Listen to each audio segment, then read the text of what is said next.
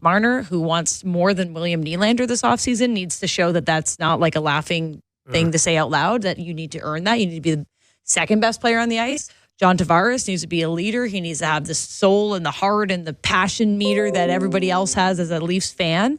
And then you're going to have to find something from Nyes, from Bertuzzi, from Domi to spark a little bit of something, because it could be a really quick series. Okay, so you're doing the check marks in the favor of the Boston Bruins, heart and, whatever you want to go, goaltending, you can go down the line. But here's one that could flip back to the Maple Leafs. Unforced errors or lack thereof. The Boston Bruins apparently will be starting Linus Ullmark tonight after Jeremy Swayman was brilliant in Game 1. He's been brilliant all year. Now, Ullmark is not necessarily like a slouch. He's not a massive step back, Did but he's not win the Vezina last year? He did. He did, didn't he? He did. So that's the thing, though. This feels like a move that was made, and Jim Montgomery did allude to this weeks, months, whatever ago. I tend to think, hey, Jeremy Swayman looked brilliant, looked like there was no reason to take him out. Why would you do so? If Linus Ullmark can't keep that standard, well, maybe there's a window for the Maple Leafs to try to exploit here in Game 2, even without one of their superstars in William Nylander, who officially will not play tonight, according to reports on X. But Linus Ullmark playing, I would say, is good news for the Maple Leafs, just because what you saw from Jeremy Swayman was nothing short of brilliant, was steadiness. I just feel like there was no real reason to do that.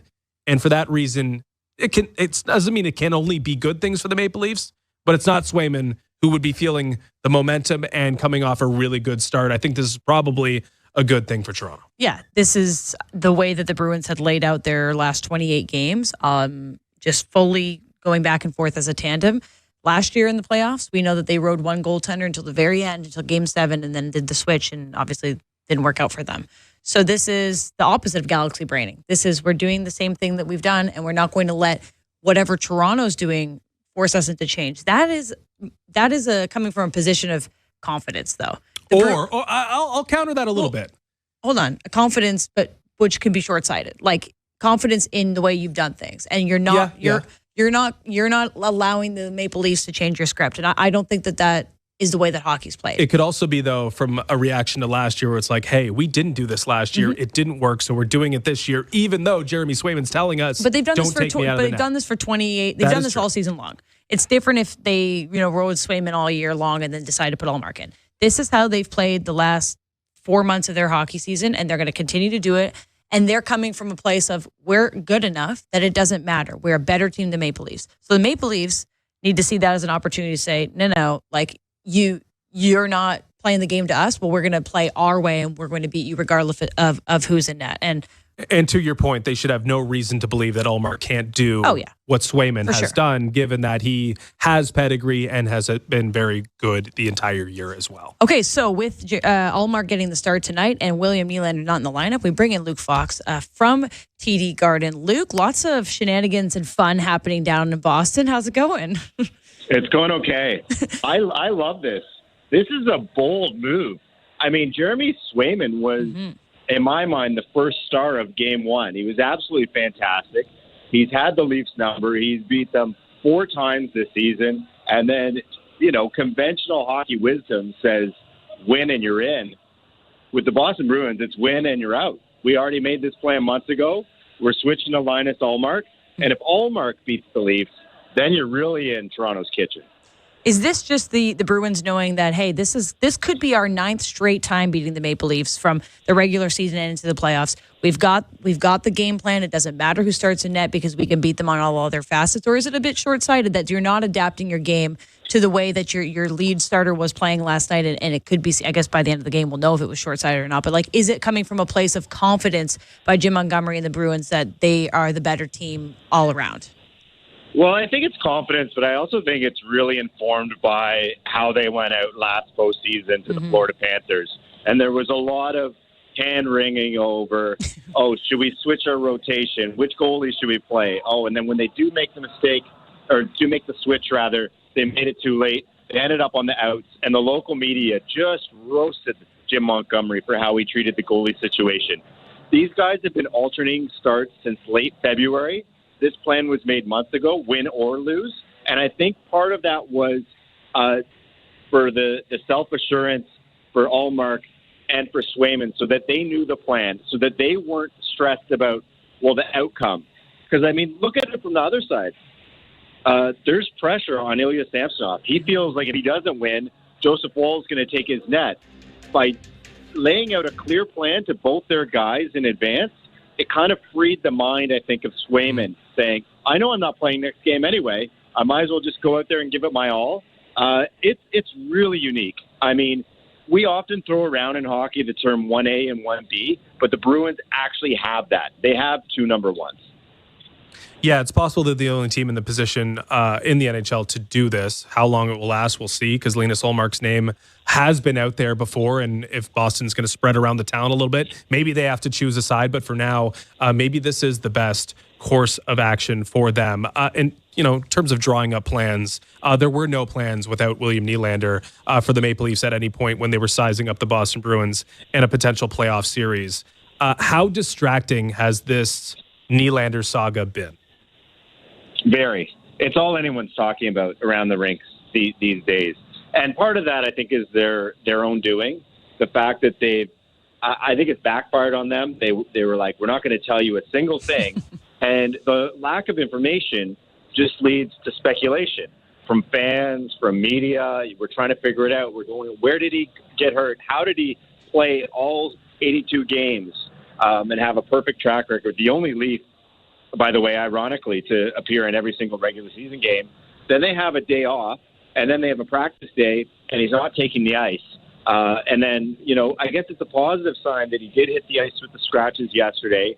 He did participate in morning skate, although, you know, he did not look himself. Like, had he pushed through and decided to play tonight, we wouldn't be getting the William Nylander that fans are used to. He looked very labored this morning. You know, watching him try and take one-timers, his mobility wasn't there. Something is bothering this guy. And I wonder if the thought was, hey, do we force him into this game and risk whatever it is getting worse? Or there's 2 off days between game 2 tonight and game 3 back at home. You know, an extra 3 nights off, does that get him to a place where he can play? So, you know, the pressure's on other guys to step up. But it's also pressure on the stars. You know, Auston Matthews, Mitch Marner, John Tavares. These guys need to get on the score sheet. Indeed, they do. They're going to have to if it's going to be 1-1 heading back to Toronto. I understand the gamesmanship thing, and I understand that, hey, maybe they don't really know what's going on with William Nylander, and they can't really tell you much because they don't really know. But do you see this as all? They know. Come on, they know. Well, they might not. Let's say, well, we shouldn't speculate, but, you know, concussion-like symptoms. I mean, you don't know how he's going to feel the next day if that's something they're dealing with. Right. So maybe they don't know the full extent of everything. However, like, is this a slap in the face to fans to a certain extent? I mean, these fans of the Toronto Maple Leafs have been waiting forever, have been frustrated to the death, right? Like this has been so frustrating for this entire ecosystem for as long as this has been. And it's like, okay, there's less pressure now. There's less pressure this year. It's a bit different. It's not like the consequences are as dire as, say, last year. And yet, you're not being honest about William Nylander's whereabouts and William Nylander's availability. And it's like they're kind of withholding information that probably should be at least conveyed in some way so that you're being honest and upfront with your fans that stick by you. Do you see any of that? Well, my take, Justin, is that I think they overthought this. I think they thought if we came out with a policy of we're not saying a single word, that maybe it would just go away quietly. And they didn't realize it would actually fuel the questions, and they'd get asked about it more. And then we walk into the dressing room and we're asking all the players about it. So Timothy Liljegren says a little something and you're parsing every word for clues. And Jake McCabe gets asked about him and he says, well, his spirits are high, but I think that's all I can say about it. And, all this, shrouded mystery, if you said he's day-to-day with an upper body injury or something like that, it kind of goes away. So they kind of brought this on themselves. I was actually, like everyone here, we're trying to dig into it and find it out. And someone from, that works for the team said, I don't understand what the media fascination is with knowing the specific ailment of a player. And I said, this is a guy that there's no obvious play on video where fans can point to and say, he got hurt here. He's a superstar player that is now, just signed the richest contract in a franchise that's over 100 years old. And these are very critical games. Like, there is a reason why people want to know if it's, hey, this guy has food poisoning, or, hey, this guy's knee is torn. It's a big gap. So I don't know. I think there's a little bit of a disconnect with the messaging from management to the fans. Yeah. Hey, should I spend $10,000 on season tickets for game 3 or for tickets for game 3 because I think they have a chance to win with William Nylander in the lineup? That tells me a lot about that. Kind of answers my question right there. Luke, I know you guys are having lots of fun trying to decipher this. A couple more for you before we let you go. So, game 1, I think we could say was a little bit disappointing. What is the thing that the Maple Leafs can change as they approach tonight? Lineup-wise, not much, but is there a focus? Is there an attack? Is there a game plan that they will take into tonight to make a different script for game 2? Yeah, they were too emotional, too reckless with their sticks. All 3 members of the Maple Leafs top line took a bad stick penalty well away from their net. They have to be way more disciplined. So, if you get more power plays than the Bruins, that's step 1. Maybe scoring first, if they can do it, would be fantastic. They haven't led in a game against this team all season long. So, you get them on their heels, you open it up a little bit more, you change you force them to play your way as opposed to vice versa. But I think discipline is key. Max Domi kind of set the tone in the wrong way by getting overzealous. He got warned right off the face-off, then took a couple bad minors. They need to be a little bit more controlled because 5-on-5, when you go back and look at that game, there wasn't a massive gap. They absolutely got burned on being overzealous with the hits and on taking bad penalties and then not coming up with good kills. They got beat on special teams. And this was a trend that looked very concerning heading into the postseason. They need to reverse that tonight. How loud do you expect the fan base to be and the talk and discourse around the Leafs if it's a repeat showing of game 1 for Mitch Marner and John Tavares? Yeah, it'll be loud. It'll feel like it felt after, leaving Florida or going into Florida for their previous series. Round 2 last year where the Stars kind of shrunk and they couldn't score. I mean, David Kampf gets a goal. That's a bonus. Those are supposed to be gravy goals. He's the only goal scorer for the guys in game 1. Now 8 games in which the Maple Leafs have had 2 or fewer goals.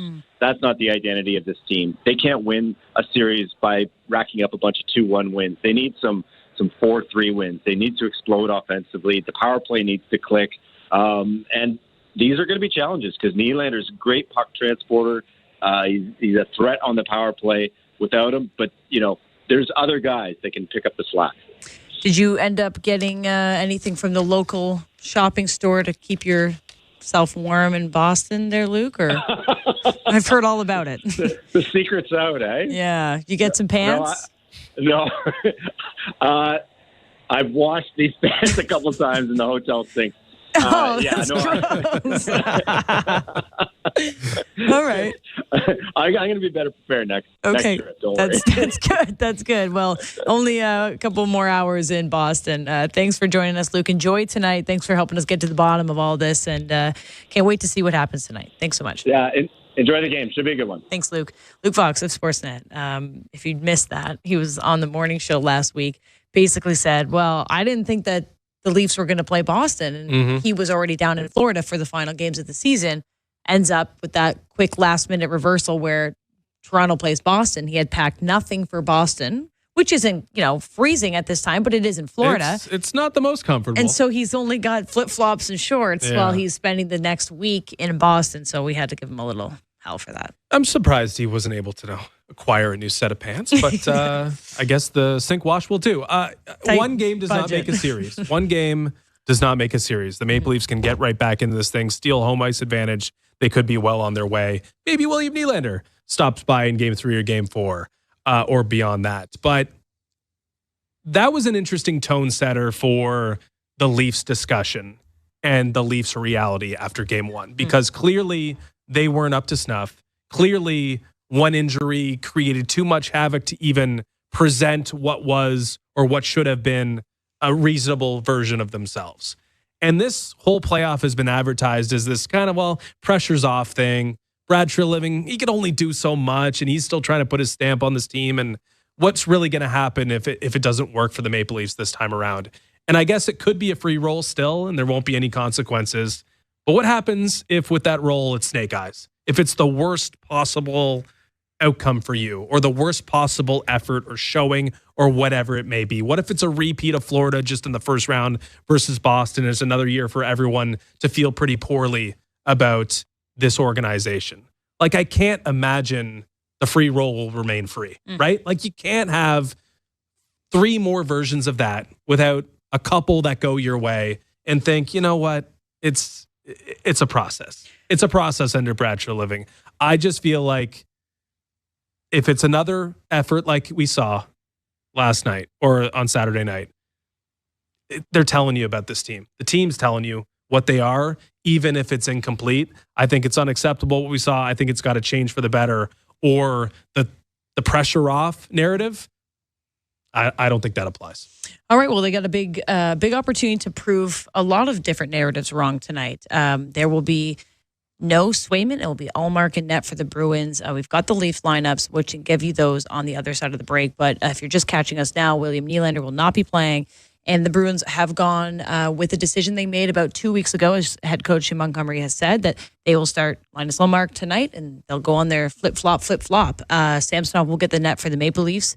He wasn't the issue for why they lost, but it didn't really help them win either. So it would be a big moment for him tonight to have a big bounce-back game, which most of the Leafs are looking for tonight. So a lot at stake, a lot of opportunity ahead for the Leafs. And if you're just catching us here, we're going to shift over to 680 News Radio Toronto. We'll be streaming on the Sportsnet app and sportsnet.ca/590. Of course, you can watch the game on Sportsnet. If you're looking for the Jays and the Royals, that stream will be on Sportsnet 590 The Fan at 7:30 and streaming on the alternative stream on the Sportsnet app and the sportsnet.ca/590. You can also watch that game on Sportsnet 1. So we've got lots of hockey, lots of baseball on the network tonight. If you're looking for us, we'll take a quick break.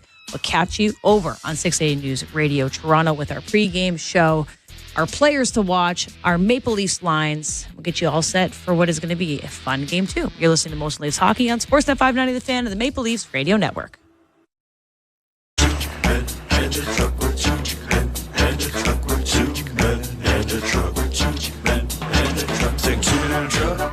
Truck.ca. So when you gotta move, all moving day. Think 2-minute truck.ca. Cause all of us movers are not the same. So that's our company name, 2-minute truck.ca. We're lots of men with lots of trucks. So give us a call today. It's sports streaming season. This spring, get set for nonstop action on Sportsnet Plus. Unbelievable. Every electrifying game of the Stanley Cup playoffs. Did you see that? All the knockout moments in UFC. Awe-inspiring action from the NBA playoffs. Plus, the Toronto Blue Jays are back in full swing. Catch all the can't-miss moments that matter most to you. Because when it happens in sports, it happens on Sportsnet Plus. Subscribe at sportsnetplus.ca. And now it's time for our Subaru weather report. So, Harold, what's it looking like? Jim, it's a lovely spring day here on the beach. I came here for some solo time, like I do, but I got hungry instantly, so I went to Bob's Boardwalk Bistro when Bob says, sorry, cash only. Luckily for me, I always have a $5 bill stashed in my sandals, so I give it to Bob, and he says, we don't accept foot money here. That's Thanks, how he Harold. talks. But now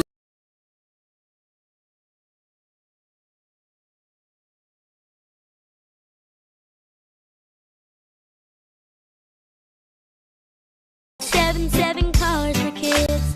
KARS Cars for Kids. 1-877 Cars for Kids. Donate your car today. Donate online at carsforkids.ca. That's cars with a K. Pickup is quick and easy. You'll benefit a child and get a maximum tax credit. 1-877 Cars for Kids. Donate your car today. Donate today, and your car can be amazing community that we have here for Toronto sports. All of you are insiders. Thank you from the bottom of my heart. I made a decision today that we have been talking about here on the channel. We were going to donate 50% of the revenue from the channel to Sick Kids Hospital. I changed my mind today. We're going all in, 100%. Every single penny that we make from today, Game 1, all the way through the elimination of the Leafs in the playoffs, or when we lift the Stanley Cup and take it all home for the first time since 1967. Ladies and gentlemen, this is up to us. It depends on all of us. Chat it up. Let your friends know.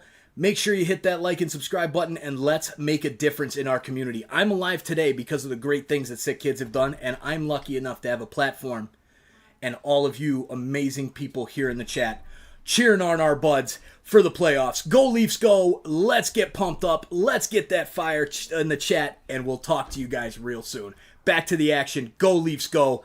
Let's change the world, one insider at a time. And now, in the knockout stage, where one goal can transform a club's trajectory. Jude Bellingham's driving, scores! And one performance can turn a star into an immortal. Harry Kane finishes off the game! It's the Champions League knockout stage, and all the top matches are on SiriusXM FC 157 and the all-new SiriusXM app. The Power Play with Steve Koulias. Toronto, they don't have a face card. Like, they don't have an ace. Morgan's a jack. They have so many non-face cards that these guys are going to have to bullpen by committee. Because the real truth is this: they got a good forward group. But if you don't defend against Boston and Florida, you're not seeing Boston or Florida in round 2. That's the exam, and the test will be on this defense. The Power Play, weekdays 3 p.m. Eastern on NHL Network Radio, SiriusXM 91, and the SiriusXM app. Join me, Gord Stellick, and Scott Laughlin as we recap the night that was on NHL Morning Skate, weekday mornings at 7 a.m. Eastern on NHL Network Radio, SiriusXM 91. The biggest names in the game. Trying to get behind Ristolainen, walks in, put it between his legs, shoots it, score! NHL Play-by-Play on SiriusXM. Hockey lives here. Suzuki sweeps it, there's a chance, rebound, Caulfield, shoots and scores! NHL Play-by-Play on SiriusXM. Hi, this is Ray Hudson, and for all the biggest matches from club soccer's holy grail, the UEFA Champions League, tune in to SiriusXM FC 157. The best hockey lives here. Burns gets it back, stick handles to the backhand, moves in front, score! NHL Play-by-Play on SiriusXM. Join me, Scott Laughlin, and Gord Stellick, along with former NHLer Mike Johnson for NHL Morning Skate, weekday morning, 7 a.m. Eastern on NHL Network Radio, SiriusXM 91. This is Molson Leafs Hockey. On Sportsnet 590 The Fan and the Leafs Radio Network. There's a Molson with your name on it.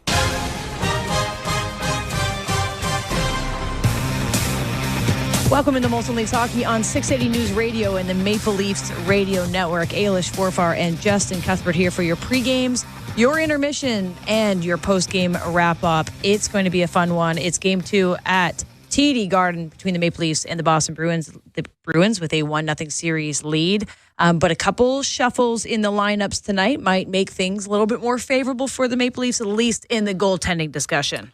Yeah, we'll see a new starter for the Boston Bruins tonight. Linus Ullmark, who won a Vezina Trophy last year, will take the place of Jeremy Swayman, who was nothing short of brilliant, probably the best player on the ice in Game 1. But the Boston Bruins are committed to their rotation. They will go back and forth between Swayman and Ullmark, as promised, I suppose, a month or a couple of weeks ago when they drew up this plan. It's a strength of their team, having two goaltenders who can win playoff games, and it appears they are intending on tapping into that strength. All right, it'll be Ilya Samsonov in net for the Maple Leafs. And yeah, the score isn't flattering for Ilya Samsonov in Game 1, but I think the right call is to give him another opportunity at TD Garden to maybe rewrite that, because if there was always the question, if you put Joseph Wall in, do you lose Ilya Samsonov for the rest of the series? So everybody gets a bounce back opportunity tonight. It's only one game. It's a 7-game series, hopefully. And the Leafs, have to kind of flush that. That's the beauty of playoff hockey, is you get another day. And right now the Maple Leafs get another day. They get another chance at TD Garden. So Samsonov will get the start. And if you missed our pregame show, it's confirmed that there will be no William Nylander in the lineup for the Maple Leafs. We do not know why. We are trying to get that for you. Nobody will tell us. He is injured in some sort of sense of the word. So he will not be playing, and that changes a lot for the Maple Leafs. Yep, the mystery remains a mystery. William Nylander, who played in all 82 games, only Leaf, will not make his playoff debut tonight. It affects the entire organism greatly. This was supposed to be a 3-line team, and now there's a lot of pressure on that top line and Auston Matthews to continue that goal scoring on a line with Max Domi and Tyler Bertuzzi. It changes everything not having William Nylander, but they got to find a way, the Leafs do, to make it not count, get them to a series, an even series, and maybe bring Nylander back into the fold. All right, so let's give you the lineups here. Bertuzzi, Matthews, Domi, as you mentioned, they had some great chemistry during the regular season down the stretch, so see if they can keep that one going. Nyes, Tavares, Marner. I think everybody on that line would like to make a bigger impact than they did in game one. Put that simply. Robertson, Holmberg, and Yarncroke, Dewar, Kampf, and Reeves lining out the forwards, and on the back end, Riley, Lyubushkin, Benoit, McCabe, Edmondson, and Liljegren, and of course, Ilya Samsonov. Yeah, I got that second line circled as well. I mean, in the absence of a 3-line team, well, the 2-line team better be pretty good, at least offensively. Bertuzzi, Matthews, Domi had their troubles, but I think it paled in comparison to what we saw from Matthew Nyes, John Tavares, and Mitch Marner. There's a lot of money on that line, a lot of earnings on that line. There's a captain. There's another letter on the shoulder of Mitch Marner. I mean, it's got to come from those two, at least in part. And in game one, Tavares and Marner were just simply not good enough. They were not good enough in that game. They made it too easy on the Boston Bruins. Tavares and Marner have to answer the bell because it can't all come down to Auston Matthews. And of course, you know, they are paid like they should have an impact in a game like this. All right, someone that we didn't name yet is our player to watch. Presented by Bet365. Visit the app for the latest odds and find out why it's never ordinary at Bet365. Must be 19 plus. Ontario only. Play responsibly. Somebody with a great Instagram post the other day. They got us all fired up. Needs to perform tonight. Yeah, I mean, Max Domi had his, learnings, I guess, in his playoff debut with the Toronto Maple Leafs. He certainly had the energy, the enthusiasm, the readiness for the game. Just wasn't channeled in the appropriate direction. Well, maybe just partly. If he gets that all channeled into the right direction, if all of his energy is spent trying to put the Leafs in a great position, well, then I think there might be something there. Plus 450 to score. He's going to have his opportunities playing with Auston Matthews. He's not the most prolific shooter of the bunch, but he's going to be around it, and that first line is going to have to be good tonight. So Domi plus 450 is the value that I see on the board tonight. And there are a few things as, intimidating as skating out at TD Garden with Audio Slave blaring in your ears and that crowd going crazy. But as we said, it's a brand new night, a brand new game, a huge opportunity for someone like Auston Matthews to make this regular season mean something in the postseason. Of course, for Mitch Marner as well, who's had a lot of playoff woes and a lot of angst directed at him. And then your captain, John Tavares. Yeah, the core four is not the core four tonight. It's just three of them. But that's big three enough to be able to take down the Boston Bruins. So I'm hoping that the Maple Leafs can just kind of write a new script tonight, because going down 2-0 is real tough. Yeah, as much as the TD Garden's been a house of horrors, I mean, the Maple Leafs have been competitive there before. The Maple Leafs have been in every series they've had with Boston. The Maple Leafs have never gone out of a series in really, really dramatic, embarrassing fashion, let alone last year with Florida. With Boston, it's always going to be competitive. To remain competitive, though, I think they got to win it tonight. Okay, Joe Bowen and Jim Ralph will have the call of the first period. After the break, you're listening to Molson Leafs Hockey on 680 News Radio and the Maple Leafs Radio Network. The NFL Draft is on SiriusXM. Take your pick on how to listen with the SiriusXM app. With the first pick, NFL Radio brings you every selection and exclusive interviews. Hear insights from the experts that covered the players in college on SiriusXM College Sports Radio. Fantasy Sports Radio forecasts their fantasy football impact. And get instant reaction on Mad Dog Sports Radio. The NFL Draft. Listen live, pause, and rewind. All on the SiriusXM app. Hockey 24/7 on SiriusXM NHL Network Radio. This is the NHL. These are pros. You don't want guys to put good power play units on, don't take penalties. You don't want good power play units to score goals when you've given up a whole bunch, kill them. You don't like it, do something about it. If you want to reward your guys who had a good game with a chance to get some more goals and points, do it. If I was a coach, I wouldn't care. Who cares? Worry about your own team. Don't worry about mine. SiriusXM NHL Network Radio. SiriusXM 91. And on your schedule with the SiriusXM app.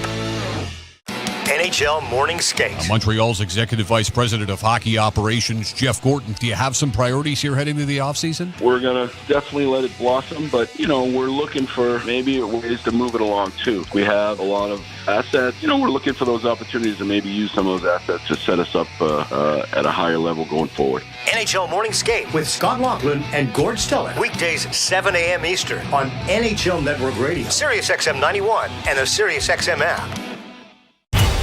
The doors on the regular season are shut. It's time for the playoffs to begin. 15 to go. Center pass advantage. Sagan, Duchesne, score! Game over! The Stanley Cup playoffs. Every team, every game. Follow the action on the air. At Sirius XM NHL on X. Don't miss a moment.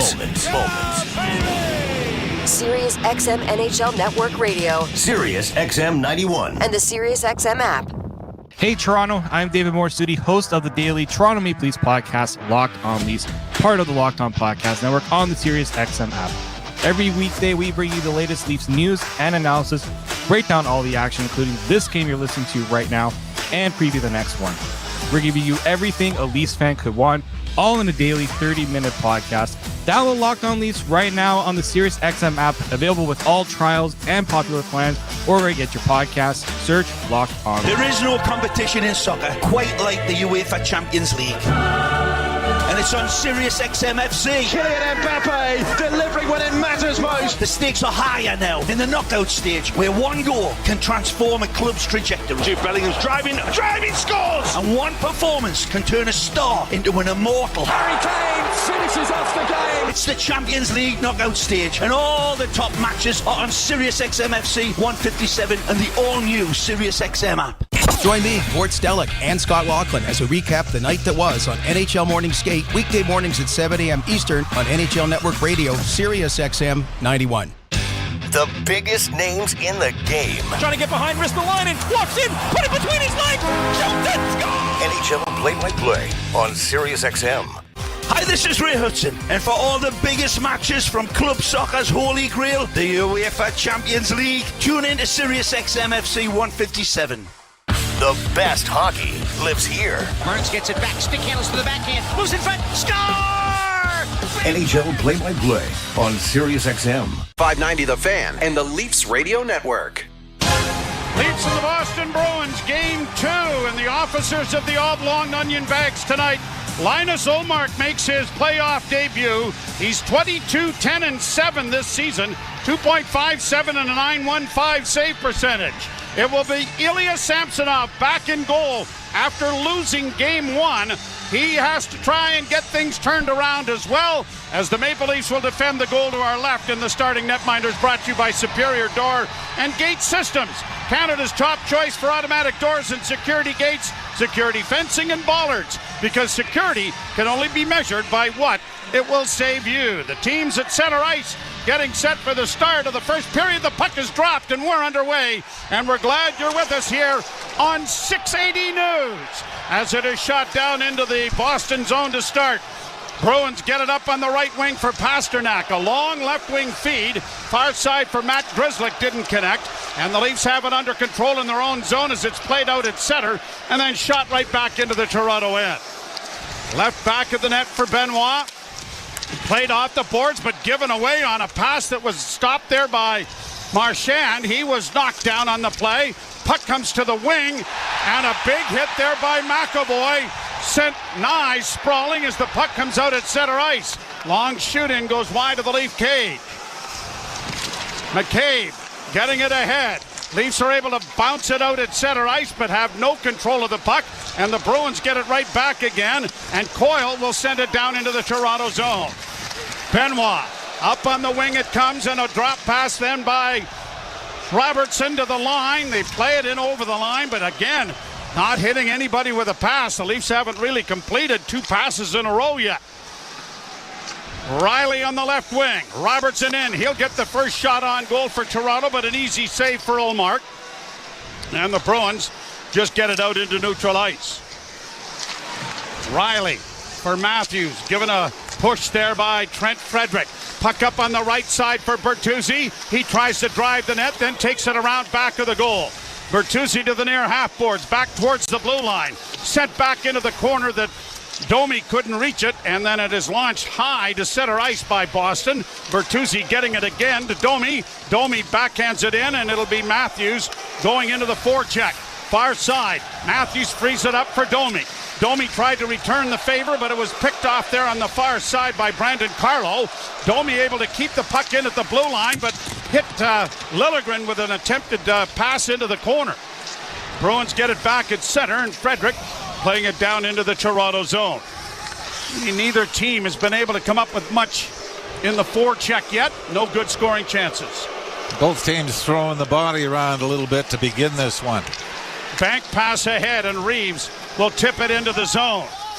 Around back of the net, Reeves goes in to get a hit in there on Shattenkirk, but the Bruins break out at center. In on the left wing with a shot. That was stopped easily by Samsonov. Off the wing into the corner it goes as Boquist tried to come up with it. Into the near side for Maroon. Back of the net for Boquist. Boquist curls back towards the half boards, and as he tried to play it out to the point, it comes back out at center ice, and the Bruins will have to go back to regroup. This is the fourth line for the Bruins that opened the scoring early in game one. Back down into the Toronto zone. Lyubushkin standing back of the Leaf goal as the rest of the forwards are exchanged. And the pass comes ahead for Riley, who'll get it out and in off Nyes. Brought in over the line now by Marner. Sends a shot towards the front of the net, hoping for a redirect from Tavares. It didn't happen. Now it is Nyes working back of the net. Got a piece of it as it comes to Tavares. Tavares works down the boards, had it stripped away. Then Nyes crumples his man in against the boards. Sent towards the front of the net. Marner not going to get there in time before Linus Ullmark will cover up on the play. Now we get some shoving over on the far side. Is that Nyes in the middle of it? I believe it is, yep. John Tavares kind of on the outside. It'll be interesting to see if they start throwing guys out of scrums if this continues. Well, we better get the third team introduced. Jean Hebert and Garrett Rank, who worked the Carolina-New York Islander game the other night, are the referees. David Brisebois and Travis Grolitz are the linesmen.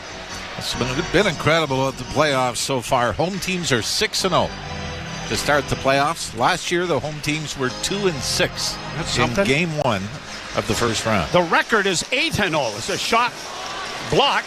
And, of course, some of the series haven't started and will start tonight as it's played down into the Toronto zone. Chipped along the boards and into the near corner. Back to the point it comes now for Carlo. A shot! And out at the top of the crease to smother that is Ilya Samsonov. And Sammy's going to have a bounce-back game. There is no two ways about that. And now, obviously, you only score one goal. Any goal against is going to be magnified. And if the Leafs end up winning that game 5-4, you're saying, I would have liked to save, but no big deal. But then you have the game in Winnipeg. Yeah. Wow. Blocked field goal, won it late. Yes, no kidding. Face off to the left in the Toronto end. No score. Glad you've joined us. Cross scrummed, but played back to the point. And a shot wired over the shoulder of Samsonov off the glass. Back of the net into the corner. It goes now for Geekie trying to work it out in front. The Leafs come away with it. And it'll be played off the boards and out at center ice and down into Boston territory. Yarncrook gave chase. Chopped at there by Pontus Holmberg, but he made no contact, but the Leafs do recover the loose puck. Benoit at his blue line, off the stick of Robertson, bouncing into Boston territory. Holmberg in pursuit. Puck is reversed back of the goal. Grabbed off there by McAvoy. McAvoy gets it ahead. Stolen back by the Maple Leafs. McCabe kept in at the blue line with a pass in front. And a redirect there and a good save. The first good scoring chance off a redirect from Calle Yarncrook. But Linus Ullmark got his pad on it. Robertson gets it to the line and then decides to send it back into his own zone to complete the change the Leafs are going. Boy, I tell you, a bit of a gamble. Jake McCabe stands up his man inside the blue line. If it's chipped past, it's an odd man rush. Played down into the corner. Now here is a shot by Dewar that is kicked away by Ullmark. Played around the boards. Dewar's not going to be able to keep it in, and it is brought now through center to the Leaf zone. Bouncing puck on the boards, controlled by David Camp. And now Riley sidesteps a hit and looks to play it up off the wing, and off a skate it goes down into Boston territory. Shattenkirk going back after the puck. Reeves couldn't get a hit in. Played in over the line, though, by Reeves. The Leafs are changing as Nye sends his man into the corner with a hit. The puck comes back up on the wing, and the Bruins break it out at center ice. Flipped in by Danton Heinen. Heinen goes into the corner on the far side. Knocked down on the play was the Leafs' Tavares. The puck comes free. The Bruins getting it back to the point, and a shot deflected just wide of the net. Down the right wing boards, it is McAvoy keeping it in. Played around back of the net. Liljegren tied up his man. Pasternak taken to the boards. Leafs trying to kick the puck along the wall there with Tavares. And Tavares finally gets it into the corner, reverses his field, played it in along the boards to the far side. Edmondson got it ahead, and Marner breaks it out. Pass to the left wing side, and a shoot-in attempt by Liljegren was blocked by the linesman. Played in over the line. Get him a jersey. Played in the corner on the far side. Leafs come away with it, and they have an opening on the left wing, and it's brought on now by Bertuzzi. A long shoot in eye-high on Ullmark, and play whistle dead. First period presented by Bet365. Visit the app for the latest odds and find out why it's never ordinary at Bet365. Must be 19 plus. Ontario only. Play responsibly. You're listening to Molson Leaf Hockey on 680 News and the Maple Leafs Radio Network. The artists the rest of the world will be talking about in months are on SiriusXM's Next Wave concert series. Now, hear exclusive performances from the top rising stars in rock, R&B, hip-hop, and more. Tap into Who's Next, the Next Wave Concert Series Volume 7. Now in the all-new SiriusXM app. Just search Next Wave. The playoffs are here. Centering pass, score! Oh, what a sparkling save. And now McDavid has it again at center ice. Left circle shot. Score! 16 teams made the cut. And only one can bring home the prize. Misfits to champions.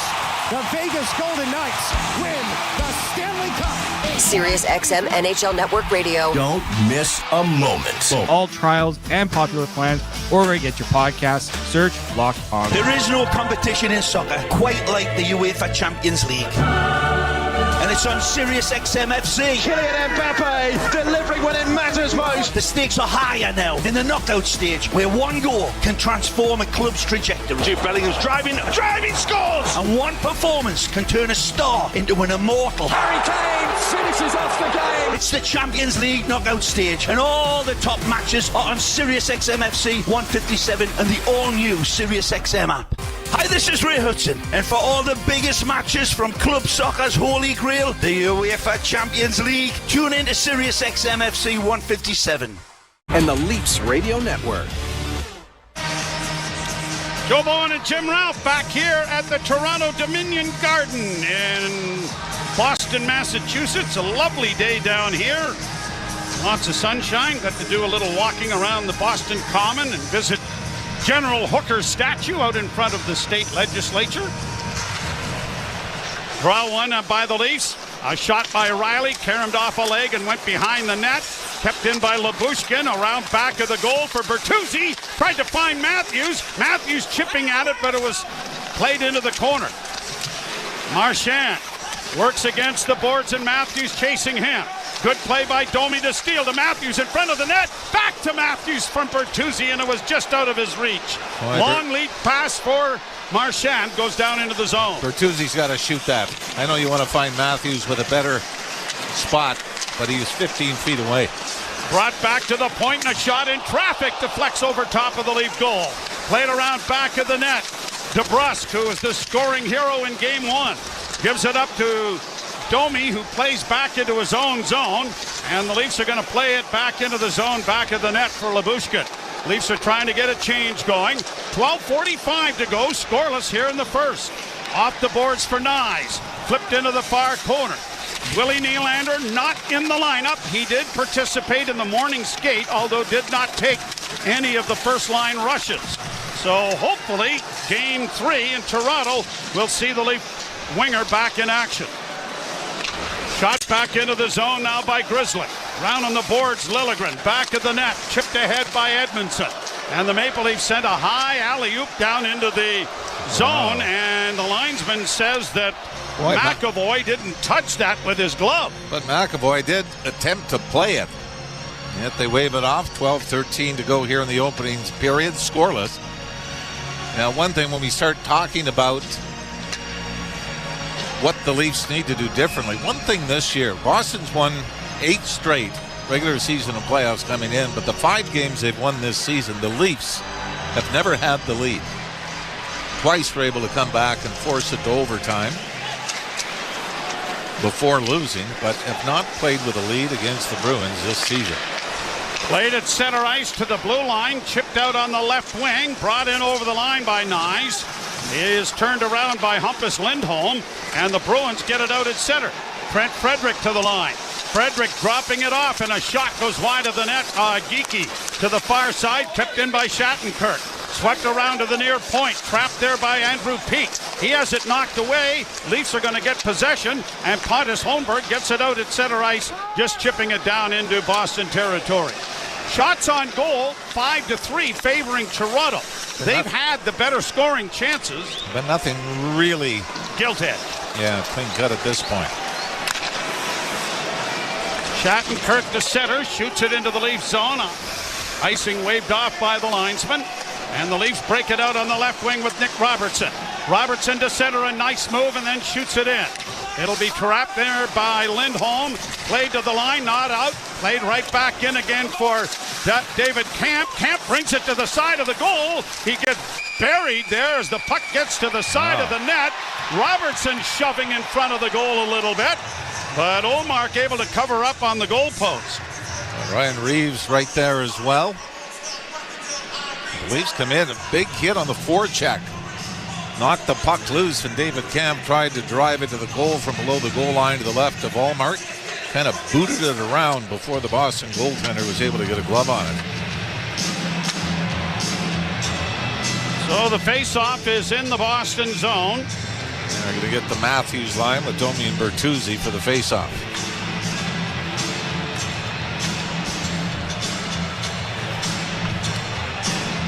No score here in the first period of Game 2. Matthews wins the draw cleanly. Tipped by Bertuzzi to the point. Shot goes wide of the goal. In pinching is Liljegren. Round to the far side, but Edmondson's not going to get there to keep it in. Edmondson being pushed at by Marchand, trying to force him into the bench. That happened the other night. Centering pass is knocked away by the Bruins, and it'll come to the near boards. Marchand with a bump there on Bertuzzi.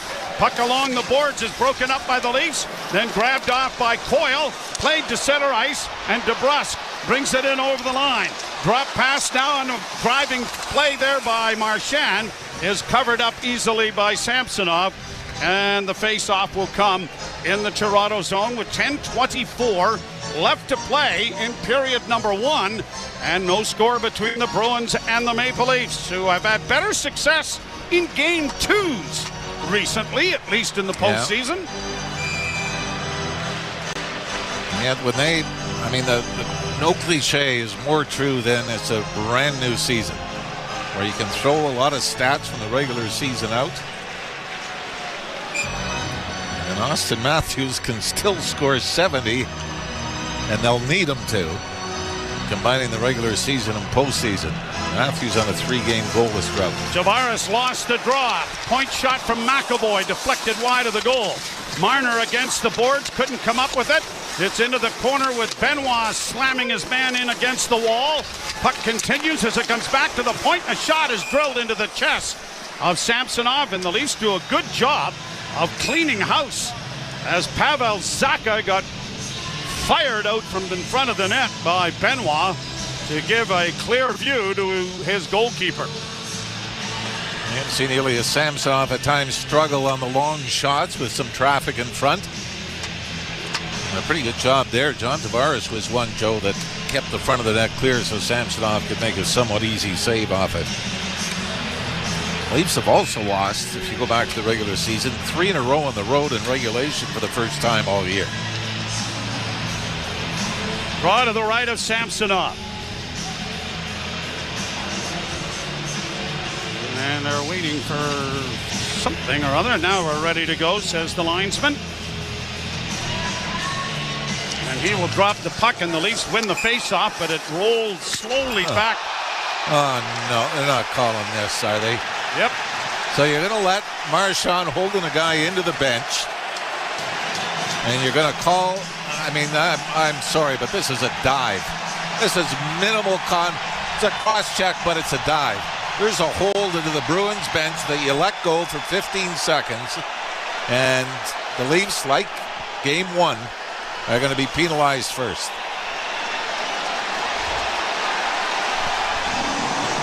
So the cross-check is going to go to McCabe, isn't it? Yeah, watching the replay.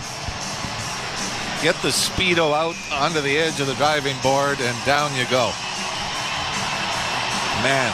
9:52 is the time of the penalty, and the Bruins scored twice with the man advantage in Game 1.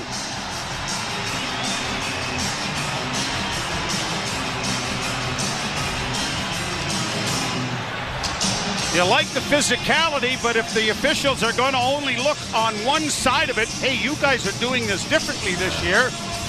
Instead of... Well, I think where the frustration comes in is what you've just let go on one side and then call it on the other. McAvoy at the point, gets it into the slot.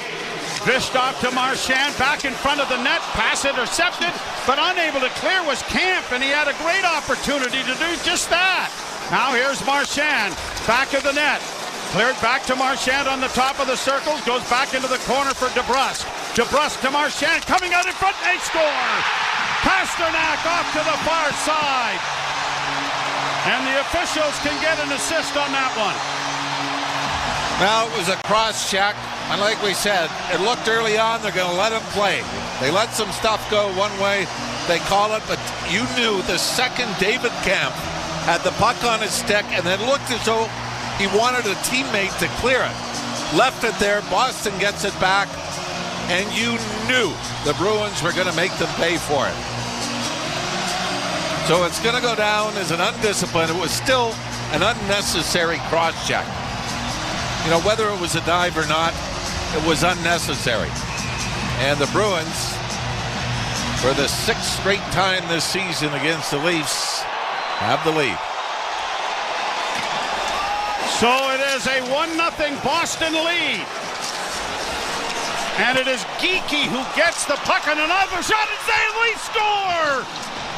A turnover on the backside, and it is Domi who seconds later ties the game for Toronto and silences the Garden faithful here. Boy, the Leafs hit the crossbar first. There's a funny bounce off the boards. Auston Matthews gets it at the top of the right wing circle.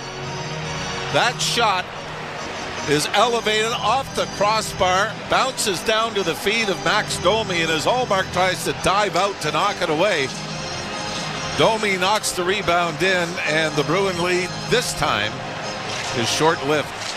And a bit of history there for the first time in Maple Leaf history.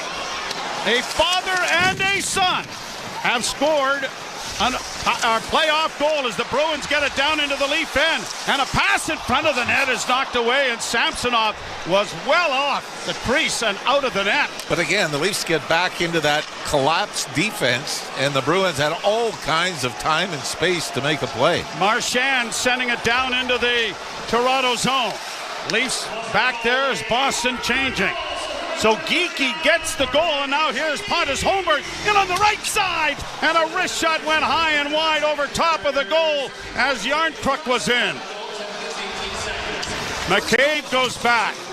That goal has got to go to the Leafs' confidence for sure. Puck comes free, played off the boards, chopped that to the line. Bruins get it at their own blue line, and Lauko will send it back, and now backpedaling is Andrew Peeke with it. Pass up the middle is deflected down into the Toronto end.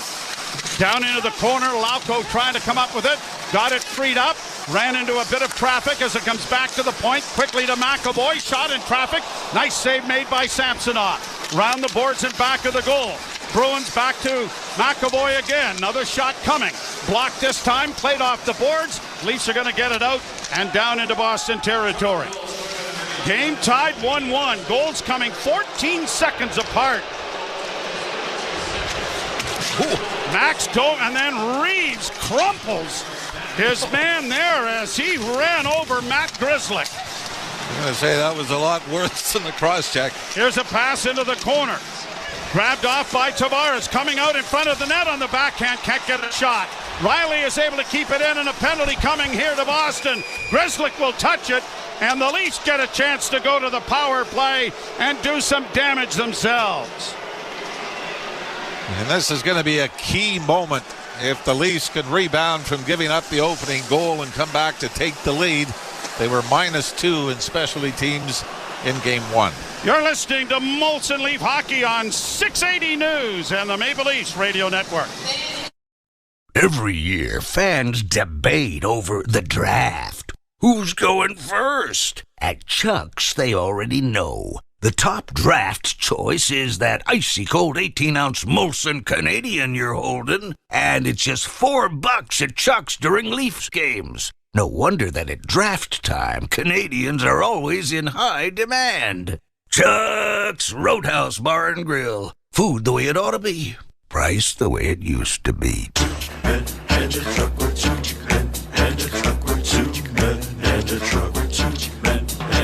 Take 2 in a truck, 2 in a truck.ca. So when you gotta move, all moving day, Think 2 in a truck, 2 in a truck.ca. Cause all of us movers are not the same. So that's our company name, 2 men in a truck.ca. We're lots of men with lots of trucks, so give us a call today. And now it's time for our Subaru weather report. So, Harold, what's it looking like? Jim, we can expect more thunderstorms as the evening approaches, and then overnight... Oh, hold on. Curly fries, hold the onions, please. Yep. Harold, are you in the drive-thru right now? Jim, no one listens to this. Oh, thank you. Yep, great. Weather reports don't matter when you drive a Subaru. Visit your local Subaru dealer today and book a test drive during the all-weather drive event. You're listening to Toronto Maple Leafs playoff hockey on Sportsnet 590 The Fan and the Leafs Radio Network. Leafs in a 1-1 tie and heading to their first power play opportunity of the game. By the way, another crossbar post for Auston Matthews. What's he up to, about 26 now? 26, I think, yep. So, it'll be Tavares, Bertuzzi, not Yarncrook, who played a lot of the power plays in Game 1. And I like this. I like Bertuzzi, who goes to the front of the net. Matthews and Riley back on the blue line, and it comes to Riley at the point. His shot in traffic was off Bertuzzi. Bertuzzi couldn't play it out in front. Now comes away with it. Oh, he had Matthews all alone out in front. But a good steal there by Marchand. Brings the puck as he shoots it out at center ice. That goes over his stick. Matthews is all alone. Marchand, by the way, you've always got to watch for the shorthanded chance. Played off the boards, it comes to Riley. Riley with a shot in on goal, deflected wide of the net. Into the corner goes Tavares. Back of the net now for a pass in front for Matthews. Big save made there by Ullmark with the left pad. He's going to get one. He may get a few here tonight. I'm telling you that right now, mister. Got to break the seal. Yes, you do. Here is Tavares dropping for Matthews. Matthews across the line, got it into the corner. Knocked down on the play there by McAvoy. Back on his skates to get it to Marner. Marner trying to saucer it out in front of the net, and it's intercepted and now brought to center ice by Heinen and played in over the line, but out of the reach of the Boston player who was hunting it down in the neutral zone, and that was Zacha. Pavel Zacha gets it down into the corner. Leafs trying to outman the forecheck there, and they do, as Matthews skates to the loose puck and plays it around back of the net. The Leafs second unit coming over the boards. Half minute to go in the power play. Bruins scored with theirs. The Leafs have not scored a power play goal. Drop pass for Domi. He tied the game. Around the boards it comes to the near side for Nyes. Nyes gives the puck away, and it's going to be launched high and down into the Toronto end. That'll force Jake McCabe around back of his own goal. Works up on the right side. Played it off on the wing on the near side for Nyes. Nyes chips into the left wing corner and goes rampaging in there after it. Penalty is over. Comes back to Domi. Back to the point. Pass in front of the goal was deflected. Domi can't get to the rebound in the corner. And the Bruins back at full and even strength get it out at center. 5:20 to play in the first. Game tie. Teams have to be much more dangerous in the power play. Just 2 shots in that. Played down into the corner then for David Camp. Comes out of it with a pass from Dewar. He sent it through the goal crease area. No one home. Shot from the point goes off the blocking glove of Ullmark. Down along the boards, back of the net. Revo is in there. Reeves with a pretty good hit on Shattenkirk. It comes back to the point. Kept in by the Leafs and back of the net for Reeves. Reeves back to the blue line and a shot deflected on goal. Backhand! Oh, what a chance Dewar had. And he chipped it just wide. Back of the net, the Leafs with it again. Working back towards the blue line. Dewar to the near side for Camp. Good shift here from the fourth line. Reeves with a couple of pushes and shoves. Just daring anybody to make it a little more. Now is Maroon got a couple of rights in, and you're kind of saying, all right, are you going to call stuff after the whistle or not? And we're going to go to another commercial break, but another strong shift by the Leafs fourth line. Domi from Matthews to tie the game at 1. You're listening to Molson Leaf Hockey on 680 News and the Maple Leafs Radio Network. Hockey 24/7 on Sirius XM NHL Network Radio. This is the NHL. These are pros. You don't want guys to put good power play units on, don't take penalties. You don't want good power play units to score goals when you've given up a whole bunch, kill them. You don't like it, do something about it. If you want to reward your guys who had a good game with a chance to get some more goals and points, do it. If I was a coach, I wouldn't care. Who cares? Worry about your own team. Don't worry about mine. Sirius XM NHL Network Radio. Sirius XM 91. And on your schedule with the Sirius XM app. The playoffs are here. Baby! Centering pass, score! Oh, what a sparkling save. And now McDavid has it again at center ice. Left circle shot. Score! 16 teams made the cut. And only one can bring home the prize. Misfits to champions. The Vegas Golden Knights win the Stanley Cup. Sirius XM NHL Network Radio. Don't miss a moment. Sirius XM 91. And the Sirius XM app. There is no competition in soccer quite like the UEFA Champions League. And it's on Sirius XM FC. Kylian Mbappe delivering when it matters most. The stakes are higher now in the knockout stage, where one goal can transform a club's trajectory. Jude Bellingham's driving scores! And one performance can turn a star into an immortal. Harry Kane finishes off the game. It's the Champions League knockout stage, and all the top matches are on Sirius XM FC 157 and the all-new Sirius XM app. The biggest names in the game. Trying to get behind Ristolainen, walks in, put it between his legs, shoots it, score! NHL play-by-play on Sirius XM. Leafs Radio Network.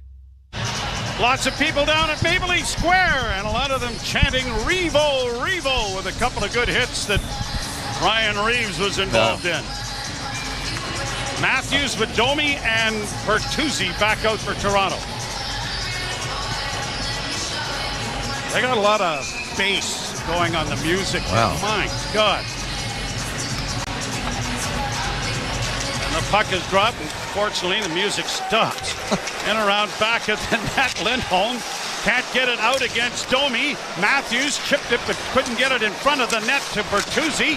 Now a bouncing puck to the blue line is shot into the Boston bench. And there'll be a face-off back in the Boston zone. So close again to stripping the puck and getting a scoring opportunity, and the Leafs have done that a couple of times here in the opening period. And they've been solid on the forecheck, out shooting the Bruins 12-7. Any concerns about Elias Samsonov? I mean, the goalie was cut out of position. There were a couple of others. He's been overly aggressive, which tends to. There's a shot off the face-off by Bertuzzi that was stopped by Ullmark. I tell you, the first line, the Matthews, Domi-Bertuzzi line has already been more dangerous in the first period than I thought they all were throughout the 3 periods of regulation in Game 1. Draw to the left of Ullmark.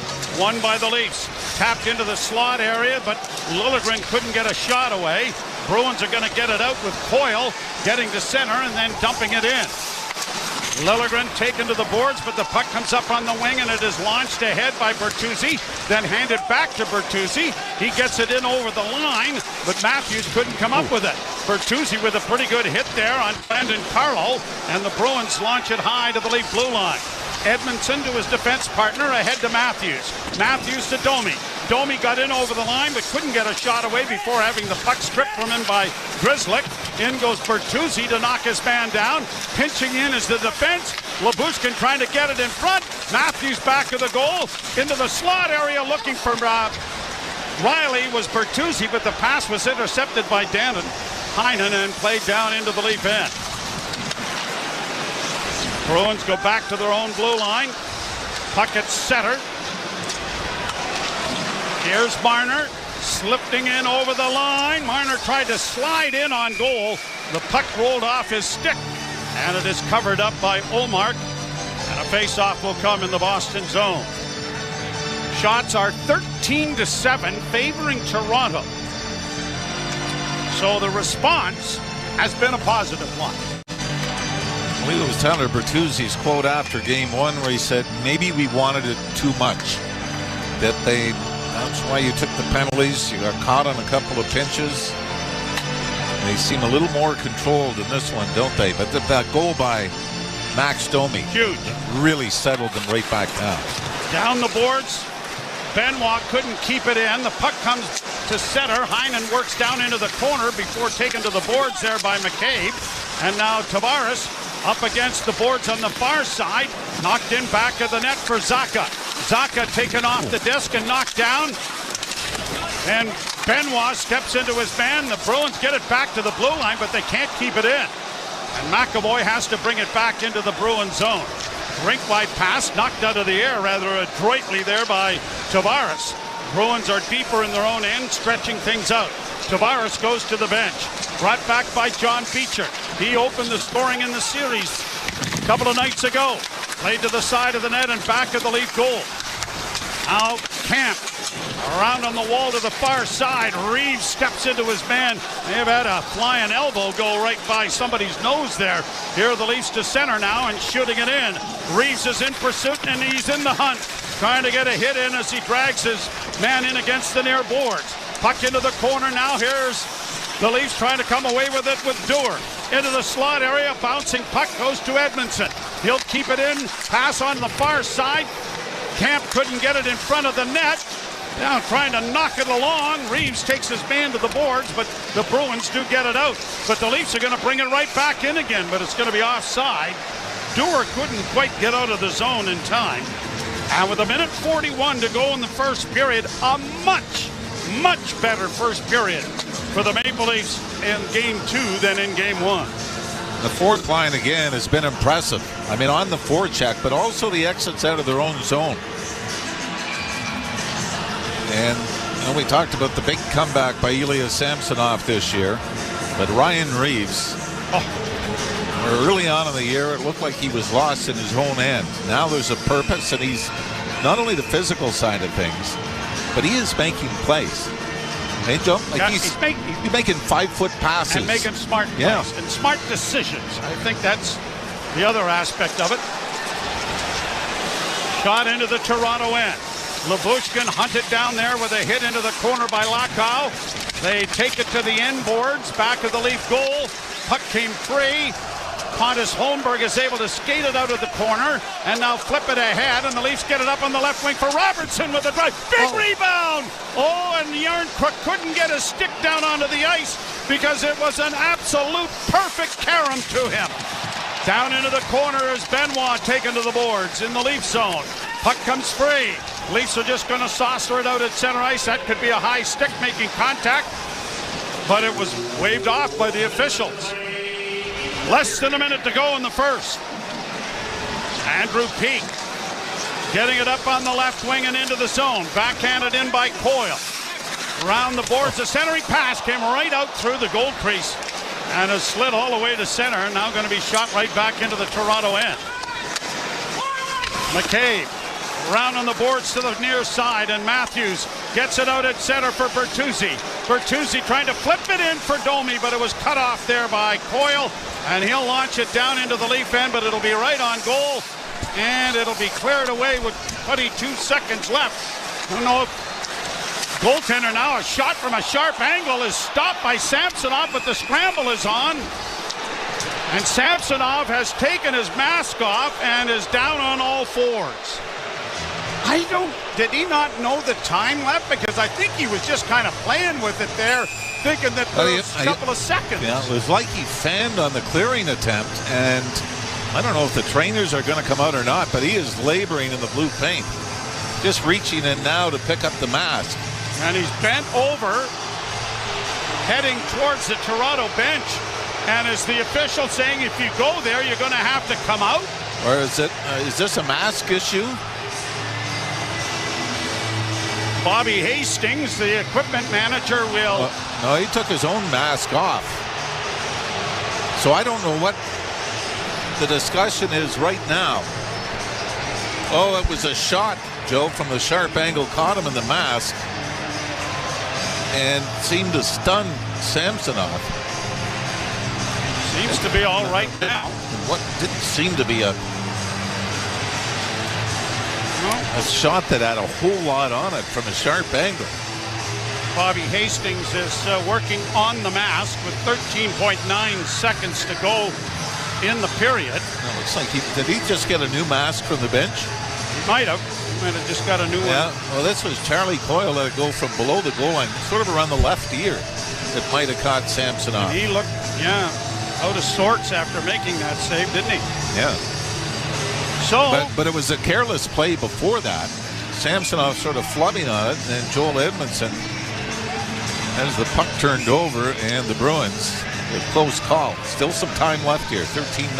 And the Bruins win the face-off, but the Leafs are going to get it to the blue line, but not out. Pass in front! They score!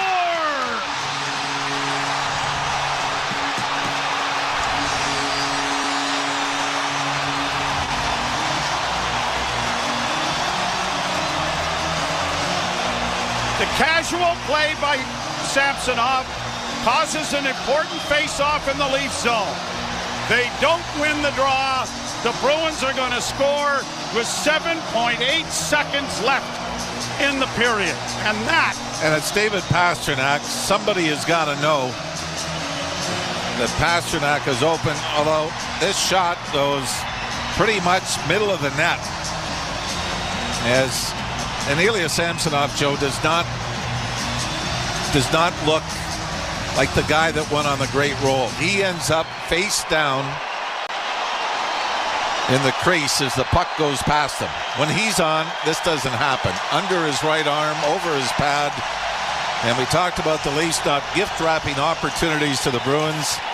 Well, they've done it on a stupid penalty followed by a lazy turnover that led to the face-off. Pastrnak will get the goal that gives the Bruins the lead at 19:52 of the first period. And what a deflator that is. At any rate, it is a 2-1 Boston lead after 20 minutes of play. We'll ship it off to Ailish Forfire and Justin Cuthbert. The Leafs trail 2-1. You're listening to Molson Leaf Hockey on 680 News and the Maple Leafs Radio Network. Generations of rock superstars, pop icons, and decades of songs that shaped our lives all have one thing in common: Clive Davis. Hear the songs and stories direct from the legendary record executive himself. It was never work. It became a love affair with music.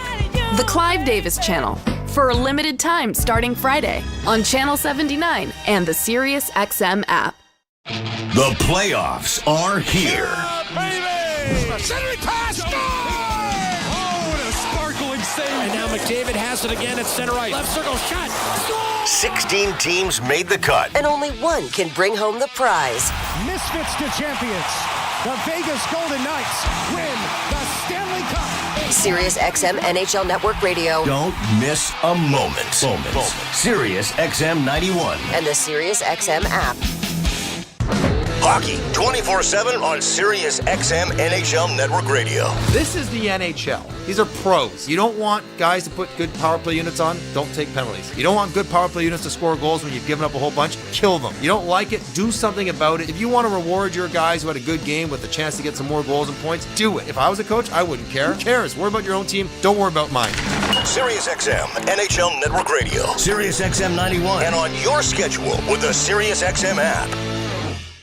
NHL Morning Skate. Montreal's Executive Vice President of Hockey Operations, Jeff Gordon. Do you have some priorities here heading into the offseason? We're going to definitely let it blossom, but, we're looking for maybe ways to move it along, too. We have a lot of assets. We're looking for those opportunities to maybe use some of those assets to set us up at a higher level going forward. NHL Morning Skate with Scott Laughlin and Gord Stellick. Weekdays 7 a.m. Eastern on NHL Network Radio, Sirius XM 91, and the Sirius XM app.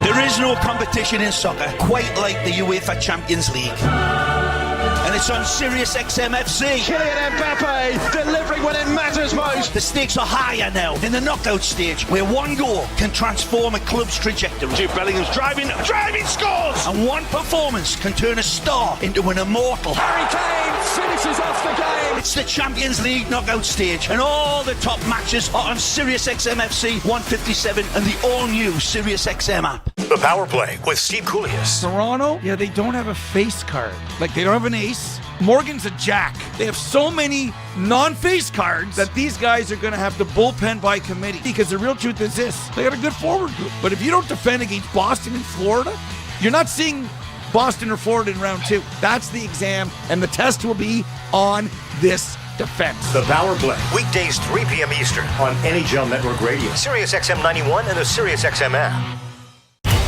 The doors on the regular season are shut. It's time for the playoffs to begin. 15 to go. Center pass to Vanacek. Sagan, Duchesne, score! Game over! The Stanley Cup playoffs. Every team, every game. Follow the action on the air. At Sirius XM NHL on X. Don't miss a moment. Sirius XM NHL Network Radio. Sirius XM 91. And the Sirius XM app. Join me, Gord Stellick, and Scott Laughlin as we recap the night that was on NHL Morning Skate, weekday mornings at 7 a.m. Eastern on NHL Network Radio, Sirius XM 91. And the Leafs Radio Network. So it is a 1-0 Boston lead. And it is Geekie who gets the puck on another shot, and they lead score! A turnover on the backside, and it is Domi who seconds later ties the game for Toronto and silences the Garden faithful here. Welcome back to Molson Leafs Hockey on 680 News Radio and the Maple Leafs Radio Network. Ailish Forfar and Justin Cuthbert for your intermission show. Leafs trailing 2-1 after 20 minutes at TD Garden in Game 2 of this lengthy, hopefully, playoff series. I actually thought the Maple Leafs played a pretty good period. 2 major glaring moments, and they're down 2-1. And it's, one of the best periods they've put up against the Bruins this season, and they're still finding themselves in the hole. And yet, a really good period can be undone by a really, really poor series of mistakes to close the period. I don't know how much blame goes to Ilya Samsonov for kind of playing around with the puck and then throwing the mask off and everything that went into that final face-off in the Maple Leafs' own end, but losing it and then blowing the zone and 2 defensemen moving up ice and Mitch Marner not sticking around for David Pastrnak and a beautiful pass from Pavel Zacha to Pastrnak, and all the good that was done in that period is undone. And unfortunately, the Maple Leafs now trail again 2-1 heading into the second period. It felt like such a better period for Toronto.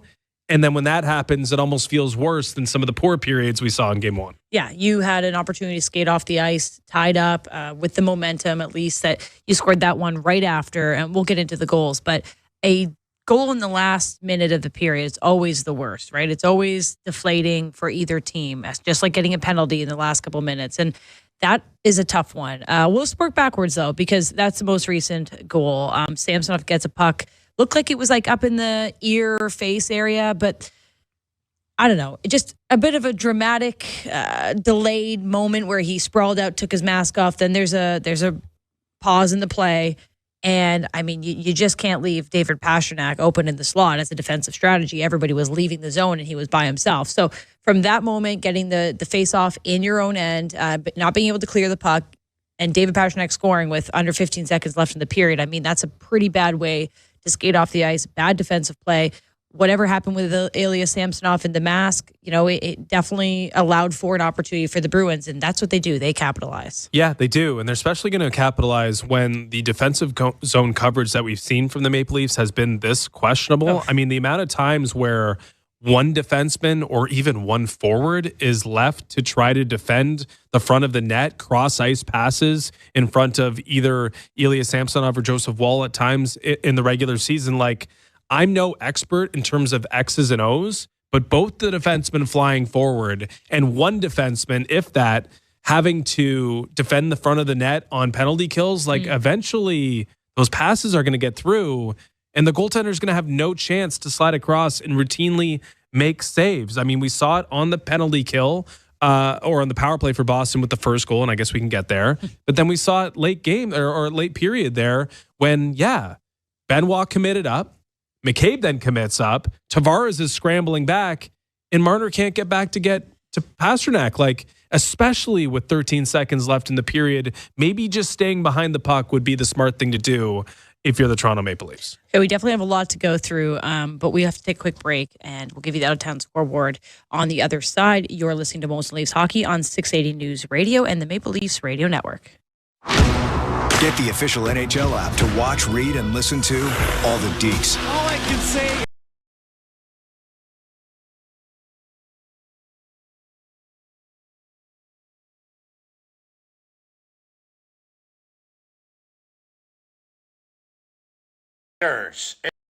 The voice of the Toronto Maple Leafs here. And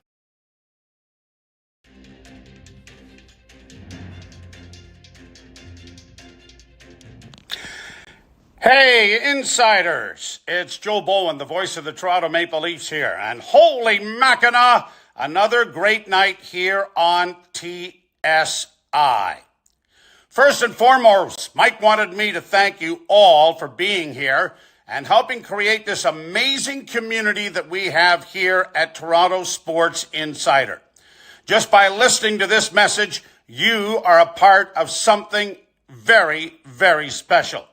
Mike has asked me to help in his goal of making a difference to Sick Kids Hospital with this great group of Toronto sports fans. Now, Sick Kids Hospital is very near and dear to my heart. My son Sean was diagnosed with leukemia when he was just a year old, and he's 30-some-odd years of age now and a big strapping lad because of their magic that they work at Sick Kids. Toronto Sports Insider is donating 100% of the channel's revenue through the Leafs 2024 Stanley Cup playoffs run. What an amazing start you have had in Game 1. Over $150 in Super Chat donations. 4 new Insider members, and almost 34,000 views. Now's the time for this community of Leaf fans to make a real-world difference together throughout the rest of this playoff run. Now, the best way for us to increase the amount of the donation is to please share the link to Toronto Sports Insider right here on YouTube to bring more Leaf fans into this amazing community. Changing the world, one insider at a time. We'll see you in the chat. And holy Mackinac, go Leafs, go. 6-5. Must be 19 years or older. Ontario only. Please play responsibly. If you or someone you know has concerns about gambling, visit connexontario.ca. 1877 Cars for Kids. KARS Cars for Kids.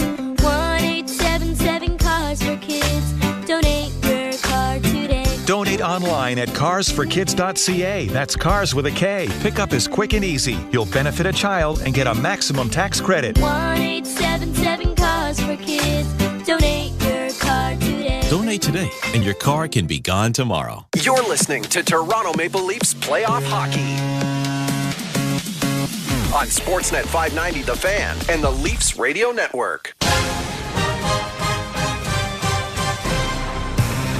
Welcome back to Molson Leafs Hockey on 680 News Radio and the Maple Leafs Radio Network. Leafs trail 2-1 after 20 minutes to the Boston Bruins. And they did get on the scoreboard with a really nice response. Max Domi tying it basically less than 20 seconds after the goal that kicked things off for the Boston Bruins. And he's been looking good. But between the fourth line, Ryan Reeves, and those impact shifts, I think the Leafs are playing more of a well-balanced game, but Domi deserves a lot of credit getting that one in the net to kind of stop the slide. And unfortunately, they did give that one up with 7 seconds left in the period. But Domi gets the goal for the Leafs, and I'm sure that one meant a lot to him and the family, too.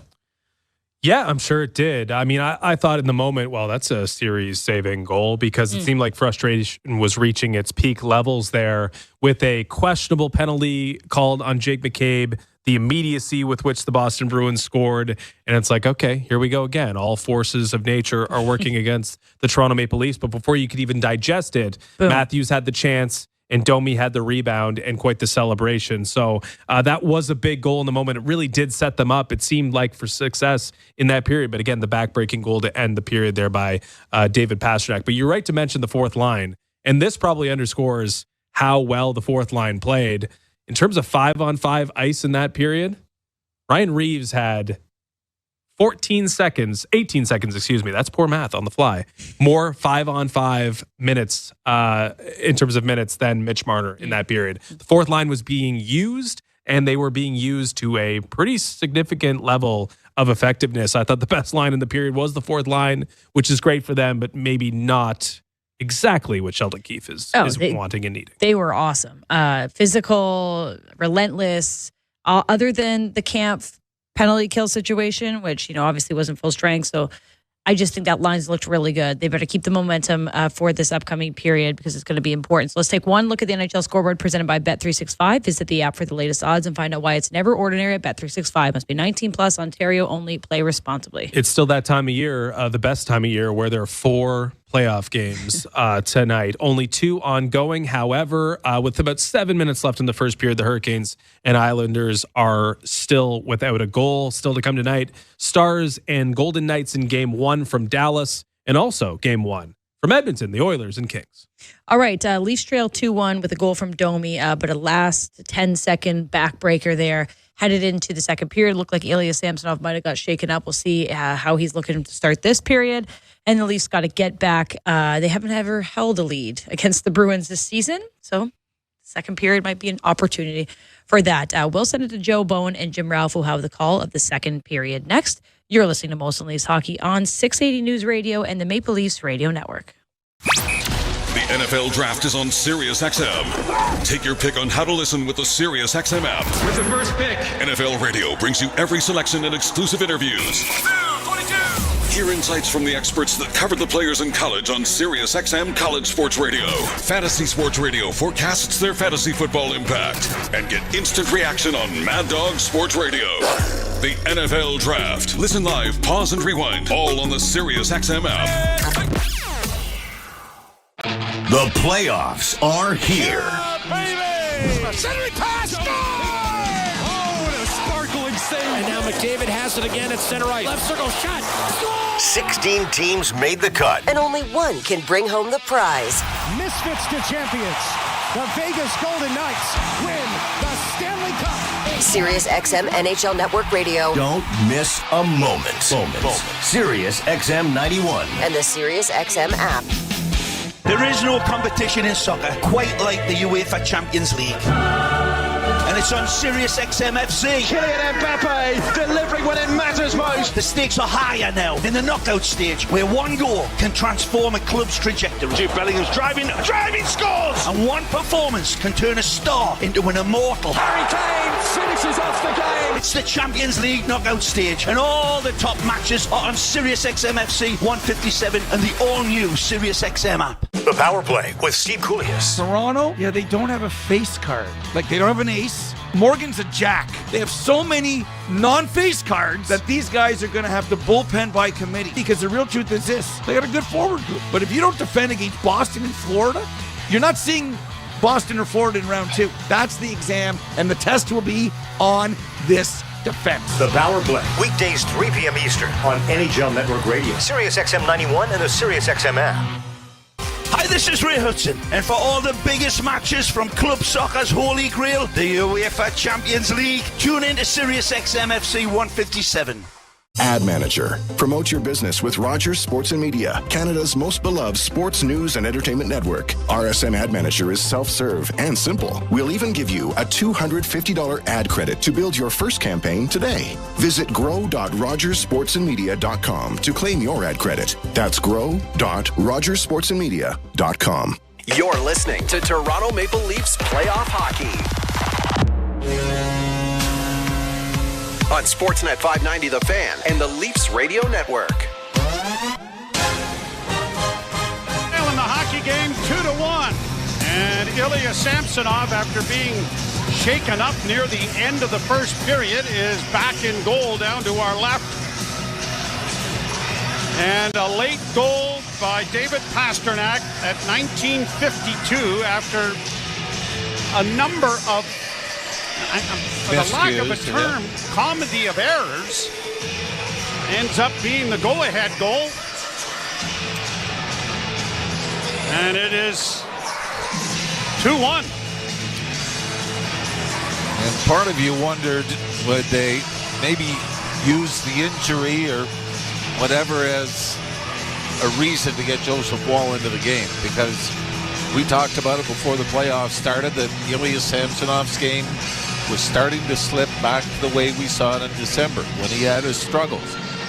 He had the incredible comeback down the stretch for the Leafs, but the last few games heading into the postseason, I mean, essentially now, the last 10 periods, his save percentage is .800, and that's what it was in the opening period. And you not all him. No, but you can't win. No. So it's 2-1 Boston. Lots of game to go.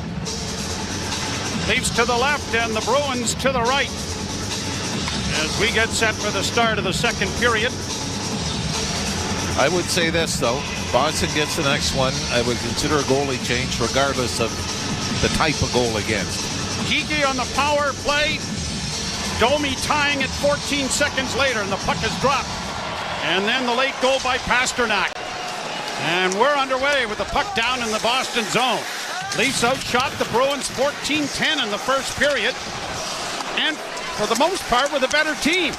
Puck in the far corner. Marner unable to get to it, and the Bruins break it out at center ice. Trying to work in over the line. The pass on the left wing side for Danton was nowhere near him. And McCabe sends a long lead pass to center, trying to find Marner, who has to tip it back into his own end. Grabbed off there by Benoit. Leafs are getting a change in. Benoit trying to stretch things out, just throws it out at center ice. Bruins are going to send it right back, but Marchand had not managed to get out of the Leaf zone, and so it is an offside. A face-off coming in the center ice area. It's another thing the Leafs are going to have to do when you start talking about trends that have to end. The last 8 playoff games the Leafs have played, they've scored 2 goals or less. And that goes back to Game 5 against the Tampa Bay Lightning at home. Won 2-1 in Tampa to win the series, but never did get to the 3-goal mark in a 5-game series loss against Florida. And the last 3 games, the second period, the Leafs have been outscored 10-0 and outshot 52-26. That has to change. Center ice, Bruins shoot the puck in and around the boards. It's going to go to Morgan Rielly. Rielly tipped it into the corner. Marchand playing it back to the point. Cut off there by Carlo. Sent it in front of the net. Marchand with it to the far side. Tried to center. Now tried to get it back again in front of the net for Coyle. That didn't work. Coyle works the far boards. Coyle running into a traffic jam, but is able to knock it down with his glove to keep it in, and then had it stolen back. And Bertuzzi, the former Bruin, sends it deep into Boston territory. Got a hit in there on Brandon Carlo. Leafs keep the puck in momentarily, but it comes out at center. And now here is Joel Edmondson to Liljegren. Liljegren off a stick and into Boston territory. 2 Leafs into the forecheck, and a collision there on a good hit then by Holmberg, but it is sent now by the Bruins back into the Leaf end. Liljegren sending it around on the boards. Chipped out by Yarncrook, but he chipped it and broke his stick in the process. He's going to get a change of players, but brought in over the line by John Beecher. Drop pass and a good hit by Holmberg. Takes his man down, and then it is pushed out at center ice by David Camp as he missed a hit from Matt Grizzly. Both teams throwing their weight around as it's played down into the Boston zone. Goaltender Olmark plays into the corner. Leafs Camp getting it back to the net. Muscles it back to the point. And a shot by Benoit in traffic. And that was knocked down. One of the Leafs was bowled over in front of the net. To the near point, a shot into the slot area by McCabe. Didn't reach the goal. Backhanded high off the glass back of Boston territory. Pinching is Benoit. Backing up the pinch but losing it. And the Bruins break in on the right side. Trying to make it a 2-on-1. Good defensive play made by Jake McCabe. Camp will bring it into the zone, dropping for Reeves, who chips it in a little further. Now a long lead pass, knocked down. That looked like a high stick, and they could look at that if something happens here. Down into the corner for Andrew Peak. Leafs chipping it along the boards. Centering pass comes in front of the net. Far pouring. Laco trying to control it, and the Leafs are going to get Camp, who's been on for a long shift here. Played into the corner, and the Leafs will get it out at center off Reeves down into the Boston zone. Right back into the Leaf end come the Bruins with a shot.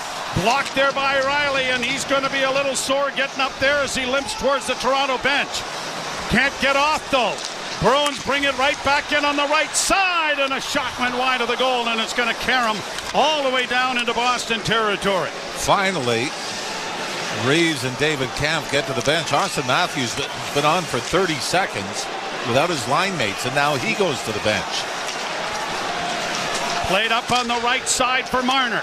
Tipped ahead for Tavares. In over the line with Nyes. Mishandles the puck, and it goes to the Bruins, and it's brought back the other way.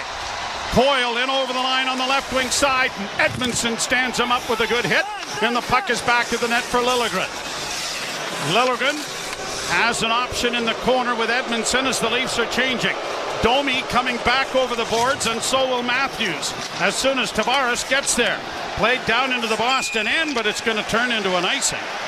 And so it's coming back into the Toronto zone. Boston 2, the Maple Leafs 1, 15:36 to play here in the second period. And still not a shot on goal for either team officially here. Trying to keep an eye on Ilya Samsonov, just whether it was the injury in the first period, but even before that, you see that uncertainty has crept into his game. And you hope he can find it. Draw one by the Bruins. Played into the left wing corner. Lindholm got it into the slot area, but it was intercepted. Now flipped high, and it's going to be too far for Liljegren. And the Bruins goaltender plays it up on the wing for Marchand. Marchand got it ahead to Coyle. He missed a hip check there by Edmondson. Cleared into the corner. Out of the net is Samsonov, who gets a bit of a jolt there from Marchand. And the Leafs play it down into Boston territory. Well, the Rat would want to make sure he just paid a visit, right?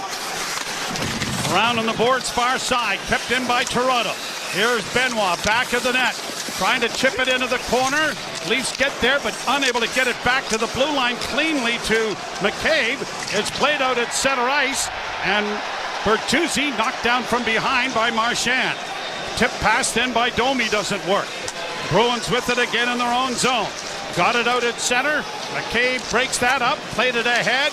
Pontus Holmberg didn't see it at the blue line. They battle for possession. Yarncrook trying to muscle it in over the line, but the Bruins come away with possession and get it ahead, and Frederick gets it in over the line. Sharp angle shot is swallowed up by Samsonov. And then Edmondson. Yeah, Geekie trying to draw the penalty here. Might have been a bit of a slash late. But Geekie trying to draw the penalty just dives into the Leaf net. Hope he's all right. Oh, he looks like he's going to be fine. Face-off will be in the Leaf zone to the left. Well, it's already worked once tonight. No, so exactly. Why wouldn't you go back to it?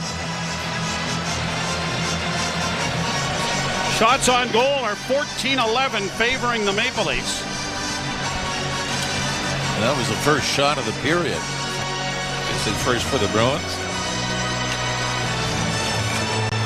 And now Morgan Geekie telling the official that mean thing that happened to him earlier. Yeah.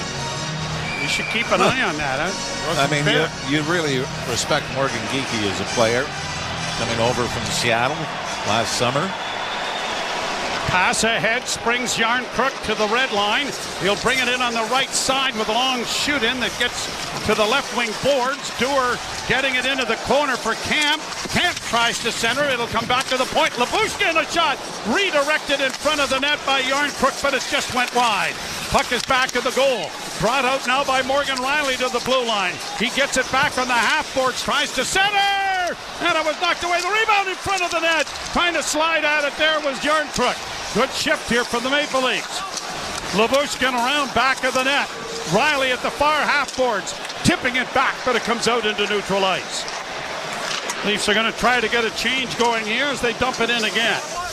Dewar will do the forechecking. Bruins get it out at center. Liljegren standing up his man. Maroon misses a hit there on Edmondson, and Liljegren carries the puck to center for Toronto. Dropped it back. Bruins turn it over. Maroon on the right wing side. Boquist on goal. Big save made by Samsonov. Puck goes to the far boards. Somebody's lost a stick. It's the Bruins, and the Leafs get it out at center ice. Boy, Liljegren with the turnover, trying to carry it out through the middle of the ice. And Samsonov bails him out. Best save of the night. McAvoy dropping it in, and now here's Liljegren for Edmondson. Off the boards. Nyes chips it towards the net. Bruins come away with it and send it right back up the middle. Brought in over the line by Boquist. Dropped off into the slot on the right wing side. Forced wide there by the Leafs in the centering pass. And it was knocked by Heinen just wide of the Leaf goal. Played out at center ice, and Nyes muscling his way in over the line. He was interfered with, but no call. Puck comes back into the Leaf zone. Lead pass at center. Gets to the line and in. Leafs onto the right wing side for Matthews. Good toe save made there by Ullmark. Bouncing puck for Matthews in front of the net to Riley. Riley centers. That went right through the goal crease. No one got a stick on it. Cleared to center ice by Boston. Domi launching it high into the zone. Bruins going back for it with Pavel Zacha.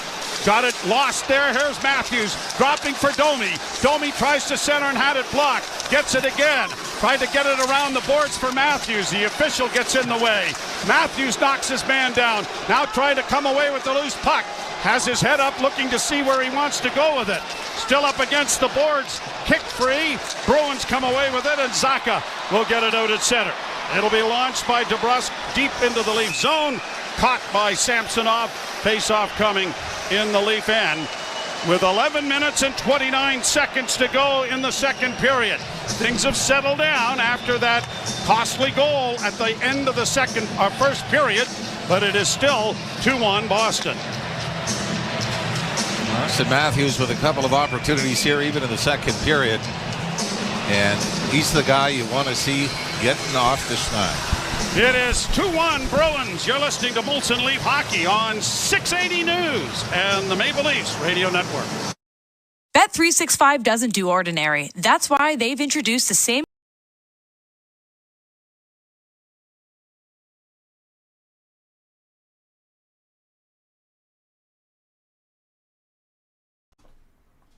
Hey Insiders, it's playoff time. Go Leafs go! This is what we've been waiting for all season long. Make sure you hit that like button, hit that subscribe button as well, turn on that little bell so you get notified every single time we go live here on Toronto Sports Insider. Blue Jays games, Maple Leafs games, every single one of them. Go Leafs go! Let's get back to the action. Let's see what our buds got. Truck.ca.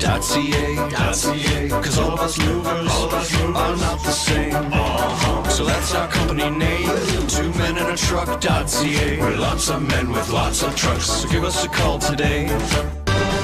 And now it's time for our Subaru weather report. So, Harold, what's it looking like? Jim, we can expect more thunderstorms as the evening approaches, and then overnight... Oh, hold on.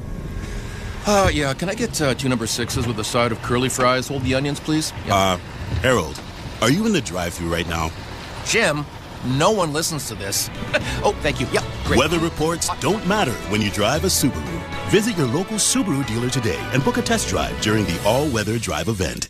You're listening to Toronto Maple Leafs playoff hockey. Holy mackerel, what a move!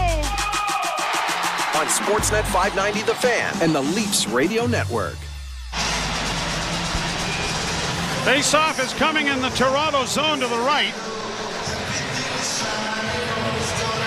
Auston 3 shots here in the second period, but Ilya Samsonov made his best stop, and that got off for a turnover by Timothy Liljegren, trying to skate the puck out of the zone. 11 minutes and 29 seconds to go here in the second period. And the Bruins leading 2-1 and 1-0 in the best-of-7 series. First time the Leafs have started on the road in quite a while. Well, it's against, what was it, 2019? Against the Bruins. Face off to the right is strummed. Rolling puck to the side of the goal. Edmondson banks it off the boards. It gets by everyone. Apparently, Trent Frederick didn't touch that, but it appeared that he might have. But icing the call anyway, and it's coming back into the Toronto end of the rink. And this is Boston Bruins hockey, isn't it? 2-1 lead, second period. They make you work for every inch in the offensive zone. And the Leafs find themselves in the same position they were in a couple of nights ago. Centering pass! Oh, off the face-off, and Frederick had it blocked, but that draw was won as cleanly as you could. Put on a platter for Trent Frederick. And the Leafs were fortunate that someone got in the way. Played down into the Boston zone. Bruins to Shattenkirk. Veteran gets it off his stick into the Toronto end. Liljegren forced back behind his goal, sends it around the boards, chip to the line. Frederick traps, keeps it in. Down into the corner, a centering pass is on goal and smothered by Samsonov. There's a bit of a scramble in front of the net, but nothing more. Morgan Geekie was hovering around there. Well, even though the Leafs got the break after losing the face-off clean, they never did get the puck back. And fortunately, Ilya Samsonov was able to get a glove on it, hold on, and get a line change for the Leafs as Tavares will come out with Marner and Nyes. Bruins scored on a power play in the first period. 14 seconds later, Max Domi tied the game for Toronto. But the Bruins score with 7 seconds left in the period. David Pastrnak gives them the lead at 2-1. Draw to the left is won cleanly by the Maple Leafs. McCabe around back of the goal. Bank pass to center. Shot in by Marner. Down in around back of the net. Goaltender Ullmark played it back into the corner. Knocked down by Tavares. Nyes in along the boards. Couldn't come up with it. Pastrnak elevates it through center, forcing McCabe back into his own end. Up on the wing for Benoit. Now to Marner. Marner in over the line with a drop pass to Tavares, and he slapped it hard, but it was well wide of the net on the short side. Nyes can't catch up to his man to keep it in. Bruins back in over the line. Pass to the near side for Pastrnak, and the shot is blockered away nicely there by Samsonov. Back of the goal, the puck still free.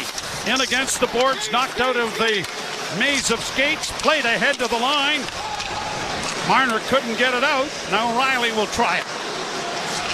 Riley to Tavares. Backhanded in over the line. Leafs are getting a line change going. Bruins with it in their own zone. Chipped off Marchand down into the Leaf end. Riley didn't get to the bench, so he's still out there. Round back of the net, a centering pass in front of the net, and a shot by Marchand went off a leg wide. Puck on the far side for Domi. Missed a hit for Marchand, and the puck is out at center ice. Sometimes the misses sound better than the hits. And it still brings, it's a message, right? Sent around back of the net. Near side now for Beecher. Beecher had it knocked off his stick by Bertuzzi, but the Bruins keep it in at the point. They go D to D, come back to the near side. Here's a shot now by the Bruins off a wing, and trying to get it to the net was Andrew Peeke. But the Leafs have sent it out and down the ice right on goal, and it'll be back there for Peeke to come away with it. Unfortunate it was on goal because Morgan Riley's the one that shot it. Had to be out for 2 minutes. Left wing side, Patrick Maroon gets it in, and Liljegren finds his defense partner. A pass up the wing on the right side. Cleared in over the line by Pontus Holmberg. That was turned over. Chipped ahead by Robertson. Then shot in by the Leafs, Yarncrook. Yarncrook after the puck on the far board. Bowls his man over. Trying to get to it again. A bouncing disc and knocked into the Boston corner. Bruins are going to send it ahead for Maroon. And Maroon gets it out at center ice. Edmondson chipping it back. It's a delayed offside, but the Leafs come away with the puck in their own end. Liljegren going D to D, and Edmondson looks up ice. Edmondson getting it back, and a penalty coming here to Boston. Played ahead at center and off a stick, and here is the infraction. Just too many men on the ice. Too many men on the ice. Yes, it is. And we talked about that last game. Boston, too many men on the ice, minor penalty. How Boston likes to cheat. Have a player go out one end and a player come on the other end of the ice, and they get called on this, and a huge power play coming up for the Leafs. So it will be at the second power play of the game when we return. You're listening to Molson Leaf Hockey on 680 News and the Maple Leaf Radio Network. Eric Church, Kelly Roll, Miranda Lambert, and more will light up the desert at Stagecoach 2024. What's up, Insiders? TSI Mike here. Hanging out. I'm a little under the weather, but hey, you know what? Life goes on. Leafs need to get something going on this power play. We've got to get this here. We got to tie this thing up. Let's go, boys. Get loud in the chat. Hit that Go Leafs Go. Spam it up, guys. Let's get loud, Leafs fans. We got a lot of Bruins fans in here tonight, and welcome, Bruins fans. But tonight's not your night. It's our night tonight. Go Leafs Go, baby. Toronto Sports Insider. Hit that like, hit that subscribe button as well. And a big, big thank you from the bottom of my heart for all of the super chats that we've received since the beginning of the playoffs. I've got a lot of updating to do here on OBS, but I just want to give a quick shout out to the last few super chats here. A big shout out to Rigger39, huge super chats, almost $100, over $100 Canadian last night in super chats. Absolutely huge. Thank you very, very much. Every penny of that is going directly to sick kids. I can't wait to go up next season before the season starts and go to a Leafs game and go donate a bunch of money, because the Leafs playoff run is going to continue. We are going to get back in this one, and then we're going to have a long run. So big shout out Rigger39, also Fishy Idol RPG, Robbie, Pierre, Lynn M, excuse me. Lynn, you're awesome, by the way. There's Mary hanging out with me. This is my cat Mary, guys. And Jeffrey as well. Thank you, guys. And all the new memberships. All right, we're back here with the play-by-play. Robert Smith, Patricia Tebow just re-upped, Ian Cameron, Len St. Germain re-upped, Roberto Lana B, Roger Lambert, you name them. We're up to 93 members here on the channel. Back to the hockey. Go Leafs, go. Engaged there and drawing a crowd. Matthews digs the puck free. Back of the net, Tavares for Matthews. Matthews will get it back to the blue line to Riley and return it. Matthews top of the circle with a shot. That is into the glove of Ullmark. And he will stop play with a face-off coming. It was a fairly easy wrist shot, but he was hoping for a redirect.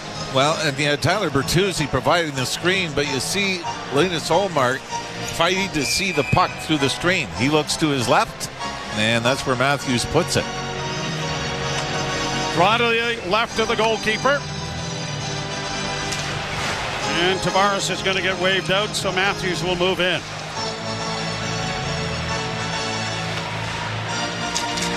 Matthews won the draw. Back to the point it goes. Riley walks the line to the left wing side. Far side for Marner, and his one-timer was blocked, and now the Bruins breaking out at center ice. They've got two of them on the rush. Breaking in is Beecher, and the shot was deflected wide, and the Leafs are going to try to counter here with numbers. Here's Bertuzzi dropping for Matthews, but it bogs down. Now Marner has to circle back. So what might have been an odd man rush is negated. Marner in across the line. Got it into the corner for Tavares. Saucered back to the blue line. Just kept in. Matthews into the corner. Marner centering in front. A shot. That's knocked down. Puck goes in behind the net. Cleared to the line. Good save made there by Ullmark. Pass down behind the net. Goes over the sharp angle shot taken by the Leafs on the far near side. Bertuzzi. Now Marner trying to stretch it out. Works it in with a wrist shot that is easily blocked. And the Bruins trying to get it out, and they do. That was a huge stop by Ullmark. 35 to go in the second unit out for the Leafs. Liljegren back in his own zone. Drops it back. Yarncrook coming to center. Yarncrook in on the left wing. Nyes with a centering pass, and that deflected wide of the Leaf goal. Liljegren keeping it in. Far side for Nyes in the corner. Slips it back to the blue line. Liljegren with it on the near point to the near side to Domi. Domi holds back to Liljegren. Wrist shot coming off a leg. Bouncing puck in front. And a swipe at it by Nyes, but Ullmark got a pad in the way. Leafs are able to keep it in. Penalty is over. Back behind the net, centered in front. What a save by Ullmark. Oh my! Save of the game right there. Yarncrook in front of the net.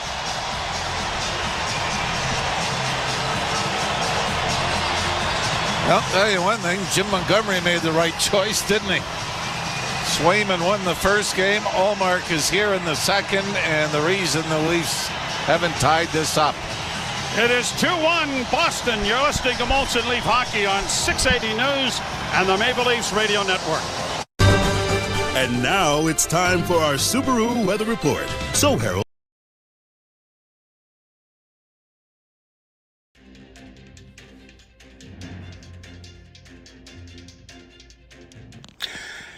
Hey, insiders. It's Joe Bowen, the voice of the Toronto Maple Leafs here. And holy Mackinac, another great night here on TSI.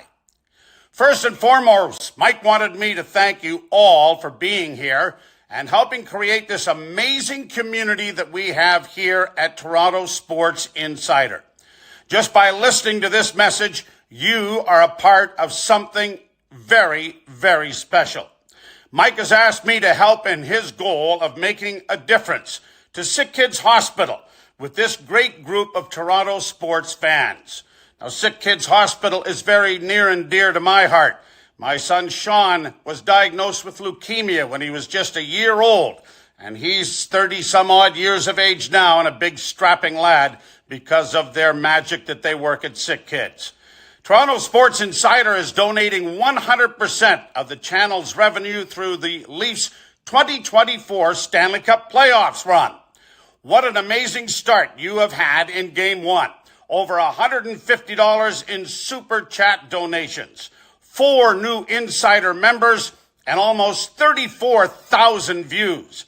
Now's the time for this community of Leaf fans to make a real-world difference together throughout the rest of this playoff run. Now, the best way for us to increase the amount of the donation is to please share the link to Toronto Sports Insider right here on YouTube to bring more Leaf fans into this amazing community. Changing the world, one insider at a time. We'll see you in the chat. And holy Mackinac, go Leafs, go.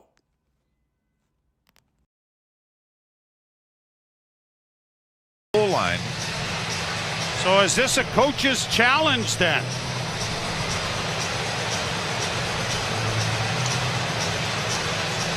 We're waiting to see a replay here. So now we're looking from the net cam. The puck was on top. Oh, we don't see it here. You might believe that this puck is in. Now we got a different angle. Yarncroc with the one-timer. Oh, I think this is in. Yes, it is really close. I don't know if there's a definitive view that will support it. We've got another low-angle shot. And that doesn't look as convincing. And now we got the overhead. No, there's no definitive view, Jimmy. I'm afraid. I think it probably was, but there is no. And Ullmark, to his credit, it was as if he said, I got to make this out of here. I'm going to make this split-second decision and make sure no camera catches it. They are still looking at it. It's the one view that looked like it was in was the one from ice level, more from the blue line. From the front, yeah. But then you're guessing at the depth of where the puck is. You know, one of the things you really have to wonder in the technology age. Review, it's confirmed. There's no goal on the plate. I mean, I think it was close, but I don't think you can't turn it over on that. Turn that over. In this day and age of technology, how there isn't a little thing inside the puck that might just say, crosses the line, it's in. We got everything else going, but you could not see it because the glove was right on the goal line. So I do believe Angel Hernandez would have called that a goal. Oh, really? Oh, all right. Yeah. Where's he tonight? What's a few inches one way or the other? Played out and down into the Leafs. So unfortunately, he can't skate. Bruins have a couple of players trapped as it's brought to center ice by Connor Dewar. He works in on the right side. Dewar backhands around the boards for Reeves. Reeves in along the boards, trying to free it up for Camp. Camp has it in his skates, tried to kick it back for Reeves. Reeves against the boards, had it knocked out into the center ice area, and the Leafs have to go back. Camp didn't shoot the puck in deep, and because of that, it's turned over, and the Bruins send it down into the Leaf end. Samsonov stopping it back of the goal, and now Liljegren waits for teammates to get in position to play it ahead. Chipped in over the line and down into Boston territory to allow a change. 2-1 Boston with 5 minutes to play in the second period. The Leafs have weathered the storm, had some good chances. Ullmark has been outstanding. Matthews comes to center and in. Matthews with a wrist shot, and Ullmark snaps the leather to take that out of the air. And Matthews might have taken a cross-check to the chops after letting it go.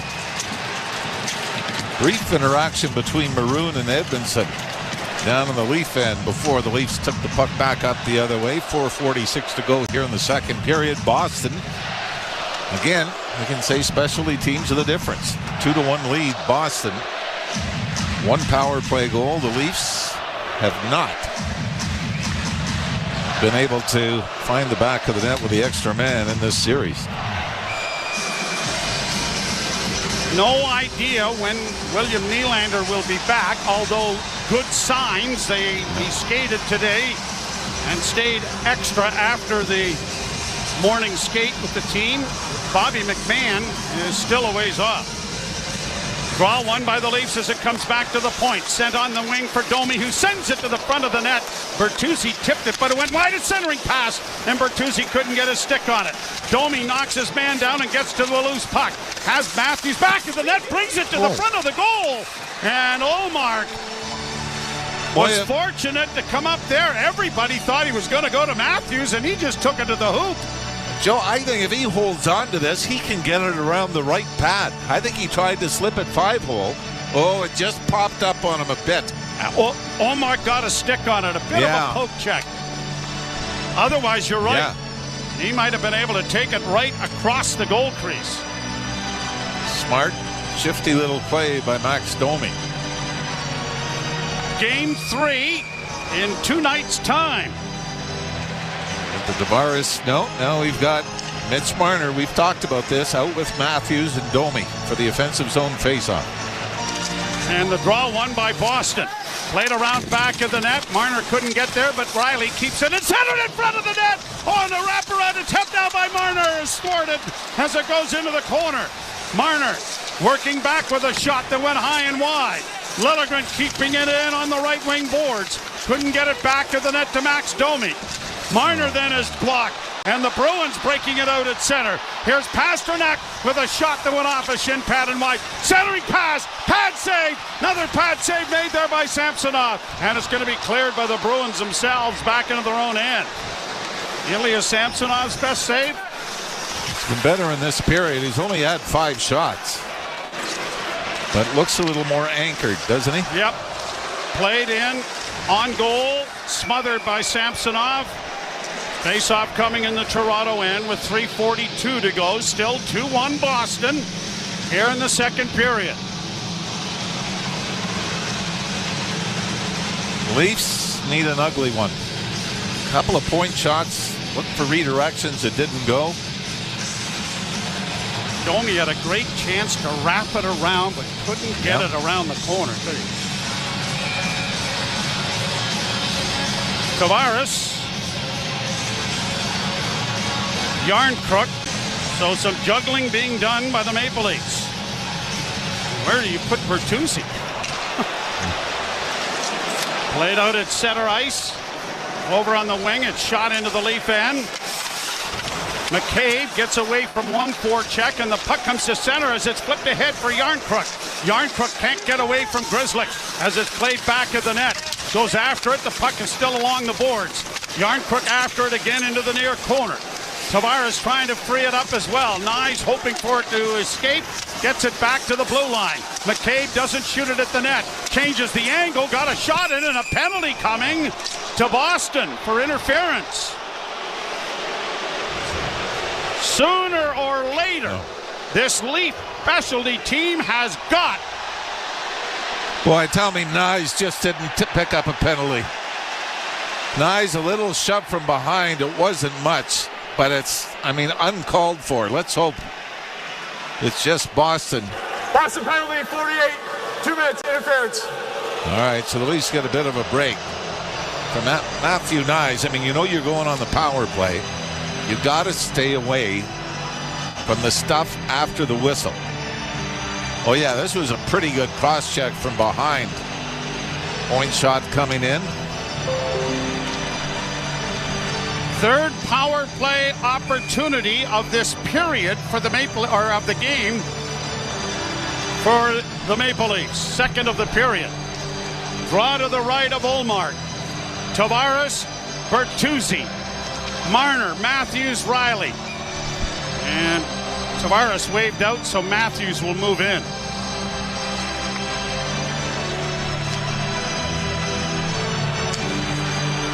Bruin has been good win there by Matthews. Leafs keep it in with a shot. Knocked into the goal! The puck was up around the shoulders, and this is going to be close. But the Leafs have tied the game. Tyler Bertuzzi knocking it out of the air. Well, Grizzlick is out of the box, and like every goal, it'll be looked at. And wait for it. I think this is going to come back. I think this is going to come back, Joe. Yeah, I thought it was high when I saw it the first time, Jimmy. It's above the crossbar. It's not the shoulders. And for the second time in this period, a reviewed goal is not going to go the Leafs' way. And this is done very quickly. Oh, and the ace is a good goal. It's now under review. Now save your time. There is no way this is going to count.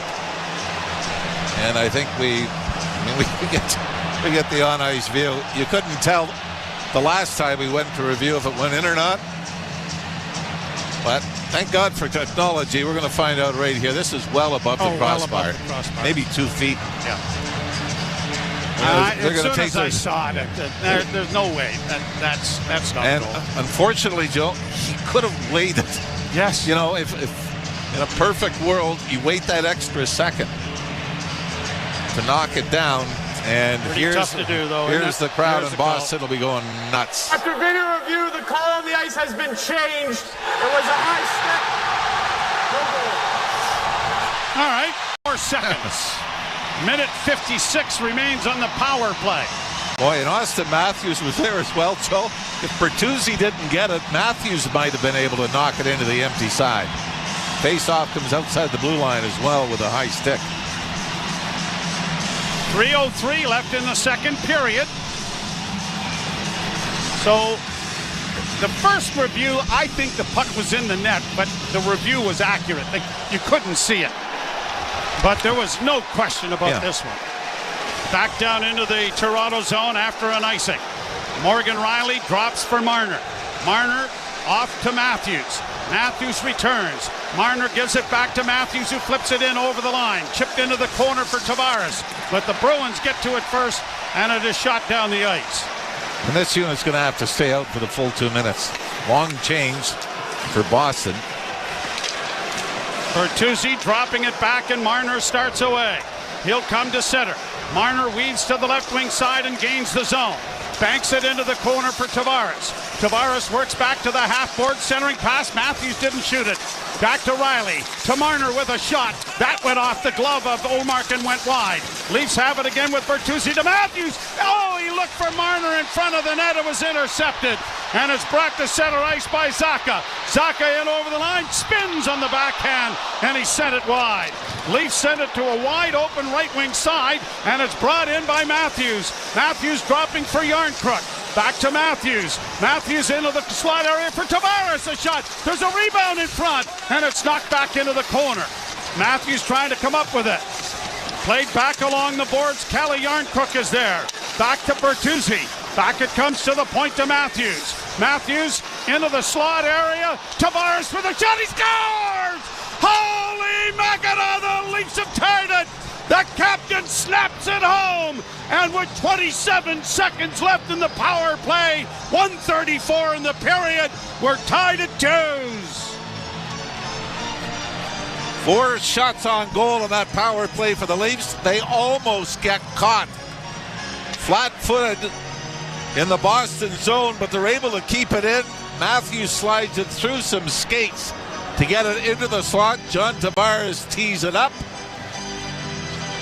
and rips this blocker side on Linus Ullmark and drop the puck before we have any more reviews. The Leafs, by the way, out shooting Boston now. 27-17 on the night, but have tied it for the second time. Leafs win the draw, and Liljegren shoots it in. Geekie back in the Boston zone. Brings it to center. Shoots it off the glass and around the boards to the near side. Liljegren back behind the net for Edmondson. To the near side for Reeves. He outfights his man for the puck to get it out at center ice with 1:10 to go. Pasternak on the ice here for the Bruins, though. In over the line. Shattenkirk, a shot, a big rebound. Cleared away from harm's way by Edmondson. Edmondson dropping his glove, his stick to make sure he didn't end up with a penalty. Boy, that was pleading innocence right there, wasn't he? Don't have the stick, didn't hook him. Here's Pasternak in the far corner. Played it back of the net. Frederick trying to get it in front. Reeves is going to get to it and pound it off the boards and get it out at center ice. That's a second smart play for Reeves, just to chip it out. 34 seconds in the period. Left wing side for Marchand, in with a shot off the shoulder of Samsonov. Great save made by Samsonov there. He had to move that left arm. Played back to the side of the goal. Samsonov into the corner to Edmondson. Back around the boards for Nyes. Nyes is knocked down from behind. Puck is underneath him. Maroon gets a hit in. Back to the point. It's going to bounce over a stick and come to center ice. Marchand playing it ahead at center with 4 seconds left. And it'll roll into the Toronto zone. So after a terrible turn of events at the close of the first period, the Leafs buckle down, play a solid second period, score 3 goals. 1 counted. 13-9, the shots favoring the Leafs. And the positive sign, and this may all go away if they can't get out of here with a win, it seems every period has been a little better than the one before, I guess, save for the second period in Game 1. John Tavares, set up by Matthews and Bertuzzi, has tied the game at 2s. A lot more positivity to speak about during our second period intermission with Ailish Forfire and Justin Cuthbert. You're listening to Molson Leaf Hockey on 680 News and the Maple Leafs Radio Network. Fantasy Sports Radio is introducing you to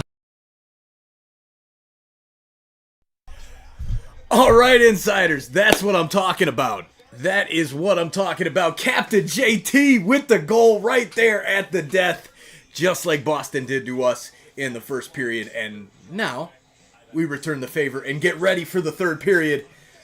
go refill your drinks. Get ready. This third period is going to be huge, and the Leafs. I'm not going to jump off the ledge yet, but I'm going to come close.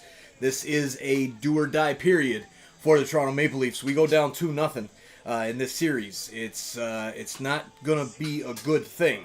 So let's get back at it, guys, in the third period. Thank you all for hitting that like button. Something really weird was going on with that likes. It was like stuck really low there for a long time, and then it jumped by like 200. I don't know what the heck's going on with it. But hit that like button if you haven't done so already. Hit that subscribe button, and thank you all to the new members and the super chats tonight.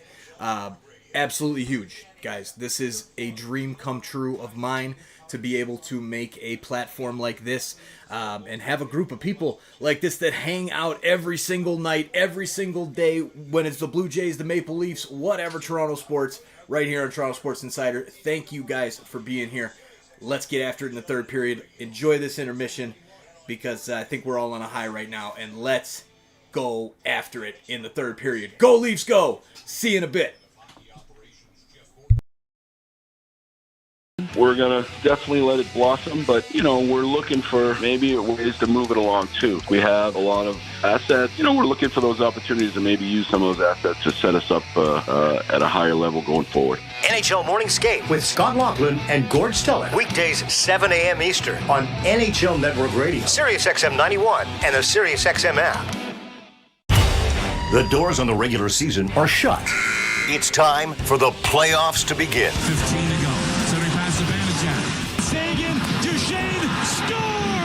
Game over! The Stanley Cup playoffs. Every team, every game. Follow the action on the air. At Sirius XM NHL on X. Don't miss a moment. Sirius XM NHL Network Radio. Sirius XM 91. And the Sirius XM app.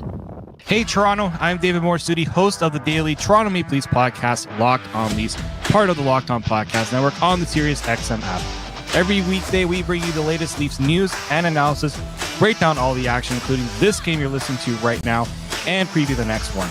We're giving you everything a Leafs fan could want, all in a daily 30-minute podcast. Download Locked On Leafs right now on the Sirius XM app, available with all trials and popular plans, or where you get your podcasts. Search Locked On. There is no competition in soccer quite like the UEFA Champions League.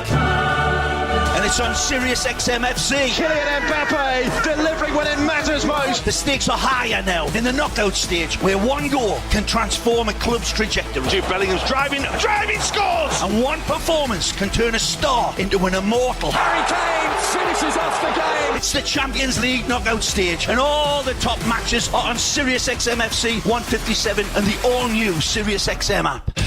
The biggest names in the game. Trying to get behind Ristolainen, walks in, put it between his legs, shoots it, score! NHL play-by-play on Sirius XM. Matthews into the slot area. Tavares for the shot. He scores! Holy Mackinac, the Leafs have tied it. The captain snaps it home. And with 27 seconds left in the power play, 1:34 in the period, we're tied at 2s. Welcome back to Molson Leafs Hockey on 680 News Radio and the Maple Leafs Radio Network. Ailish Forfar and Justin Cuthbert for your intermissions. And after 40 minutes, the Leafs and Bruins are tied at 2 apiece. And there's a few that were in, that weren't in, and that weren't in, that we thought might be in. But that is your updated, accurate score. Leafs definitely had a couple chances. They're good to get one at the end of the period, as we talked about going into that first intermission. They were on their opposing end of that one. Never a great feeling going into the intermission. But they just did it with Johnny T, as Bonesy called, a power play goal, tying up this game and hopefully giving the Leafs a little bit of push for that third. Yeah, that might be the tonic. I mean, the fact that John Tavares got the goal is a pretty big thing. The fact that it came on the power play, I think, is a pretty big thing. So for both those things to happen at once, at least stop some of the conversations being had about the woeful special teams and about a second line that, still hasn't produced at 5-on-5, but wasn't producing at all. And it needs to if it's going to help this Maple Leafs team win. So Tavares, big goal.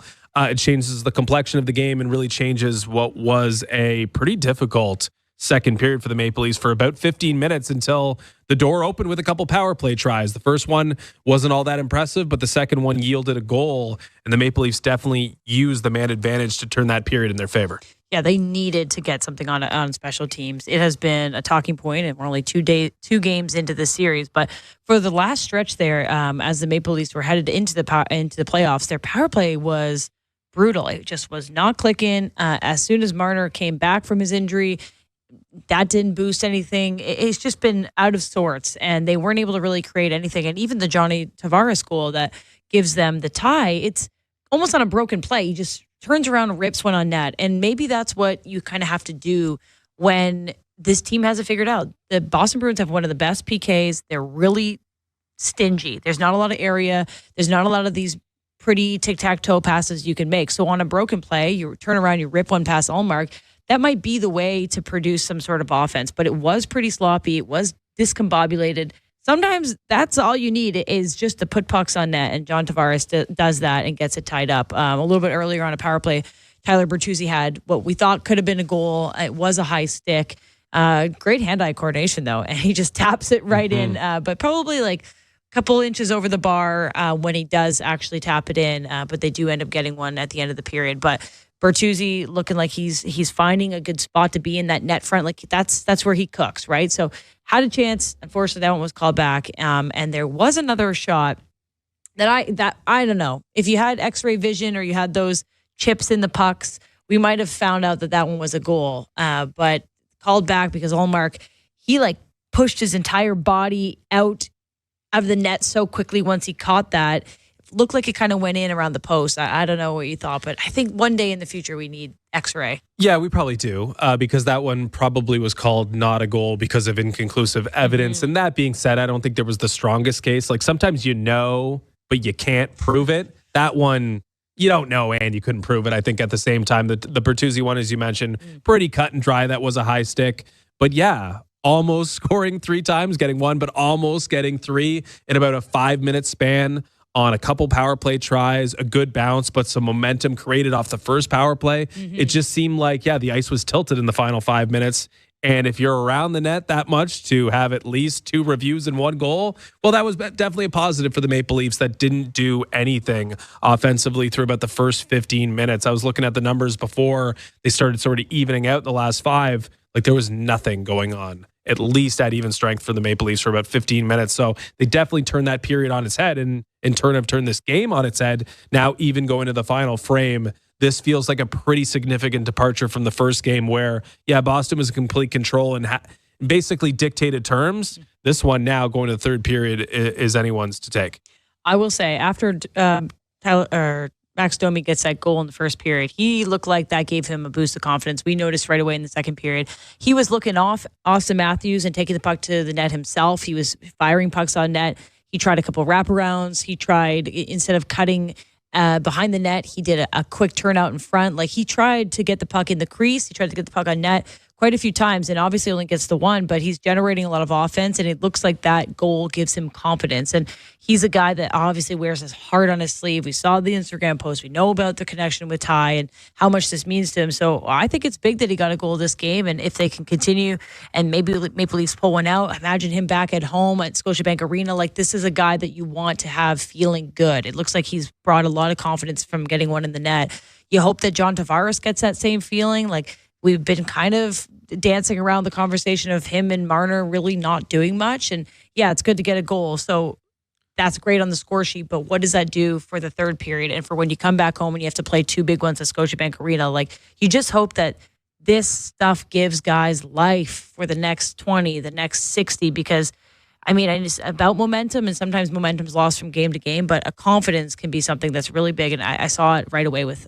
Max Domi. And the biggest compliment you could pay Max Domi in that period or in these 2 periods that we've seen so far in this game is that Sheldon Keefe has had the blender out. He's been blending. He's been moving the guys around. He's been trying to find a spark, and yet Max Domi has pretty much stayed in lockstep with Auston Matthews. He has not chosen to move Max Domi off the number 1 line and from the wing of Auston Matthews, which says, he likes his game tonight too.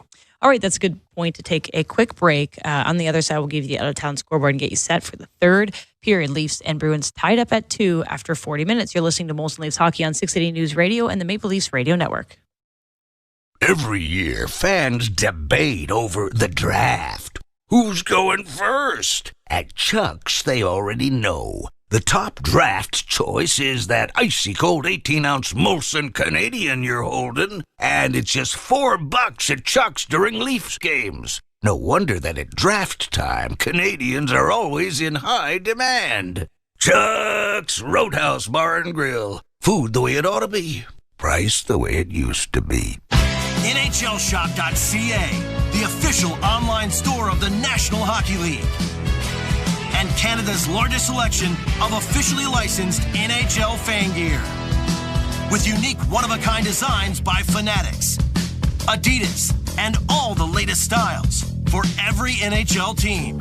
Don't miss out. Shop now and get today's special offer. NHLshop.ca, a Fanatics experience.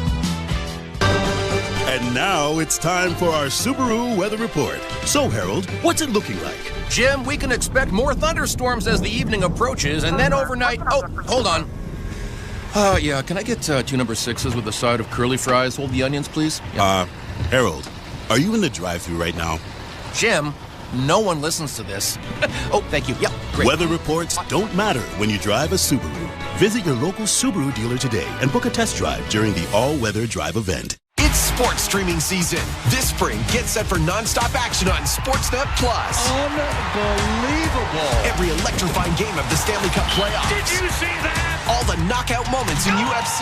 Awe-inspiring action from the NBA playoffs. Plus, the Toronto Blue Jays are back in full swing. Catch all the can't-miss moments that matter most to you. Because when it happens in sports, it happens on Sportsnet Plus. Subscribe at sportsnetplus.ca.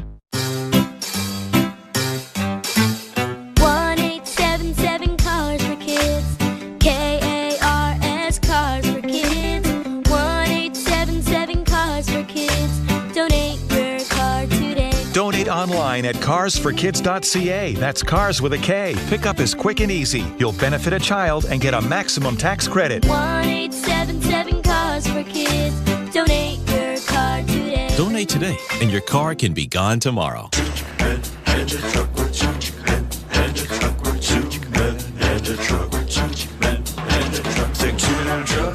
Truck.ca. So when you gotta move, all moving day. Think 2-minute truck.ca.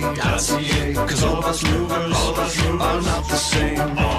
So that's our company name, 2-minute-truck.ca. We're lots of men with lots of trucks, so give us a call today.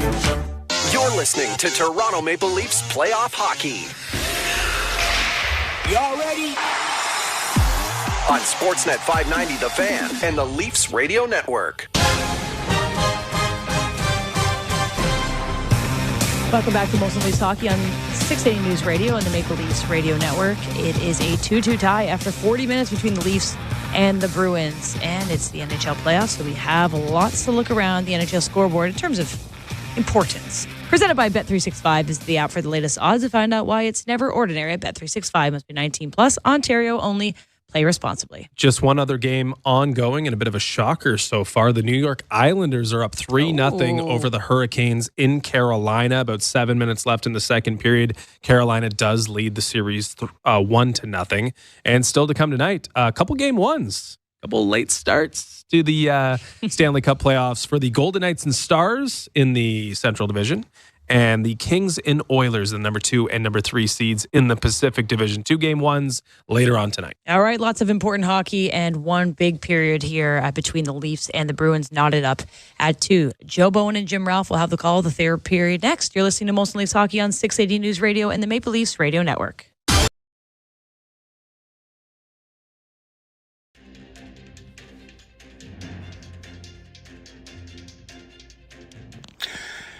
Hey, insiders! It's Joe Bowen, the voice of the Toronto Maple Leafs here. And holy Mackinac, another great night here on TSI.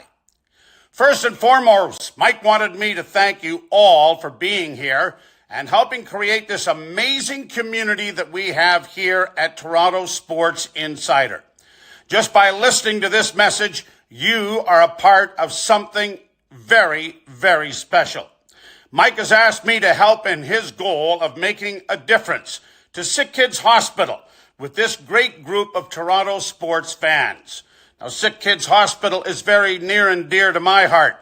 My son Sean was diagnosed with leukemia when he was just a year old, and he's 30-some-odd years of age now and a big strapping lad because of their magic that they work at Sick Kids. Toronto Sports Insider is donating 100% of the channel's revenue through the Leafs 2024 Stanley Cup playoffs run. What an amazing start you have had in Game 1. Over $150 in Super Chat donations, 4 new Insider members, and almost 34,000 views. Now's the time for this community of Leaf fans to make a real-world difference together throughout the rest of this playoff run. Now, the best way for us to increase the amount of the donation is to please share the link to Toronto Sports Insider right here on YouTube to bring more Leaf fans into this amazing community. Changing the world, one insider at a time. We'll see you in the chat. And holy Mackinac, go Leafs, go.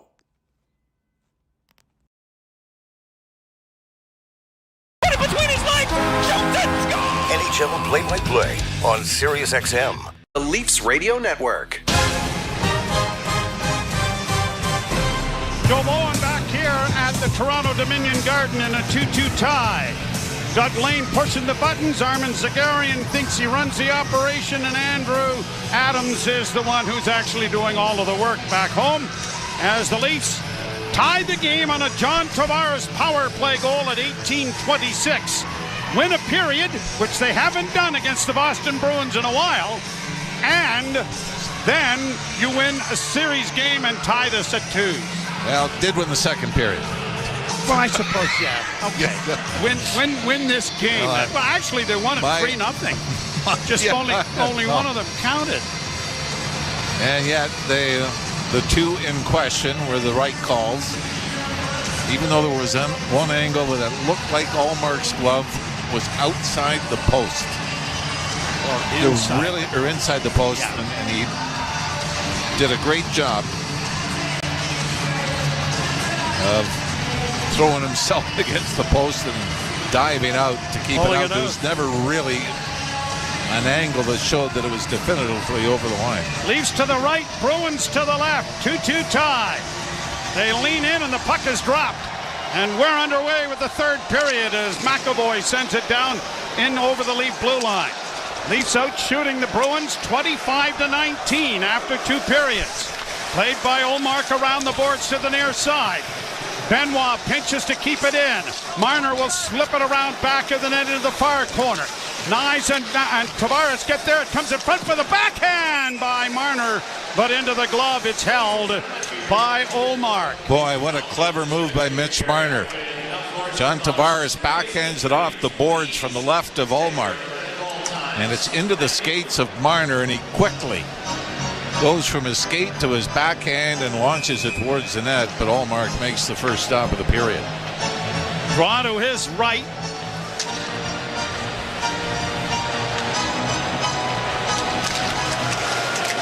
Draw scrum, grabbed off by Matthews, pushed back to the blue line, but it gets past Riley, who has to go back to center, and then sent it right back into Boston territory.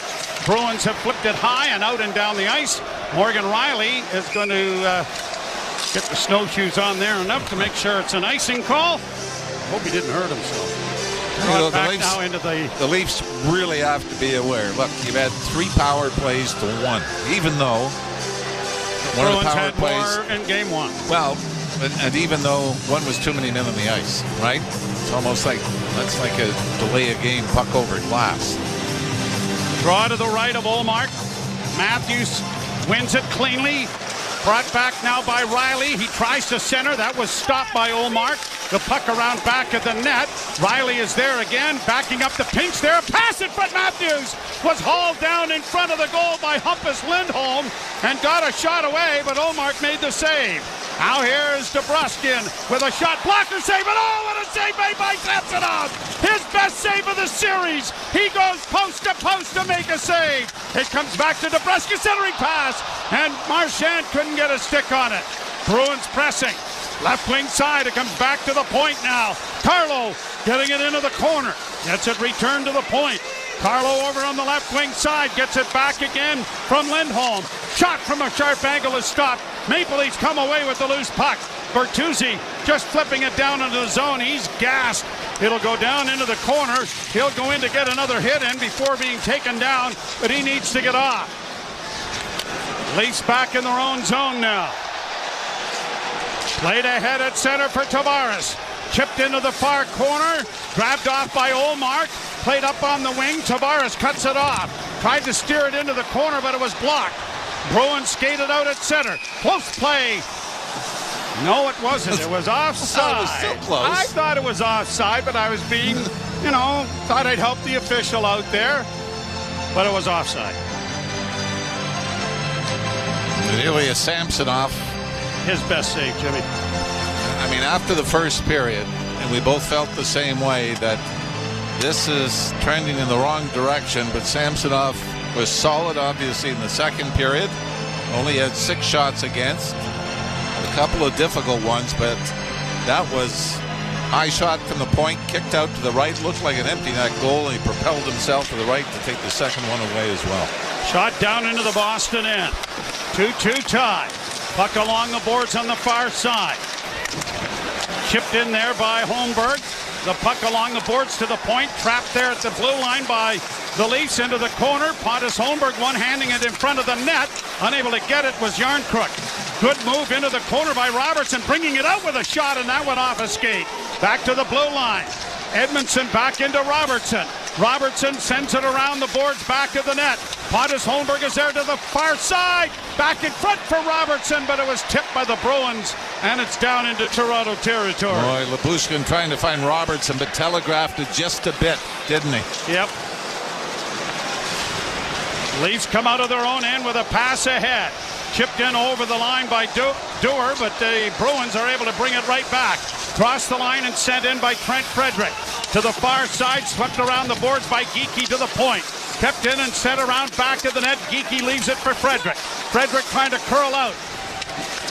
Trying to get to him is Ryan Reeves. Reeves has him up against the boards. Puck is still free. Leafs get to it now with some skating room. And back of the net they have control. And now here's McCabe to his defense partner. Benoit with a pass ahead that is chipped in over the line by Reeves. Changes coming for the Maple Leafs and the Bruins. 2-2 the score here in the third. Bruins skated out on the right wing for Pasternak.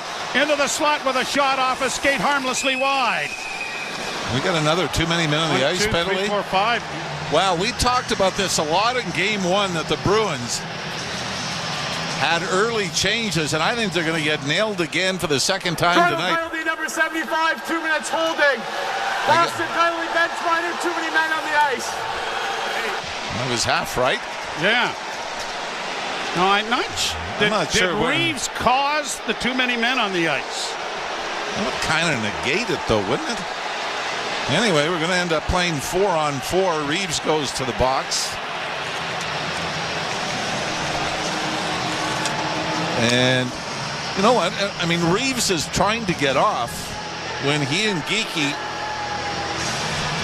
get held up. How many times have we seen a Leaf held at the Boston bench in this series?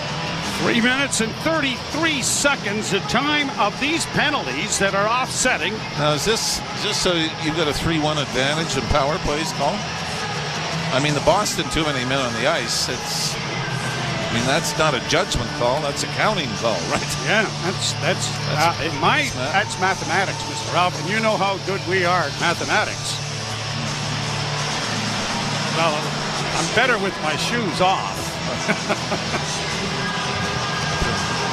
So the face-off will be in the Leaf zone to the left of Ilya Samsonov. 4-on-4 and a little more ice to work with. He had 9 seconds of 4-on-4 in game 1, and Lindholm took the penalty, and the Leafs had the 4-on-3 power play. Patrick Maroon serving the 2-minute men on the ice penalty. Both teams have huddled a little bit here as to what they want to do. Pasternak, McAvoy, Humpus, Lindholm, and the face-off to the left of Samsonov is won by the Bruins. Played back to the blue line to the left wing side. Lindholm with a long shot that gets through and is caught by Samsonov. Another face-off in the Toronto end. Matthews out with Mitch Marner here 4-on-4. Not played a lot together 5-on-5. We did see Marner out with Domi and Matthews late in the opening period. Face-off to the right of the Leaf goal. Zacha taking the face-off. Pasternak in the slot to the right. Matthews to take the draw for Toronto. And now the Bruin is waved out of the face-off circle, and Pasternak moves in. And the draw won cleanly by the Leafs, but then Pasternak gets to it in the corner and gets it along the boards. Cut off there on a good play by Marner, and he'll get it around back of the net for Joel Edmondson. Edmondson returns the favor. Back of the net, and now Marner with some skating room, and he's going to start by going back of the net. Matthews has swung back into the corner. In the defensive zone, and out come the two forwards to center. Both defensemen were up around the blue line. Drop pass comes to the near side now for McCabe. Along the boards and back of the net, but nowhere near Matthews, and the Bruins come away with it. McAvoy, a lead pass for Pasternak too far, and an icing call with 1:15 to go in the coincident minor penalties. There's a break for the Leafs as Bruins can't change on the icing call, so that leaves them out for 45 seconds plus. And this is a huge face-off, although Matthews and Marner are staying out. Yeah. Riley and Liljegren have exchanged.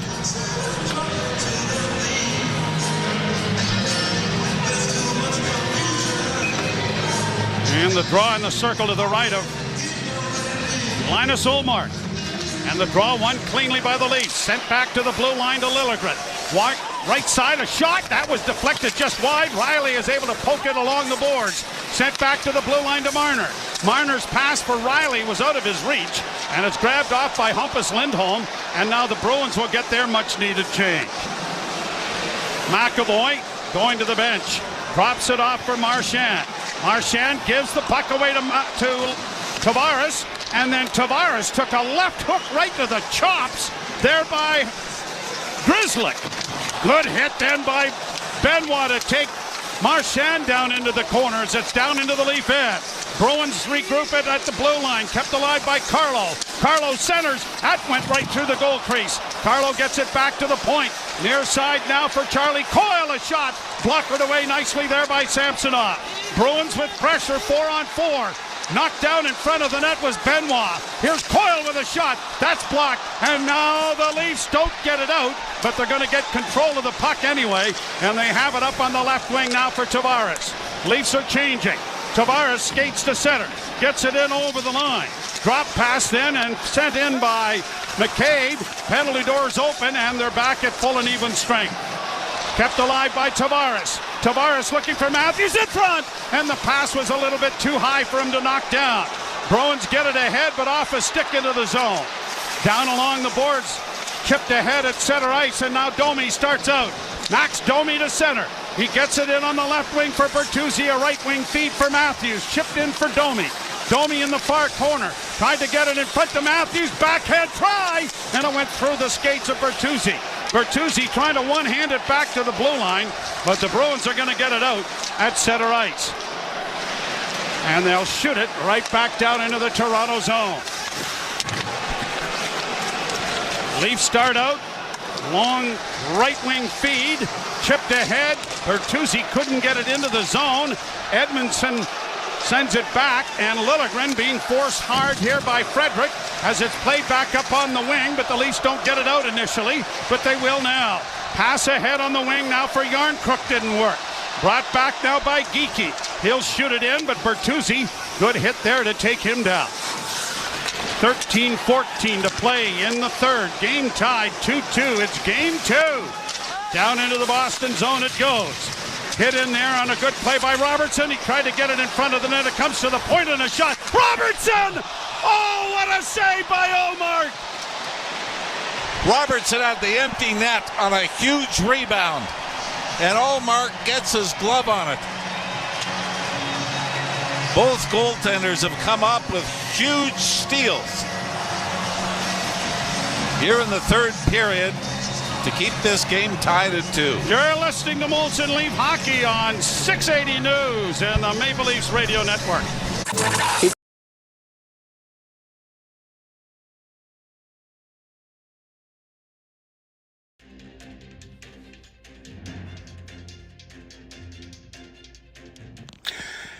Hey, insiders, it's Joe Bowen, the voice of the Toronto Maple Leafs here. And holy Mackinac, another great night here on TSI. First and foremost, Mike wanted me to thank you all for being here and helping create this amazing community that we have here at Toronto Sports Insider. Just by listening to this message, you are a part of something very, very special. Mike has asked me to help in his goal of making a difference to Sick Kids Hospital with this great group of Toronto sports fans. Now, Sick Kids Hospital is very near and dear to my heart. My son Sean was diagnosed with leukemia when he was just a year old, and he's 30-some-odd years of age now and a big strapping lad because of their magic that they work at Sick Kids. Toronto Sports Insider is donating 100% of the channel's revenue through the Leafs 2024 Stanley Cup Playoffs run. What an amazing start you have had in Game 1. Over $150 in Super Chat donations, 4 new Insider members, and almost 34,000 views. Now's the time for this community of Leaf fans to make a real-world difference together throughout the rest of this playoff run. Now, the best way for us to increase the amount of the donation is to please share the link to 59 left in the third period. Leafs trying to be the first road team to win a game in these playoffs. Although the Islanders have got a pretty good stranglehold on things going on in Carolina. I believe it was 3-0 the last time I saw. Played ahead by Shattenkirk out at center ice. Pasternak slips it in over the line, but the Leafs counter and get it out and then send it back in for Benoit. Benoit dropping it further now to McCabe. McCabe just going to launch it on a bounce to center, but the Bruins send it back to the blue line. McCabe is there to chip it right back out again, but the Bruins have control, and now here's Brandon Carlo. He'll wire it down into the Toronto end. McCabe around the boards to find Benoit. Played to the line, but not out. Benoit gets it again, but sent into an open corner far side. Getting to it first is Connor Dewar. Back of the net now for Benoit with some skating room, and he'll get it ahead, and it is Reeves getting a stick on it, but it's going to clear the glass. And a Toronto fan with a John Tavares jersey on has caught the puck, to the delight of all of them here in the Toronto Dominion Garden. A lot of Leaf jerseys in the crowd. Don't have the throw it back chant. No. But Julian, Stanley Cup winning Bruin coach here in this game in attendance tonight. One of our favorites. There's McAvoy getting it ahead. Coyle will backhand it in over the line. The linesmen have called this offside. And so it'll come back, and you can feel both teams very cautious here, but trying to play tight to the vest hockey. And Ilya Samson off and Linus Ullmark. I think Ullmark got a piece of it. Made it raise the crossbar on the way out as well. But Nick Robertson appeared to have an empty net. Face off at center. Draw one by Toronto. When Nylander gets back, the Leafs really do have an opportunity to spread out a lot of offense. Now here's Bertuzzi fanning on a centering pass. Played ahead by DeBrusk, and out comes Marchand to play it down into the corner for McAvoy. McAvoy taken to the boards by Joel Edmondson. Puck along the boards is pushed out at center ice by Toronto, forcing the Bruins back. Domi almost stole it, and now here the Bruins with control, and Lindholm playing it down into the Toronto zone. Edmondson reverses it to the far boards and into the corner. Liljegren battles for it there to get it up to Bertuzzi. Bertuzzi chops at it to get it out into the center ice area. Bruins will shoot it right back in again. Round back of the net, Samsonov playing it into the corner for Edmondson. Edmondson with a quick pass to center. Brought on by Nyes. Chipped into the left wing corner, and he goes rampaging in there after it. Played it around the boards. He paid for it with a good hit. Into the corner, the Leafs come around back of the net with it. Trying to get it back to the blue line was Lyubushkin, but it's intercepted, and Pasternak now has flipped it down into the Leaf end. Riley reverses the puck up on the boards. Nyes is there. Riley taken to the wall on the far side. Grabbed off by Nyes, and he's going to muscle it out into the center ice area and chop it into Boston territory to get a change going. McAvoy back the other way for Boston. Backhands high, wide of the Leaf goal into the near corner. Riley sends it back from behind the net to the far side, taking a hit from Frederick to pay for it, but the Bruins go back into their own zone now. After it on the near side, trying to get to it was Holmberg. Pontus Holmberg back of the net, couldn't reach it. Down the boards comes Benoit to poke it in, and the Bruins are able to push it out, and Frederick gets it out and down into the Leaf end. Could be icing, will be icing. Good hustle there by Jake McCabe to guarantee that, and it'll come back into the Toronto zone to the right of goaltender Linus Ullmark, who has split the season with Jeremy Swayman. They have been a great duo. And a great story. Yeah. The issue the Bruins have is that a lot of money sits on the end of the bench every night and doesn't participate. And that... well, a lot of teams have the opposite problem. No, you're right. You're absolutely right.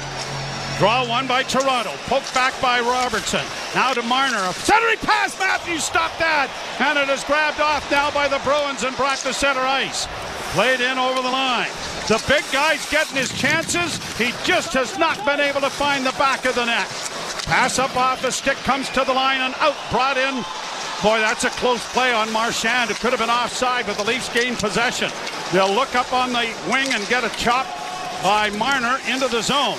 Ullmark plays it back of his own goal. Now swept around to the near side. Matthews couldn't come up with it. It's back out at center ice. Marner has it taken away, though, by Coyle. Coyle works in for Boston, tried to one-hand it around back of the net, sent it through the goal crease. No one home. Lyubushkin back of the net.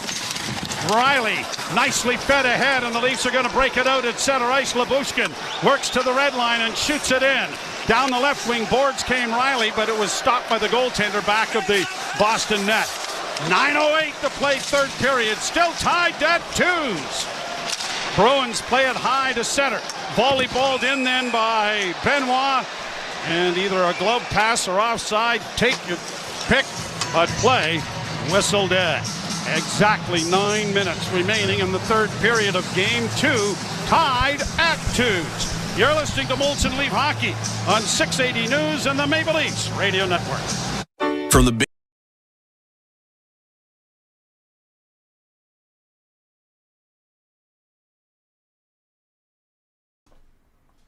Hey Insiders, it's playoff time. Go Leafs go. This is what we've been waiting for all season long. Make sure you hit that like button, hit that subscribe button as well, turn on that little bell so you get notified every single time we go live here on Toronto Sports Insider. Blue Jays games, Maple Leafs games, every single one of them. Go Leafs go. Let's get back to the action. Let's see what our buds got.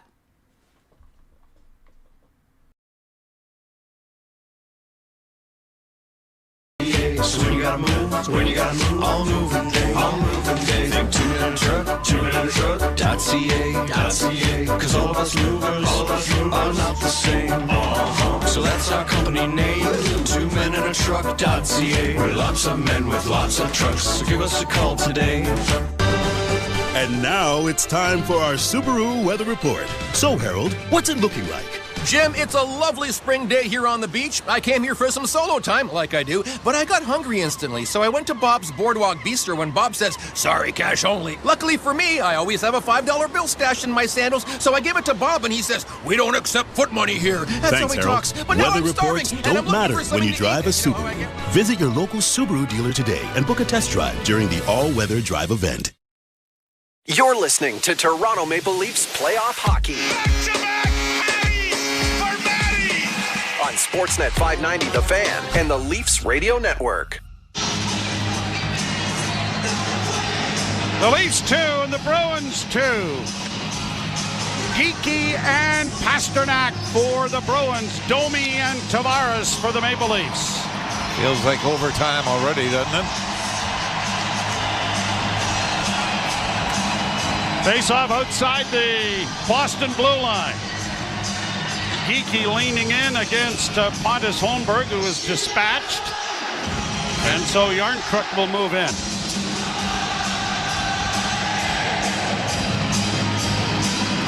And the draw won cleanly by Yarncrook.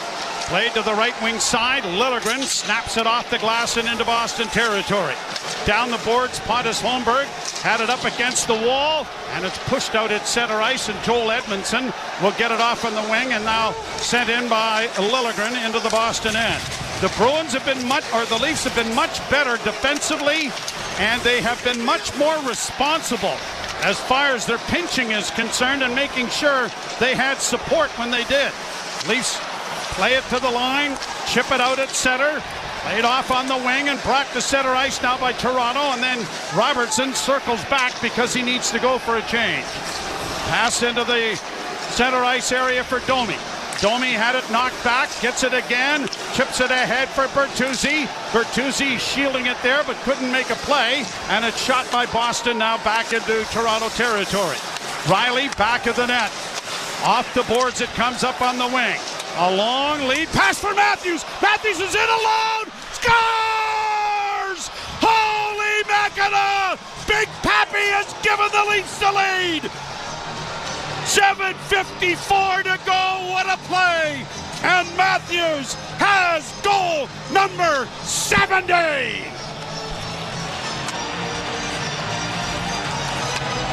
Max Domi, the alley-oop from the blue line right in front of the Leaf bench.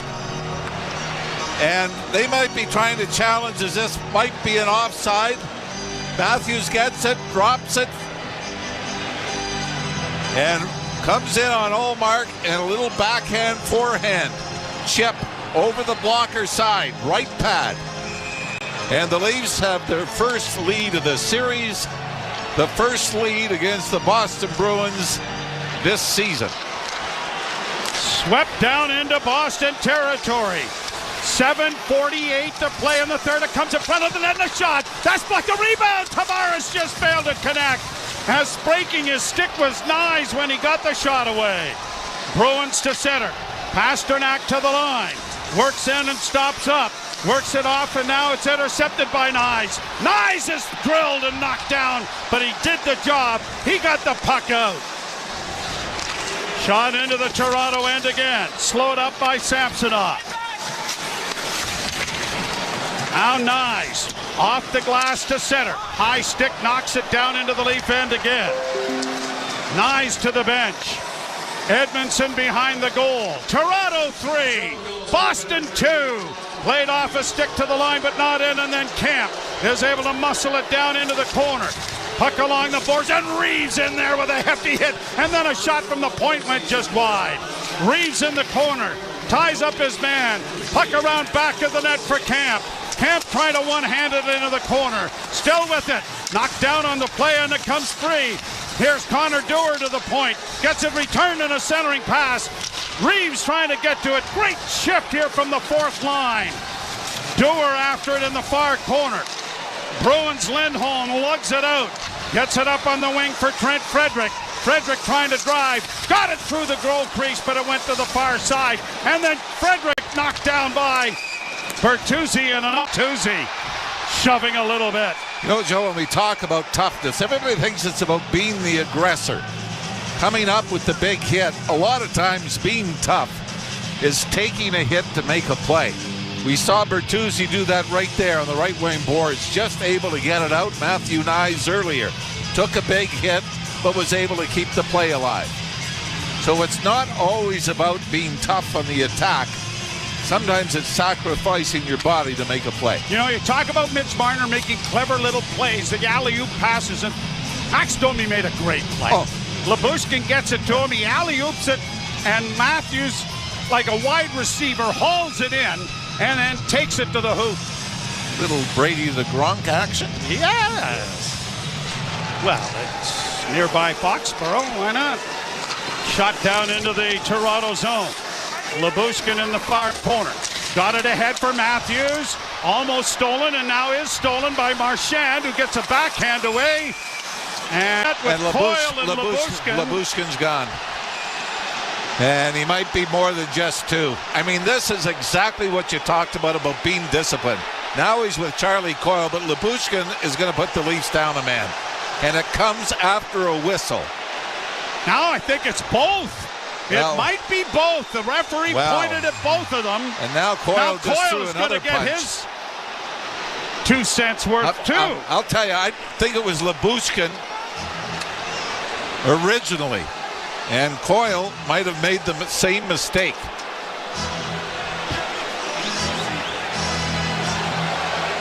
Right now, only the Leaf penalty box is open. No, they got Bertuzzi. And Marchand comes and grabs his man. I don't know what the Bruins are doing. It might be just the Leafs. Toronto penalty number 46 and Boston penalty number 13. Both have 2 minutes each for nothing. Then Toronto number 59 has 2-minute minor penalty for slashing. Well, I didn't see that. Lyubushkin and Coyle. But this is what Sheldon Keefe had talked about. I think Coyle took the even up on Lyubushkin. We're trying to look at, Bertuzzi came in and Marchand got Marchand with a little slash and Marchand dropped. And thankfully the stretcher has not had to come out. That's the second cell job. But Bertuzzi's got to be smarter. You don't slash him, he's got no reason to dive. So the third power play of the game for Boston. 6:03 to play, third period, and the biggest penalty kill of the season to this point for the Maple Leafs. Marchand is not on the power play. Whether it was because it was the end of the shift or the injury, although was that not him, Joey, the end of the bench? Oh, he's there. He went, yeah. No, that's McAvoy at the end of the bench on the left-hand side there, yeah. So it is Heinen and Maroon. Zacha taking the face-off and Pasternak up front. The draw is scrummed. It's in the face-off circle and still there. Knocked free. Marner can't get to it. They get it to the blue line and shot in around the board for Maroon. Maroon to the near side for Pasternak. Double teamed in the corner. Puck still along the wall as it comes back to the blue line. Heinen to the far side. A shot into the chest of Samsonov. And he swallows up the rebound. Well, you love Samsonov coming out, squaring up, and taking the one-timer away.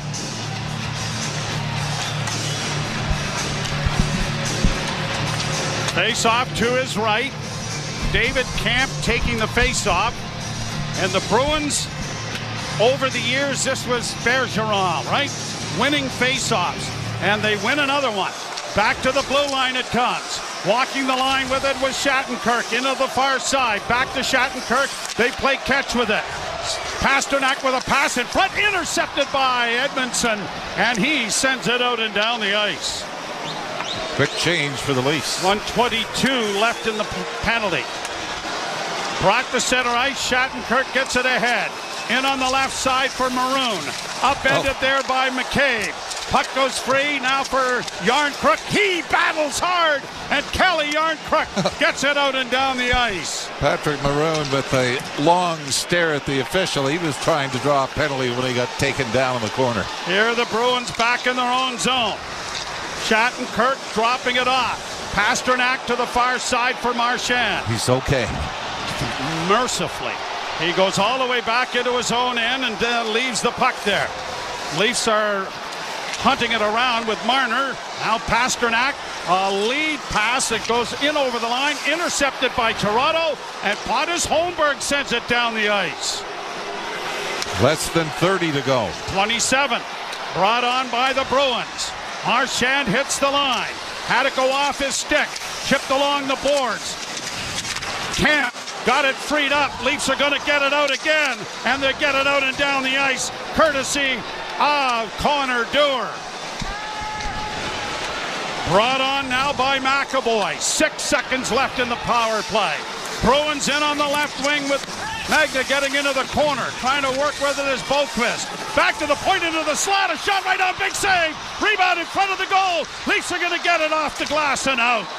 Boy, Samsonov again coming up large.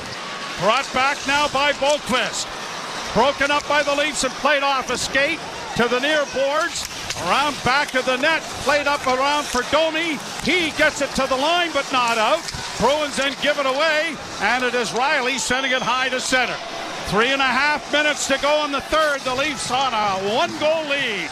Chopped out to the blue line. Matthews circles back. Doesn't get it out the first time. Stick handles it out adroitly the second. And it'll be Riley shooting it into the Bruins' end. Domi down the boards, couldn't come up with it. Domi steals it back. Sends it to the near side for Tavares. He overskated it, but gets it back again. Then hit a man with it. Then gets it again. Played it in for Nyes. Nyes will chip it in. That could be close on an offside. Played by the Bruins to center and down into the Leaf end. 2:58 to play in the third. Played in off the boards, and Nyes got a piece of it. Oh, no. I thought he did, but apparently not. We're calling icing. 2:52 to go. Leafs with an edge and shots on goal. Here at this point, what do we got? 33-27, Joe? That's what I see up on the board there. Yep. Bruins huddling. Leafs have only won 51% of the faceoffs, but they're getting more important now. Yes, they are. Tavares to take this draw with Pavel Zacha. DeBrusk. Pasternak out there. The draw won by the Leaf captain. Round back of the net. It's come up on the near wall. Chip to the line there by Nyes, but he didn't get it past the pinching Charlie McAvoy. Bruins in the corner. Down and along the boards, another loose puck. Chip again high into the air. Volleyballed ahead. Nyes needs to get it out, and he does. It's out at center ice. McAvoy turning back. Got it ahead. Pasternak after it into the far corner, but the Leafs are going to play it off the glass and get it out at center ice with 2:20 to go, and we're keeping an eye on Linus Ullmark for you. Leafs send it in over the line. Here's Yarncrook, who's done a yeoman's work defensively for Toronto in this game. Played it down into the corner. Bruins get it out, intercepted, and shot right back in again, and Ullmark will have to stay with 2 minutes left now. Leafs 3, Bruins 2. Hanging on here in game 2. Grabbed off by Lindholm. Brought to center, and there goes the goaltender to the bench, but an icing coming against Boston. 1:48 to play. This would be a good time to change that rule now where you can't put the goalie back in, wouldn't it? So, 1:48 to go. Again, a huge face-off. Auston Matthews is going to come out with Tyler Bertuzzi and Mitch Marner. McCabe and Riley on defense. A face-off win here would be huge. And the Leafs do win it. Marner chips it around back of the net.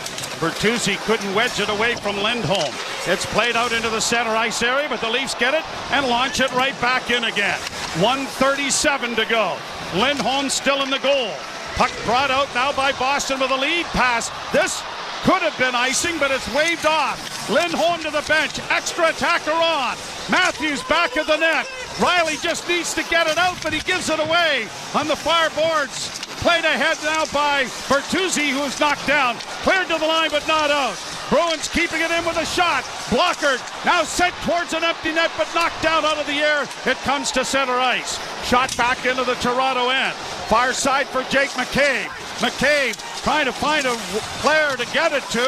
Had it knocked into the corner. Puck comes back to the blue line. McAvoy gets it to the near side. The deflection in front down is a loose puck in front of the goal. Samsonov doesn't know where it is. Puck's down 3. Where is it? Somebody blow a damn whistle.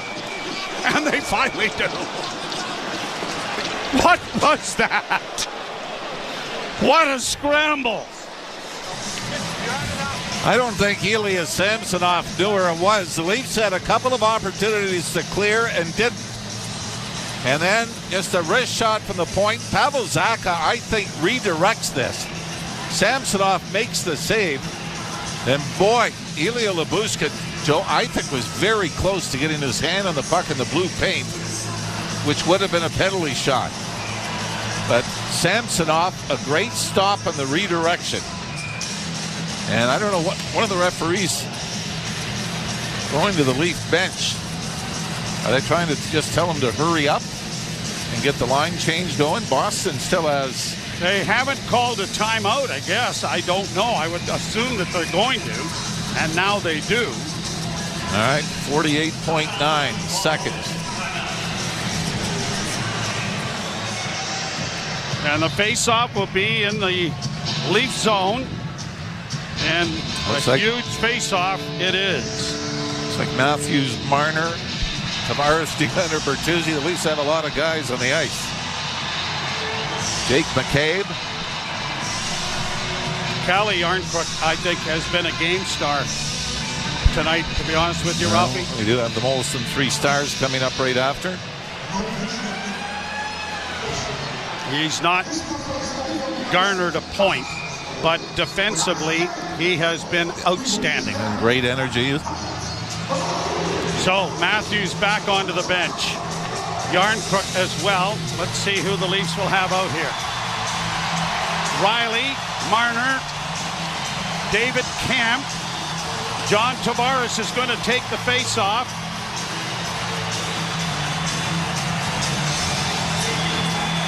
Riley and McCabe in the draw one, but it goes into the corner. Played back up on the boards. The Leafs can't get to it in time. Played back of the net. The wraparound attempt doesn't come. Into the near corner and back to the point. It goes to McAvoy. McAvoy to the point to Shattenkirk, and a shot from an angle into the chest of Samsonov, and we'll do it all over again.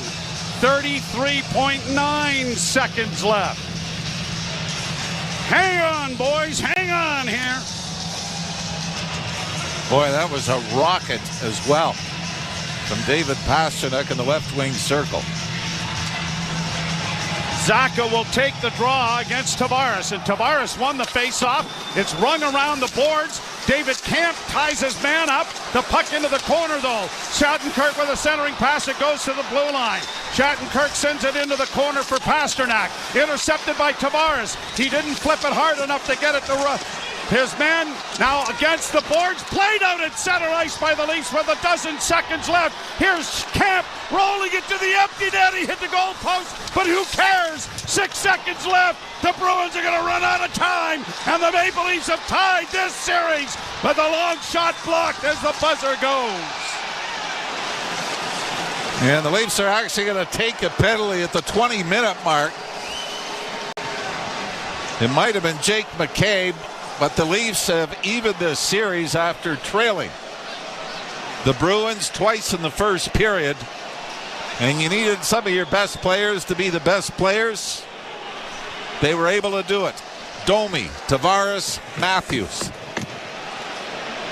And the best game in 3 weeks for Ilya Samsonov. So if we want to get to the 3 stars.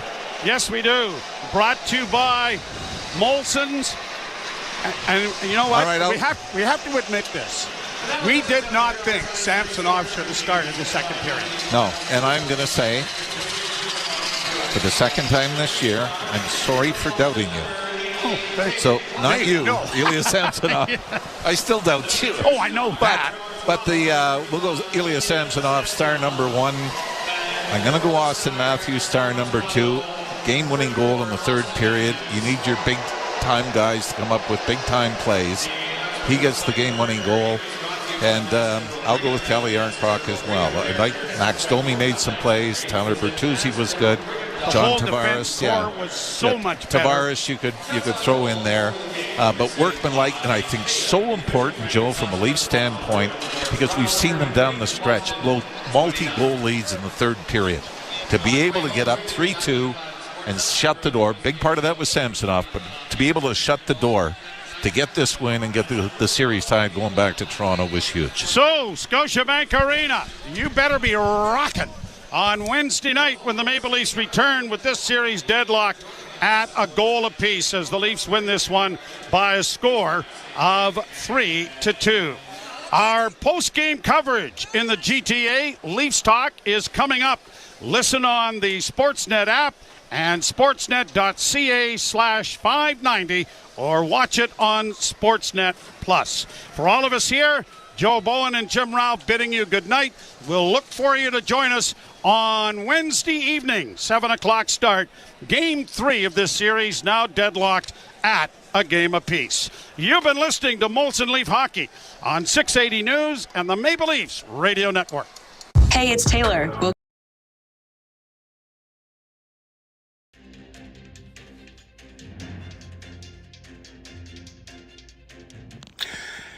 Hey, insiders, it's Joe Bowen, the voice of the Toronto Maple Leafs here. And holy Mackinac, another great night here on TSI.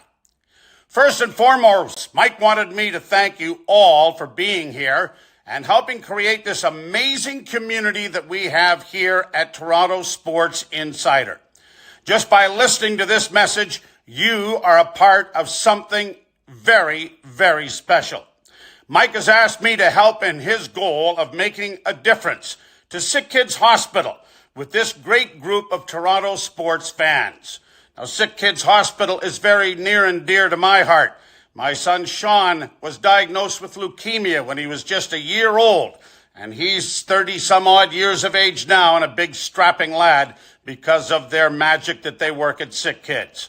Toronto Sports Insider is donating 100% of the channel's revenue through the Leafs 2024 Stanley Cup Playoffs run. What an amazing start you have had in Game 1. Over $150 in Super Chat donations, 4 new Insider members, and almost 34,000 views. Now's the time for this community of Leaf fans to make a real-world difference together throughout the rest of this playoff run. Now, the best way for us to increase the amount of the donation is to please share the link to Toronto Sports Insider right here on YouTube to bring more Leaf fans into this amazing community. Changing the world, one insider at a time. We'll see you in the chat. And holy Mackinac, go Leafs, go. NFL Radio revs up live coverage of the 2024 NFL Draft in Detroit, starting Thursday night at 8 Eastern. With the first pick, the Chicago Bears select pick-by-pick coverage of every round, instant analysis from our experts, and interviews with players, coaches, and executives. I want to be a legend. I want to have a golden jacket. Hear the 2024 NFL Draft. Win it, a Super Bowl. That's what matters. On NFL Radio Channel 88 and on the all-new Sirius XM app.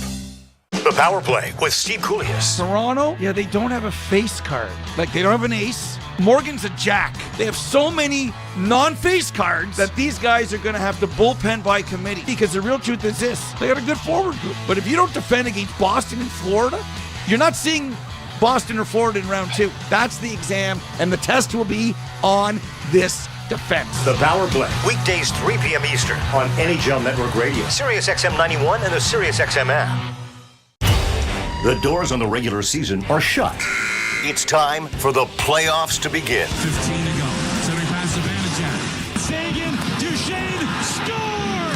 Game over! the Stanley Cup playoffs. Every team, every game. Follow the action on the air. At SiriusXM NHL on X. Don't miss a moment. SiriusXM NHL Network Radio. SiriusXM 91. And the SiriusXM app.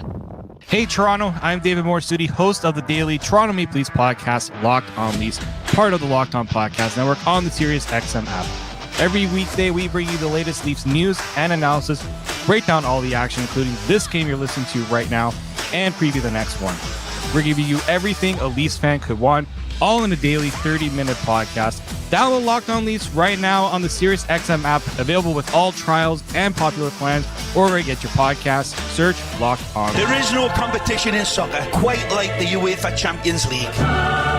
And it's on SiriusXM FC. Kylian Mbappe delivering when it matters most. The stakes are higher now in the knockout stage, where one goal can transform a club's trajectory. Jude Bellingham's driving, scores! And one performance can turn a star into an immortal. Harry Kane finishes off the game. It's the Champions League knockout stage, and all the top matches are on SiriusXM FC 157 and the all-new SiriusXM app. Join me, Gord Stellick, and Scott Laughlin as we recap the night that was on NHL Morning Skate, weekday mornings at 7 a.m. Eastern on NHL Network Radio, SiriusXM 91. The biggest names in the game. Trying to get behind Ristolainen, walks in, put it between his legs, shoots it, scores! NHL play-by-play on SiriusXM. Hockey lives here. Suzuki sweeps it. There's a chance. Rebound, Caulfield shoots and scores. NHL play-by-play on SiriusXM. Hi, this is Ray Hudson, and for all the biggest matches from club soccer's holy grail, the UEFA Champions League, tune in to SiriusXM FC 157. They're back, baby. 3-2 win in Boston to tie this series up, headed home this week to Scotiabank Arena for Game 3. That was a fun one, a little bit of a nervous one at the end, but they pulled out a win, and it's not a series until you lose on home ice. So now we got a series. There we go. It is a series. And yeah, that was a huge victory for the Toronto Maple Leafs. There's not really any way to overstate that, I don't think. The Maple Leafs needed one. They needed to get one in Boston, and they got one. Now they can turn their attention to Toronto. Maybe William Nylander comes back and things start cooking. The Maple Leafs are in business. All right, let's take a look around the NHL scoreboard. I'm already laughing because there's already a good piece of information to share with you. Presented by Bet365. Visit the app for the latest odds and find out why it's never ordinary at Bet365. Must be 19 plus, Ontario only. Play responsibly. What's going on, Justin? Yeah, let's start with that one. The spleen is working really well for Mark Stone. He has the Golden Knights up 1-0, less than 2 minutes into their opening round series versus the Dallas Stars. So the Golden Knights up 1-0 early, and the Hurricanes are climbing back into that game. They fell down 3-0, but they are within one goal with about 9 minutes left in the third period. Still to come tonight, Kings and Oilers from Edmonton on another busy night in the Stanley Cup playoffs, round one. All right, that was fun. The Leafs with the 3-2 win. They'll be back on action on Wednesday night, and you'll have Leafs Talk now with JD Bunkus and Sam McKee and Justin Bourne up next. Thanks for listening to Molson Leafs Hockey on the Maple Leafs Radio Network.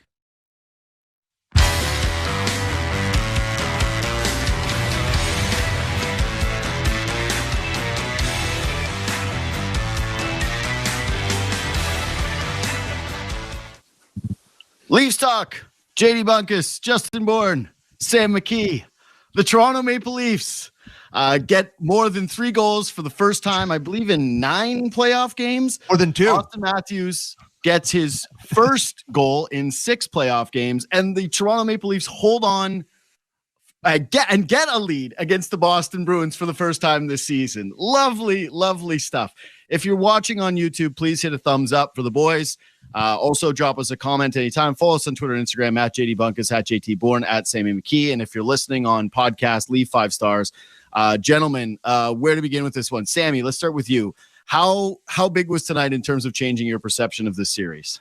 It was a great game, and I think it changes my perception a little bit, but I think we just all have to be thankful for singular moments in playoff hockey games. And Auston Matthews catching the go route, dropping it at his feet, and putting Allmark on an absolute poster to give them the lead in the eventual win is one of the sweeter ones of the past few years. Like, that's right up there. That's as good as it gets. Silences TD Garden. That was electric. And that one got a little bit of a, 16-year-old Sammy reaction, a little bit of a car flag Sammy, a little bit of Jova and Etobicoke Sammy reaction.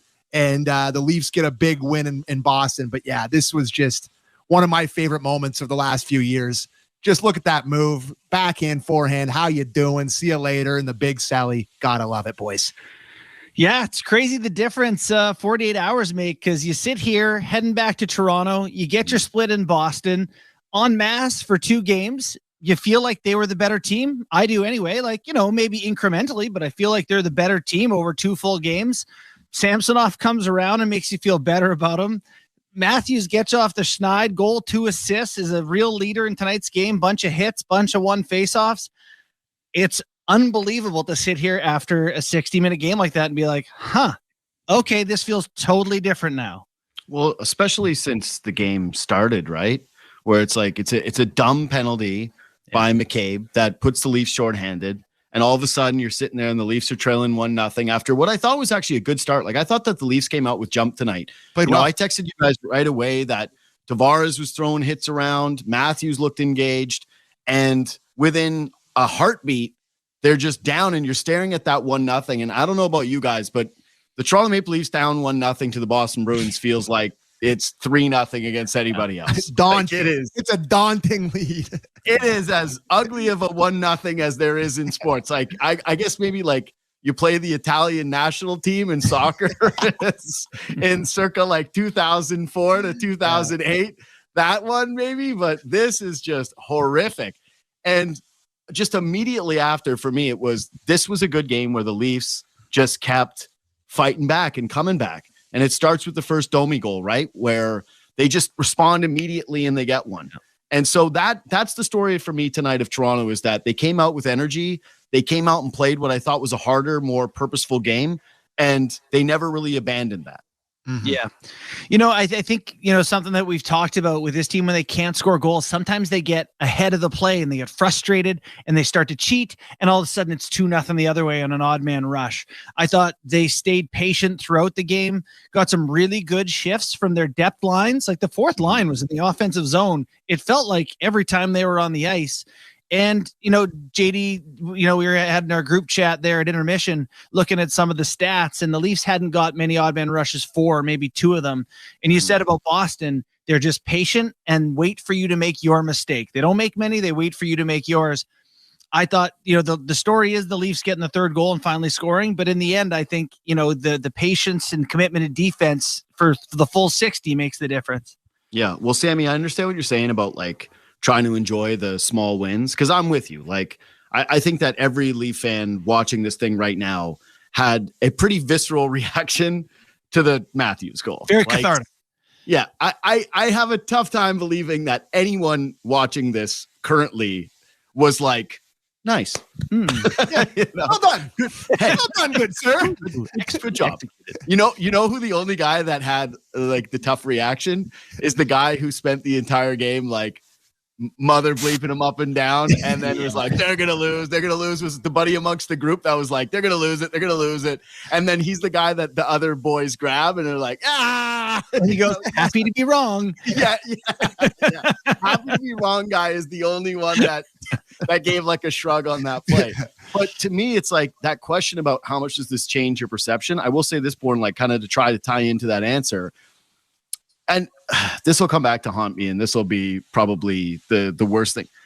I just am not overly impressed by the talent level of the Boston Bruins. Mm-hmm. Like, I just feel like the Leafs can hang around in this series, even making some mistakes. It's like, just don't shoot yourselves in the foot, hang around, and you should be able to out-talent this hockey team. Yeah. I agree. Yeah. No, sorry, go ahead, Bonnie. No, go ahead, Sam. Well, no, I think there's 2 things can be true, like you like to say, by like, they can still easily lose to this team, but they're not an overly impressive squad. You know what I mean? Like, it's just, they have some scary guys on there, but when you get down the lineup, it's not like a terrifying team, and they take advantage on their special teams and all that kind of stuff. But yeah, your point's well made. And when it comes down to it, you have Auston Matthews in a spot like that. It's nice to have Auston Matthews. So looking down at, and it's very nice. So I think I feel better. Clearly, the Leafs won. It's an easy thing to say. It changes the perception of the series getting a split on the road or whatever. But yeah, the Leafs should be right in this series with the Bruins, with their talent level. Like it's a very evenly matched thing here. Yeah. And it feels like it's going to be going back and forth the rest of the way. You know what's good too is like I think you put the Bruins on their heels with some of their decisions a little bit with how tonight goes. Like they put Allmark in after Swayman is lights out. Maybe the Tavares one doesn't go in. Like they'll definitely go Swayman next game, but maybe they're second guessing their coaching decision there a little bit. Pete gets hurt. All of a sudden their matchups kind of got a little wonky and they weren't able to go a hard match against Matthews and things start to slip a bit. Like you look at the Leafs depth, JD and I were texting about 89. Like I like Nick Robertson tonight in his 7 minutes that he played. Yeah. But like, there's enough guys down the lineup for the Leafs that can give you some good minutes. And to your point about talent, the Bruins are their Pasternak, their Marchand, their McAvoy and Lindholm and their goaltending. And if those guys, you're able to contain them a little bit, you feel like the depth of the lineup for the Leafs is pretty darn good. Everywhere you put Calle Yarncroc feels like a solid line. It's by bizarre. The way, I totally understand why Sheldon Keefe likes him because he's one of the only guys that just like consistently wins board battles. Yeah. Like he just sticks his nose in there and all of a sudden the puck pops out and the Leafs have it and you go, I get why the coach likes you. Like I he works his bag off every shift. He is a hardworking guy. Although I will say, hey, Sheldon Keefe, good idea putting the guy who scored all the power play points last year on the power play one instead of Calle Yarncroc for 3 minutes in game one. That was like the world's easiest adjustment that genuinely anybody on the couch could have made. They made it, but yes, good for him. And yeah, I agree with you guys. To me, the biggest thing tonight is just the psychological stuff. Like, Borny, you've put a seed of doubt in their heads. Yeah. They don't feel completely invincible about Toronto. Now, if you're the Leafs, you're the ones going, instead of the Nylander thing going, oh, if only we would have had Nylander, what would this series be? You're thinking, we beat the Bruins, and we did it without Nylander. We beat the Bruins without Nylander in regulation. Exactly. We beat the Bruins down in the hockey game 2 separate times. I just feel like that people doubt whether momentum is real in a series. And I don't know. I don't know how real it is game to game either. But I will say that for a Leafs team that has just struggled to just make the Bruins seem human at times, to just get this victory under these circumstances has to be huge to me. Yeah. And I think, you talk about getting off the schneid. Matthews here after the 70 goal chase and not having it go in and having that whole, dog and pony show for the end of the week of the season. And then the first game, he doesn't get one. And people are talking about how many straight games playoff games it's been since he scored. To see that one go in, to get 2 assists, to play as well as he did tonight, going into your home game on Wednesday night, him coming home with the series split, you just have to feel like that completely frees him up and you're going to get the absolute best version of Matthews coming home. So I think that, it's clearly an important goal in the game. It's the winning goal, but just for him to see it go in is massive. And not like some cheeky little tip or off his skate or something. We beat him clean, a great finish. Yeah. It's interesting. They got a good game out of Tavares tonight. I was really hard on him on our show today after game 1, but drew a penalty, scores a goal. He's just kind of involved a little bit more in the play. Like, not like I thought he was dynamically wonderful or anything, but I just thought, if he can give you that every night, you take it. Yeah. You know what I liked about him is, and I texted you guys the second the game started, he threw 2 hits in his, I want to say, first 3 shifts. Mm-hmm. Like his first shift, he has this one where he just throws 2 towards Marchand. And then a couple minutes later in the period, he throws like a backwards check. That's the Nyes getting hit. I don't know why that's in there. Well, that was Tavares getting hit by Pasternak, and then he comes back at him later in that shift. That's him? I thought that was Nyes. Okay, sorry. I messed that one up. I thought that was Tavares. But that's a big hit. But then he follows it up. He did no shrinking violet, goes back at him, which is good. Yeah. He was, but that's it. He just felt more engaged. And he scored the goal too. I thought he had a good reaction. Maybe it's because I'm so used to him looking like a robot that seeing him actually scream like that makes me feel a little bit better. But yeah, I thought Tavares played a fine game tonight. It was interesting though. Did you guys think that they started to put Marner with Matthews a little bit more? Like it started on the 4-on-4, but I guess, Borny, do you think they did that to try to get him going? Because they put him up with Matthews a few times. Yeah. Well, I just think last game, Marner ends up playing 20 minutes and 6 seconds. He's a guy who can handle 23 minutes and typically does for them. I feel like the PK kind of messed him up in game one. And I just think they're looking for more opportunity to get him out there. And yeah, with Matthews, you talked about the talent differential in these teams. Some of that is vested in number 16 on the Toronto Maple Leafs, who is supposed to be one of their difference makers, who through 2 games hasn't had it, and so I think it's worthwhile the way that, when Bertuzzi wasn't scoring, you put him on the power play, he starts to find it. If you got to put 16 with 34 to get 16, finding it, you're going to need all these guys. You're not going to get through without them. Yeah, I think we can all agree that it still wasn't great from 16 tonight. I don't think Marner was particularly good again tonight. Thought that there's a lot of time. It's a great win for the Leafs, and I don't want to focus too much on the negatives, clearly. But still going forward, they're going to need more out of them if they're going to beat them. And I said it last show, I'll say the same again.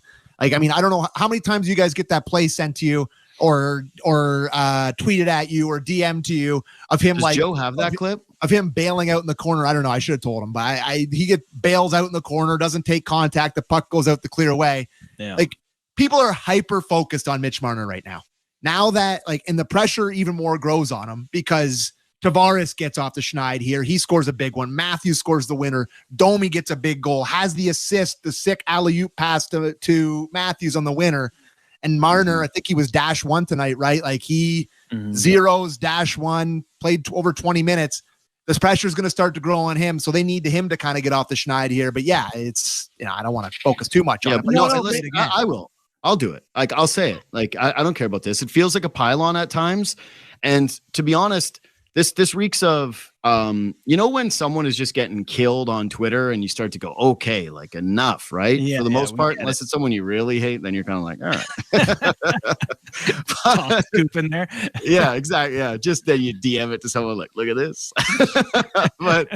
But in this instance, I'm really not trying to pile on, man. I got nothing against Mitch Marner. His success is my success. I want the Leafs to be a good hockey team that goes deep in the playoffs. And I will say, in terms of, there were a lot of things that changed my perception tonight, right? We touched on the mental stuff. We touched on Matthews finally see one go in.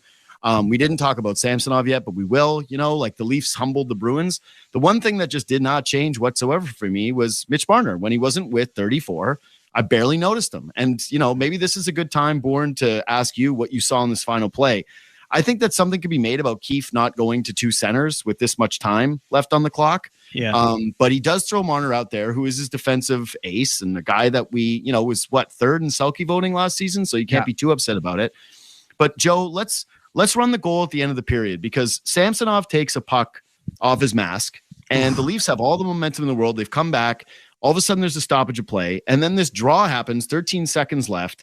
Benoit jumps up. What exactly is Marner supposed to be doing here on this play? Because again, I'm not sure if this is one where I'm supposed to really criticize him, but to me, it's a pretty awful look when you're the closest guy to the best player on the other team who scores a goal. Yeah, he's basically supposed to hold the middle of the ice there. I wrote an article with Andrew Brewer on D-zone coverages before playoffs. You can go back and look at that, explains some of this, but this is where the zone coverages gets mixed up. When Benoit comes up high and Nyes is up high. So you've got all these guys up high. So Marner's job is just to protect the house a little bit and, allow Benoit to go out and, with his guy up top. So yeah, it is his responsibility there. He's not typically a guy who makes defensive errors, doesn't happen a ton, but definitely a spot where he needs to hold his ice a little bit more. So definitely more to be got out of him. And so, we talked at the top of the show, you win without Nylander. You win without getting the best out of Marner. And I also feel like you're winning not getting the best out of Morgan Riley.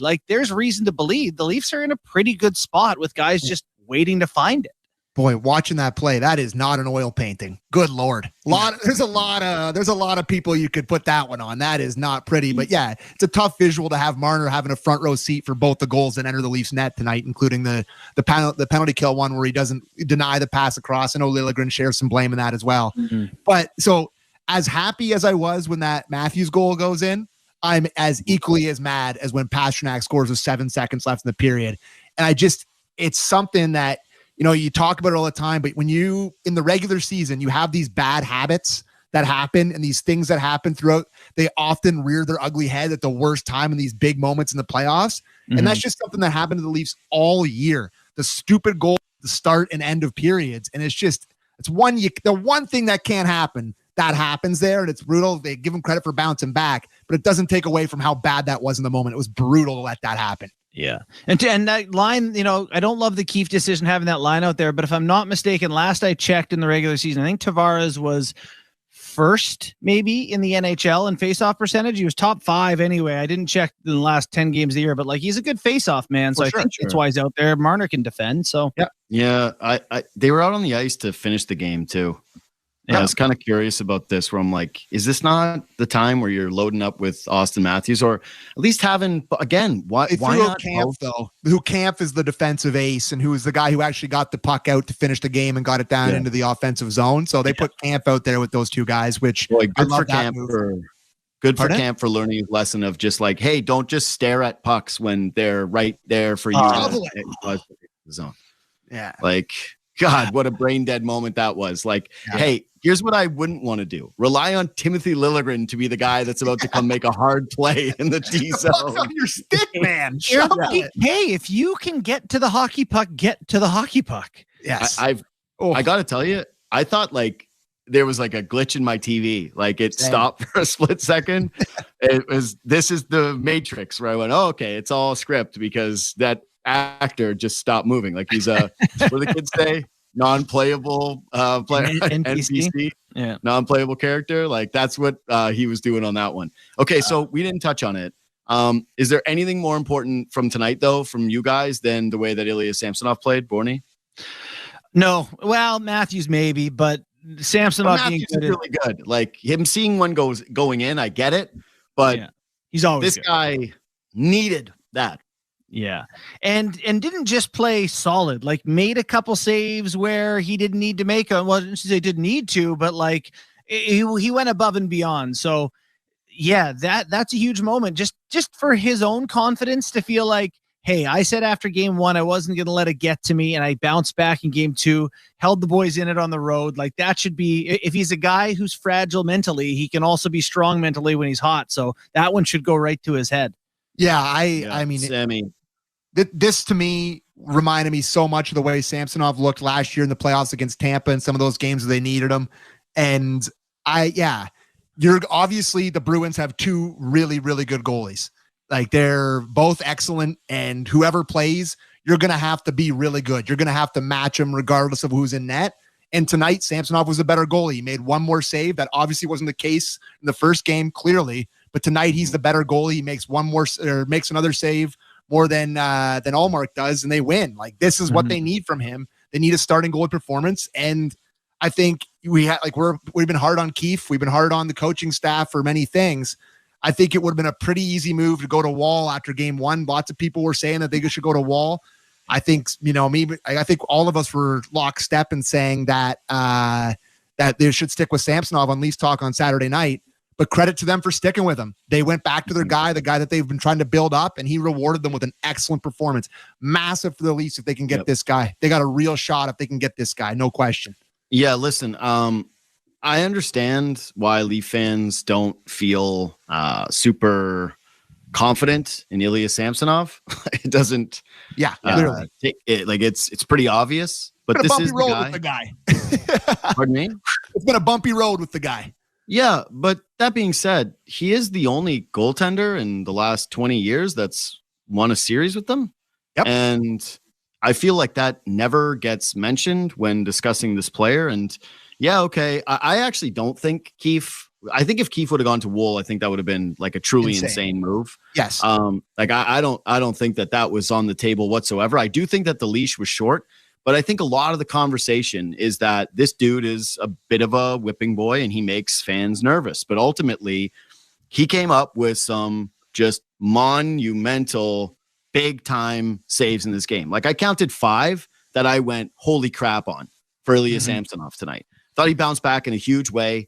Think it's huge for the Toronto Maple Leafs. And yeah, I think that it's nice to have one question answered and not having to throw your rookie goaltender into the fire again down 0-2 in a series where you're saying, hey, please save us. Yeah. Absolutely. 100%. How about the save Allmark makes on the other end on Robertson? Is that robbery? He hit it hard too. That was not like shot. That was a clean hit it hard, and he made a save on it. So that was a big one, man. But sorry to pop around, but in terms of like questions being asked and answered, the power play got 2 goals, right? Like they get one waved off and then they score. Does that make you guys feel any better about the power play part of things? I actually count them as 2. Yeah. Sure. But they did score twice. Yeah. To me, the special teams tonight was actually like a bit, and I know the power play goal in the first period or whatever, and I'll understand that. But the Leafs got a clutch kill at the end of that game where Bertuzzi takes a absolutely brain dead penalty. I know Marchand dives, but the refs are already looking at it. It's a full scrum, and he comes in there and hacks him on the leg. It's like you can't have that. Lyubushkin, dumb too. Should have been a 5-on-3, honestly. I can't believe they pulled both guys again there. I was surprised. But, having said all that, it was a massive moment in the game for the penalty kill out there. And what Leaf fan on planet Earth didn't think the Bruins were scoring on that power play? You thought, like, of course. I was like, oh, they're scoring. I was talking to my wife, like, this is a guaranteed goal. This is happening. They're scoring, guaranteed. And it was a clutch kill, and you get a huge tying goal from your power play. So, it's a little bit of progress for your special teams. You can build off that clutch kill in the third period. To me, it was a positive from this night, and I'm happy obviously that they got it at the end of the game there. But yeah, a little bit of a building block for me. I want to go back to you on the power play in a second here, Borny. But I do want to say about this play, I don't really mind the Bertuzzi one as much, just because I think it was going to be a power play either way. Like the refs just decided, I think, to give Coyle the extra minute or the extra penalty based on that, where they were like, we're not giving them a 5-on-3 to close this hockey game. Obviously, this is a scrum. I think Lyubushkin reacted that way because he was so pissed off that he had a horrible turnover, and he went, "Oh my God, I'm an idiot. I'm just going to find somebody 100% and hammer him in the face." 100% right. That was just pure rage. Like that is clearly and I don't love Sheldon Keefe calling out Domi after game 1, like just by like name checking the guy that actually played hard for you and who again was awesome for you tonight. But that's on his mind. Probably when we're sitting here doing all these things, we're like, "Hey Sheldon, what do you care most about?" I say, "Please guys, stay out of the penalty box and stop doing the McCabe/Lyubushkin ones that are going to put me into an early grave." Anyways, Borny, what did you see on the power play? Because I don't know. Did you feel like it was much different to you then? Because you have it as 2 goals. So, well, they got a couple into the net. Not a ton different, but like, I think of the things that were positives for them, and it does come from some Bertuzzi play in front of the net, right? Like Bertuzzi, there's one where Auston shoots it a little bit early, but at least Bertuzzi's a screen and he's shooting for his stick. And he kind of creates that double chaos. And Tavares does like to pop up into the bumper at times. So I don't mind having both of them out there. I think it creates a little bit of confusion in net front, whatever, which I'm guessing because of those 2 guys that the Leafs power play was told the focus is to get pucks to the net, not necessarily shooting to score. We just want to get pucks there. And then we trust we got these 2 awesome guys around the net and we'll figure it out, which is why you got Mitch, his slap shot from outside on the wall and a distant shot. Like, there's some shots I didn't like, but I think that the idea was probably we want to get the puck into there and try to outnumber them down low. Even though it didn't work, I think that was probably the theory. Yeah. Even on non-power play situations tonight, it felt like there was a very concerted effort from the Leafs to have people in front when they were shooting. Yes. Like last game on Saturday, the amount of just wide open, clean looks that Swayman had, he saw the puck really well. Felt like tonight they were really kind of crossing in front of Allmark, going to the net hard, taking pucks down there. Well, they beat Tampa Bay last year, Sam, right? Yes, 100%. A ton of them, a lot of screens, traffic, and tips. Yeah, absolutely. So one thing I had noted before this game is that Boston scored 3 goals in the previous game, in game 1 off the cycle. And if you go and you look at the goals, right, and we were going, I don't love that from Samsonov, but you know why you can't kill him on him? Is because screens. Is that there's guys in front and they get to those areas, or it's like DeBrusk on the doorstep banging one in where he beats guys to position. How does Domi get his goal tonight? Right? Where does Tavares get his? Where did Bertuzzi get the one that he gets it pulled back from? Like yes, you can hope and pray for those alley-oops that Max Domi throws up to Auston Matthews, and it's brilliant, and it's eye-catching, and it's the thing where you go, that's the game-breaking playmakers that you have. But ultimately, like, that was another huge part of this hockey game is Toronto was far more committed to playing in the dirty areas. And like, even again, the goal that they score on the power plays, because that's where Tavares was. Like, I know we touched on that, but God, it has to be the formula for these guys. Is that home plate area where the Boston Bruins are going to put the lumber on you. I guess not even anymore, because playoff hockey now, everything's a penalty. So it's like, you're safe there. It's like being a wide receiver going over the middle now. It's like, it used to be dangerous, but now it's not so bad. But God, they need to exist there more often. That was a great play by Domi to find that puck there, because that thing's rattling around. It's in a feed, it's in sticks or whatever. And he makes a great play to kind of knock it down to his hands and smash it home. And you're right, that just felt massive, so that they weren't trailing 1-0 for the rest of that. It just felt huge in that moment. They got a lot of guys who like to play there, whether it is Tavares or Bertuzzi. Domi gets the goal. Yeah. You know, down the lineup, Yarncroc will play there. Nyes will play there. They got guys that will play in that area of the rink. Is there any other major topic you guys want to touch on from this game? Brody's got to get in next game if you want to start looking ahead. That's okay. what I was going to know. So who does he come in for? That's a great question. What do you got? Who's your vote? Bunk, start. If I had a vote, I would leave him out. I'm going stay the course, stay the same lineup.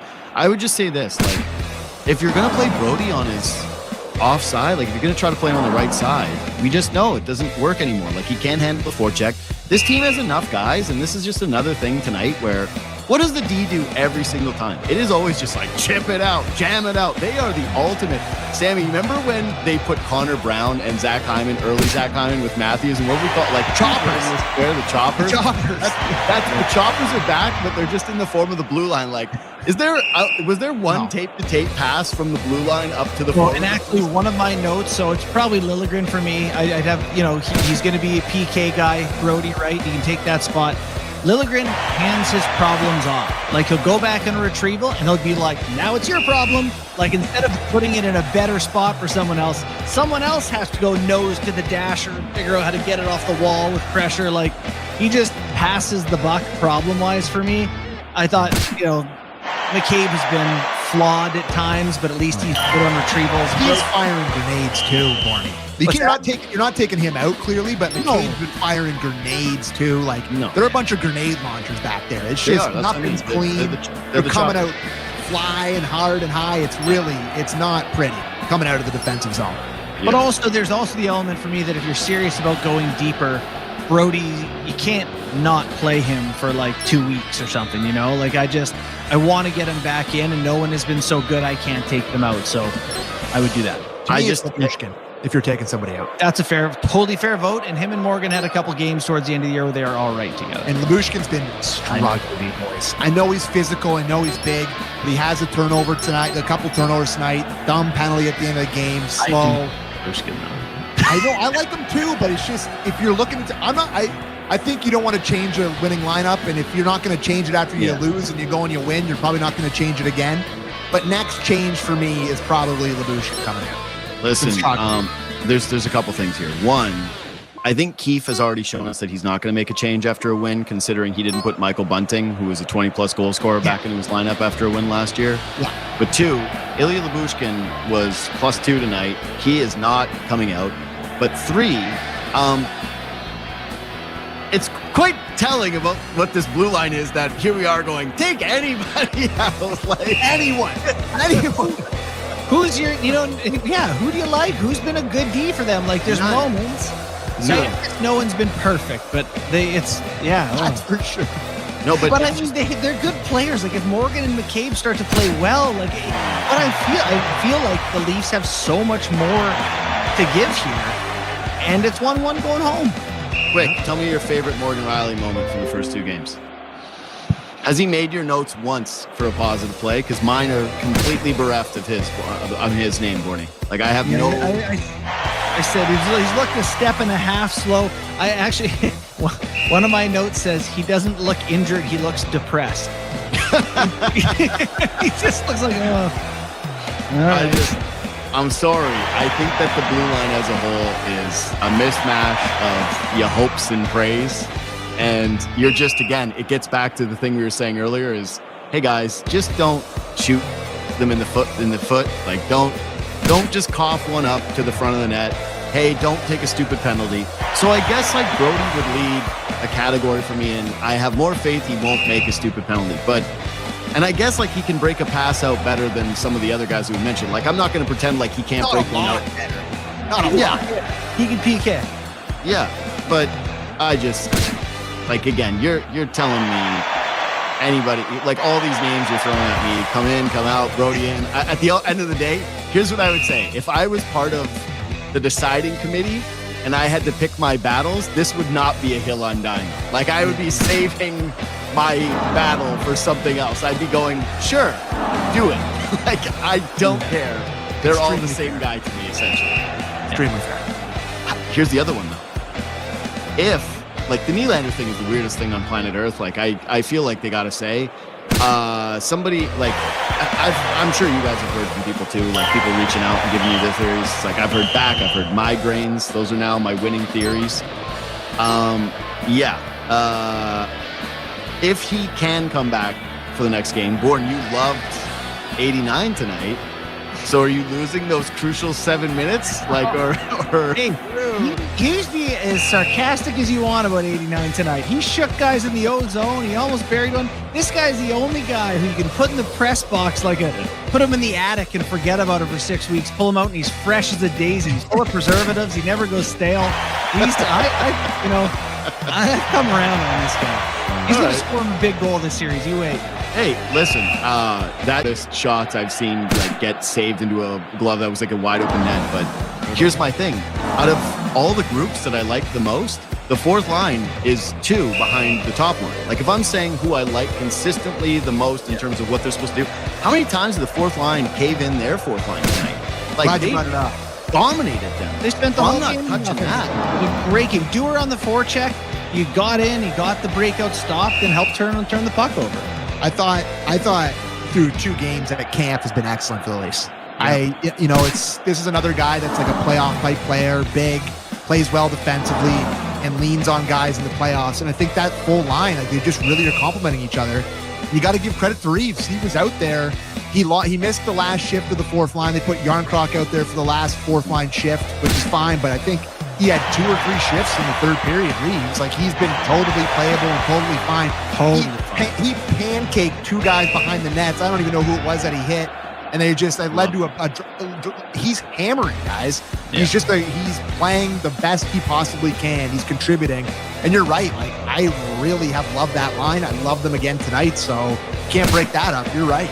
Absolutely right. So to answer your question with Willie in, I don't know who you take out. Nyes is getting absolutely rocked, but he's also fast and on the forecheck, and I like him too. So he got Nyes took 2 of the hardest. Who got him? God, that big hit. Oof. Yeah. Oh, is it McAvoy? Oh yeah, there's this one. That one. No, but then he got another one too. The offensive zone. Carlo got him good. Yeah, the poor sweet baby Nyes. Yeah, this one. Oof. Like that angle, that's toughy.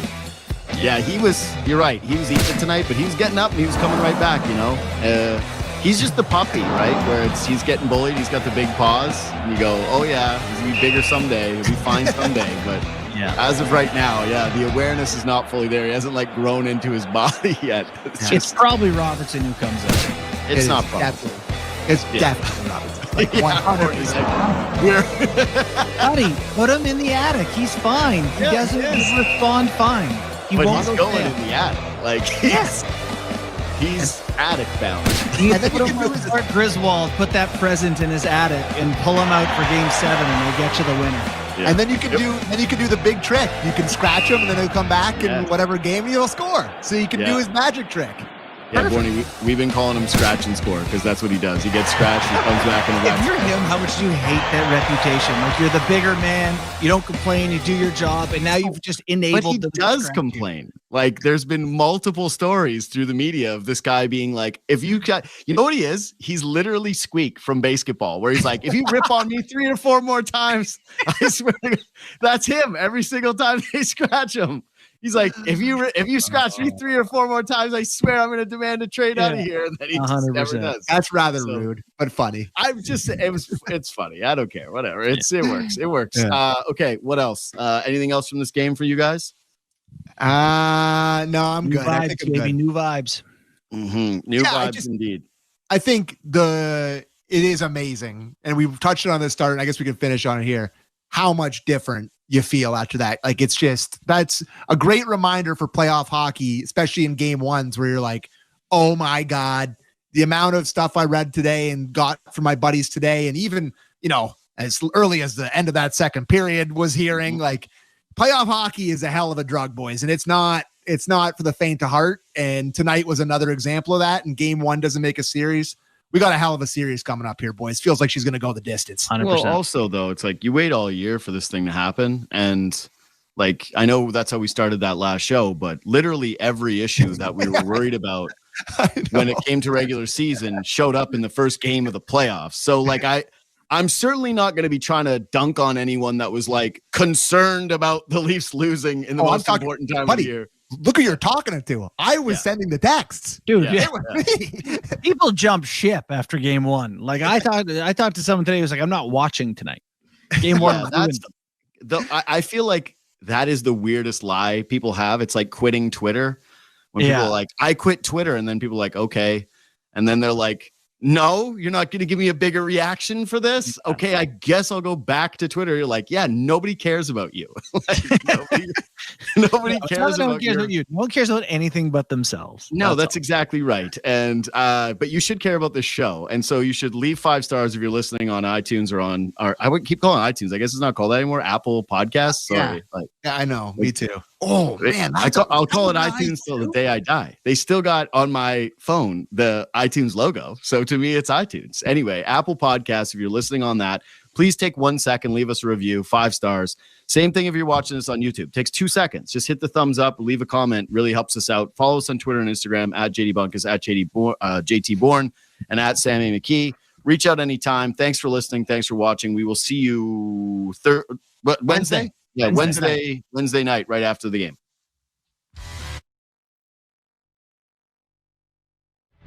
And a truck with 2 men, and a truck with 2 men, and a truck with 2 men, and a truck. Take 2 men in a truck, 2 men in a truck.ca. So when you gotta move, all moving day. Think 2 men in a truck, 2 men in a truck.ca. Cause all of us movers are not the same. So that's our company name, 2 men in a truck.ca. We're lots of men with lots of trucks. So give us a call today. 1-877 Cars for Kids. KARS Cars for Kids. 1-877 Cars for Kids. Donate your car today. Donate online at carsforkids.ca. That's cars with a K. Pickup is quick and easy. You'll benefit a child and get a maximum tax credit. 1-877 Cars for Kids. Donate your car today. Donate today, and your car can be gone tomorrow. And now it's time for our Subaru weather report. So, Harold, what's it looking like?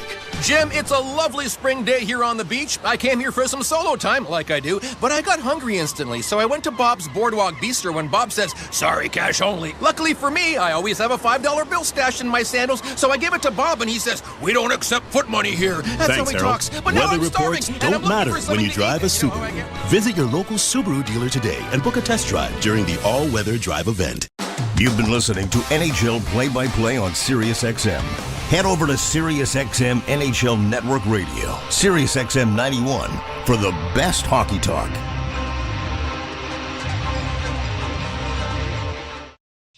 The Boston Bruins defensive play metrics are worse than the Toronto Maple Leafs defensive metrics. Their goals against is really good because their goaltenders have been outstanding this year. One of the best goals against in the league. But now that porous defense is relying on the goaltenders to be their saving grace. And that's the area that I think the Toronto Maple Leafs can take full advantage of. I don't think the Bruins have the same offensive prowess to take advantage of a defensive a team that's defensive metrics are better than Boston's, but I think Toronto has the ability to do that, to get to the goaltender. They don't have to get through the defense and then deal with the goaltender. They just have to deal with the goaltender, and I think they're good enough to do it. I won't disagree with ability and talent. It's more about the will to go with the skill. The harder measurable of saying, do the Leafs have good players? Yes, they do. Did Boston lose at least 2 good players? Yes. Did it really hurt them? Well, they could have won the division. They finished second. Is Boston's goaltending better? Yes. Is their 6-man defense better? Yes. But not by the metrics, it isn't. They've been worse than Toronto. Hang on. One of the biggest things you said earlier in this year was the Leafs' porous defense. They've got 9 defensemen for 6 spots. Not better than the Toronto Maple Leafs by defensive metrics. Inner slot shots, high danger chances, slot shots, cycle chances, forecheck chances, all against. Toronto's better than Boston. This is against the rest of the league. When they get together head-to-head, it's been a domination this year and in previous years. I'm not going back to even 2018, 2019, 2013. Different teams, different players. Don't the Leafs have a Boston phobia that they will have to overcome? Not any longer. That was Craig Button and Steve Koulias discussing the Boston Bruins and Toronto Maple Leafs matchup in the playoffs on SiriusXM NHL Network Radio, Channel 91. Follow every second of the action on NHL Network Radio. From behind the bench to every play on the ice. If it's hockey, it's on SiriusXM NHL Network Radio. SiriusXM 91. I'm Frank Trachtenberg with your SiriusXM NHL schedule for Monday, April the 22nd. All times are Eastern, and please remember, all games, times, and channels are subject to change. Check SiriusXM.com for the latest updates. In the NHL playoffs, 7 p.m., Boston Bruins taking the Toronto Maple Leafs. Bruins on Sirius 138, XM 219, and Internet 922. Maple Leafs on Internet 947. National feed on Sirius XM and Internet channels 91.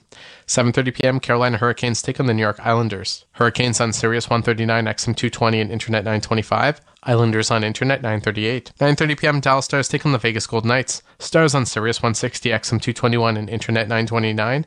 Knights on Internet 949. 10 p.m., Edmonton Oilers face the LA Kings. Oilers on Sirius and XM channels 167, Internet 931. Kings on Internet 933. I'm Frank Trachtenberg with your Sirius XM NHL schedule for Monday, April the 22nd. All times are Eastern, and please remember, all games, times, and channels are subject to change. Check SiriusXM.com for the latest updates. In the NHL playoffs, 7 p.m., Boston Bruins taking the Toronto Maple Leafs. Bruins on Sirius 138, XM 219, and Internet 922. Maple Leafs on Internet 947. National feed on Sirius XM and Internet channels 91. 7:30 p.m., Carolina Hurricanes take on the New York Islanders. Hurricanes on Sirius 139, XM 220, and Internet 925. Islanders on Internet 938. 9:30 p.m., Dallas Stars take on the Vegas Golden Knights. Stars on Sirius 160, XM 221, and Internet 929. Knights on Internet 949. 10 p.m., Edmonton Oilers face the LA Kings. Oilers on Sirius and XM channels 167, Internet 931. Kings on Internet 933. I'm Frank Trachtenberg with your SiriusXM NHL schedule for Monday, April the 22nd. All times are Eastern, and please remember, all games, times, and channels are subject to change. Check SiriusXM.com for the latest updates. In the NHL playoffs, 7 p.m., Boston Bruins taking the Toronto Maple Leafs. Bruins on Sirius 138, XM 219, and Internet 922.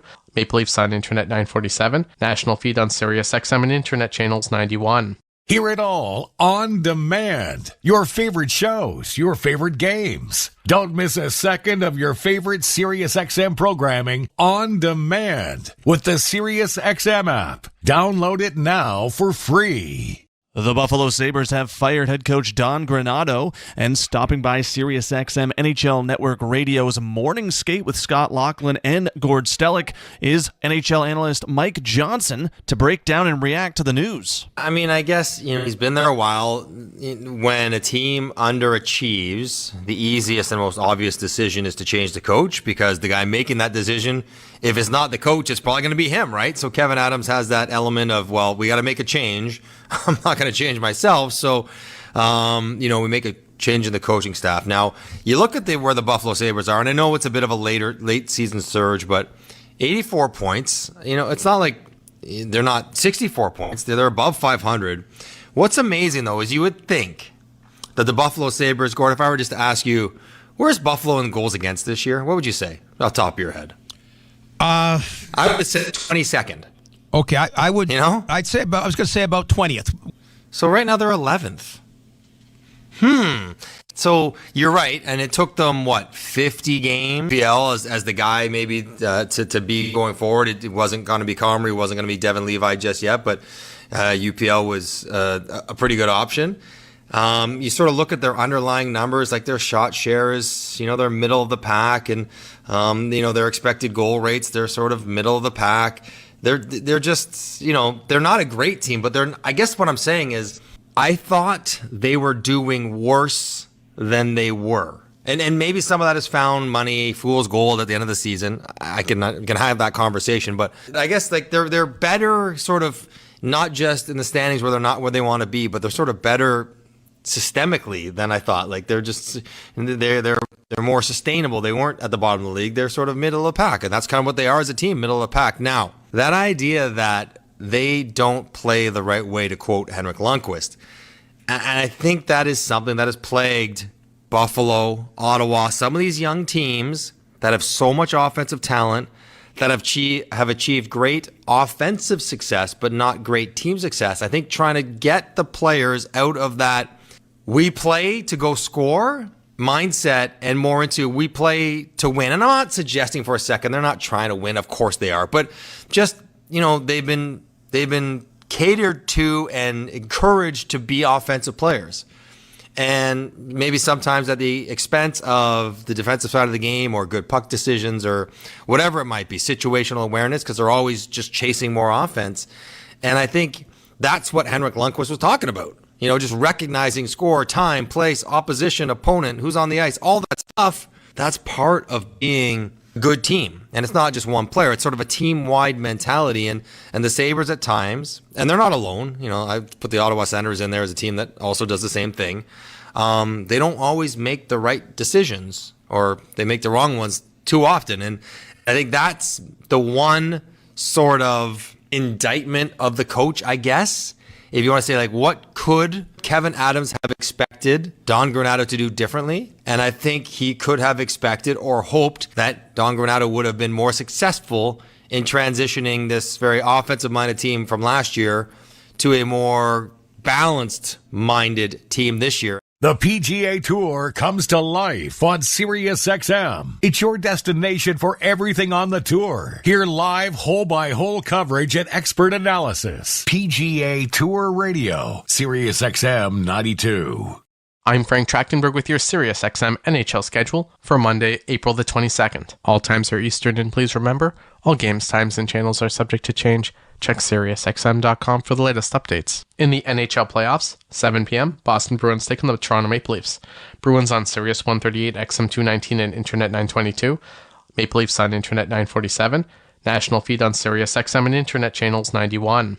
7:30 p.m. Carolina Hurricanes take on the New York Islanders. Hurricanes on Sirius 139, XM 220, and Internet 925. Islanders on Internet 938. 9:30 p.m. Dallas Stars take on the Vegas Golden Knights. Stars on Sirius 160, XM 221, and Internet 929.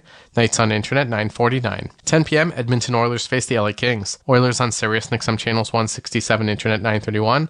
Kings on Internet 933. I'm Frank Trachtenberg with your Sirius XM NHL schedule for Monday, April the 22nd. All times are Eastern, and please remember, all games, times, and channels are subject to change. Check SiriusXM.com for the latest updates. In the NHL playoffs, 7 p.m., Boston Bruins taking the Toronto Maple Leafs. Bruins on Sirius 138, XM 219, and Internet 922. Maple Leafs on Internet 947. National feed on Sirius XM and Internet channels 91. 7:30 p.m., Carolina Hurricanes take on the New York Islanders. Hurricanes on Sirius 139, XM 220, and Internet 925. Islanders on Internet 938. 9:30 p.m., Dallas Stars take on the Vegas Golden Knights. Stars on Sirius 160, XM 221, and Internet 929, Knights on Internet 949. 10 p.m., Edmonton Oilers face the LA Kings. Oilers on Sirius XM channels 167, Internet 931, Kings on Internet 933. I'm Frank Trachtenberg with your Sirius XM NHL schedule for Monday, April the 22nd. All times are Eastern, and please remember, all games, times, and channels are subject to change. Check SiriusXM.com for the latest updates. In the NHL playoffs, 7 p.m., Boston Bruins taking the Toronto Maple Leafs. Bruins on Sirius 138, XM 219, and Internet 922. Maple Leafs on Internet 947. National feed on Sirius XM and Internet channels 91. Sirius XM has soccer covered end to end. Sirius XM FC. Hear live play-by-play and talk shows hosted by legends of the game. It's Sirius XM FC on channel 157. The World Hockey Championships are underway, and Executive Director of the Professional Women's Hockey League Players Association and former President of Hockey Operations of the Pittsburgh Penguins, Brian Burke, joined Scott Laughlin and Gord Stellick for Morning Skate on Sirius XM NHL Network Radio, Channel 91, to give his impression on them, as well as touch upon inclusion across the NHL. First off, your impressions of the World Hockey Championship so far. Canada taking care of business, beating Sweden last night 5-1. The U.S. all over Japan. So we're getting towards, I guess, some hurdles to clear here, but it looks like U.S. versus Canada once again. Yeah, and this is something we have to improve upon. We've got to get more competition in this tournament. It's basically a two-horse race every year, and that's got to change over time. And the couple teams has gotten better. Czechia's gotten better. Finland's gotten better. But we need more competition in that tournament. I didn't realize, Gord or Scotty, I didn't realize until I went to Utica this past weekend to watch the women play what a great setup it is. You say to yourself, why are they going to Utica? They've got 3 rinks there, and they've got a facility to work out, a big gym, and a big, like a court, a foam sports court. It's an unbelievable facility to host the tournament. So the women love playing there. And I went in and watched the Canada-U.S. game that was a 1-0 overtime win for Team USA. Yeah, I guess a lot different Utica than we remember going to the American Hockey League, whatever decades ago, what they have nowadays, Berkey, that's for sure. It's so I was wondering about the other countries as well. So the case of other countries improving, but then the Canadian USA women, do they just keep improving on the top end? Like, are we closing the gap a bit, or does it just remain the same? Well, I'm looking at this tournament and the way USA turned over their team. So there were way more veterans on the Canadian team than the U.S. team. They're turning over their roster for the next Olympics with a bunch of NCAA players. And I look at the wave of athletes that are coming behind our current wave of women, and it's like the NHL. There's another wave of superstars coming behind this group of women. So that's the challenge, is if we keep getting better in North America, can the rest of the world keep pace? And I see improvement. I see more, certainly more attention on the PWHL. There's women from 10 countries playing in the PWHL. So it's an encouraging sign in my mind. And the IHF has made it a priority to get better with the women's game, but we got a ways to go yet. I'm interested in having the best coaches available. I would like to see more women coaches in our league and more women coaches across all of Canada and the U.S. But in the meantime, the vote should be, when they bring in a coach, bring in the best available coach and improve the coaching in that country, regardless of where it is or where he or she is from.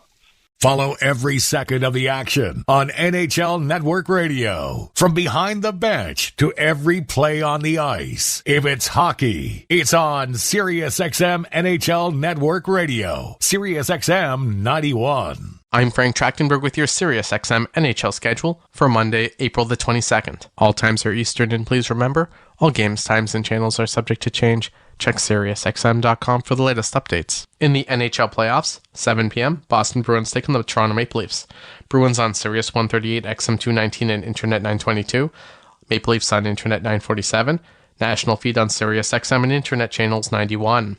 7:30 p.m. Carolina Hurricanes take on the New York Islanders. Hurricanes on Sirius 139, XM 220, and Internet 925. Islanders on Internet 938. 9:30 p.m. Dallas Stars take on the Vegas Golden Knights. Stars on Sirius 160, XM 221, and Internet 929. Knights on Internet 949. 10 p.m. Edmonton Oilers face the LA Kings. Oilers on Sirius and XM channels 167, Internet 931. Kings on Internet 933. I'm Frank Trachtenberg with your Sirius XM NHL schedule for Monday, April the 22nd. All times are Eastern, and please remember, all games, times, and channels are subject to change. Check SiriusXM.com for the latest updates. In the NHL playoffs, 7 p.m., Boston Bruins take on the Toronto Maple Leafs. Bruins on Sirius 138, XM 219, and Internet 922. Maple Leafs on Internet 947. National feed on Sirius XM and Internet channels 91. 7:30 p.m., Carolina Hurricanes take on the New York Islanders. Hurricanes on Sirius 139, XM 220, and Internet 925. Islanders on Internet 938. 9:30 p.m., Dallas Stars take on the Vegas Golden Knights. Stars on Sirius 160, XM 221, and Internet 929. Knights on Internet 949. 10 p.m., Edmonton Oilers face the LA Kings. Oilers on Sirius and XM channels 167, Internet 931. Kings on Internet 933. I'm Frank Trachtenberg with your Sirius XM NHL schedule for Monday, April the 22nd. All times are Eastern, and please remember, all games, times, and channels are subject to change. Check SiriusXM.com for the latest updates. In the NHL playoffs, 7 p.m., Boston Bruins take on the Toronto Maple Leafs. Bruins on Sirius 138, XM 219, and Internet 922. Maple Leafs on Internet 947. National feed on Sirius XM and Internet channels 91. SiriusXM Fantasy Sports Radio is the place for expert advice, strategy, and information from the best fantasy sports analysis to win your league. Plus, hear pick-by-pick coverage of live drafts and interviews with top players, coaches, and team executives on SiriusXM 87. Times are unclear for the Arizona Coyotes, and different places are meeting about getting a team moved there, whether it be Utah, Houston, or Atlanta. So, does an NHL team stay in Arizona?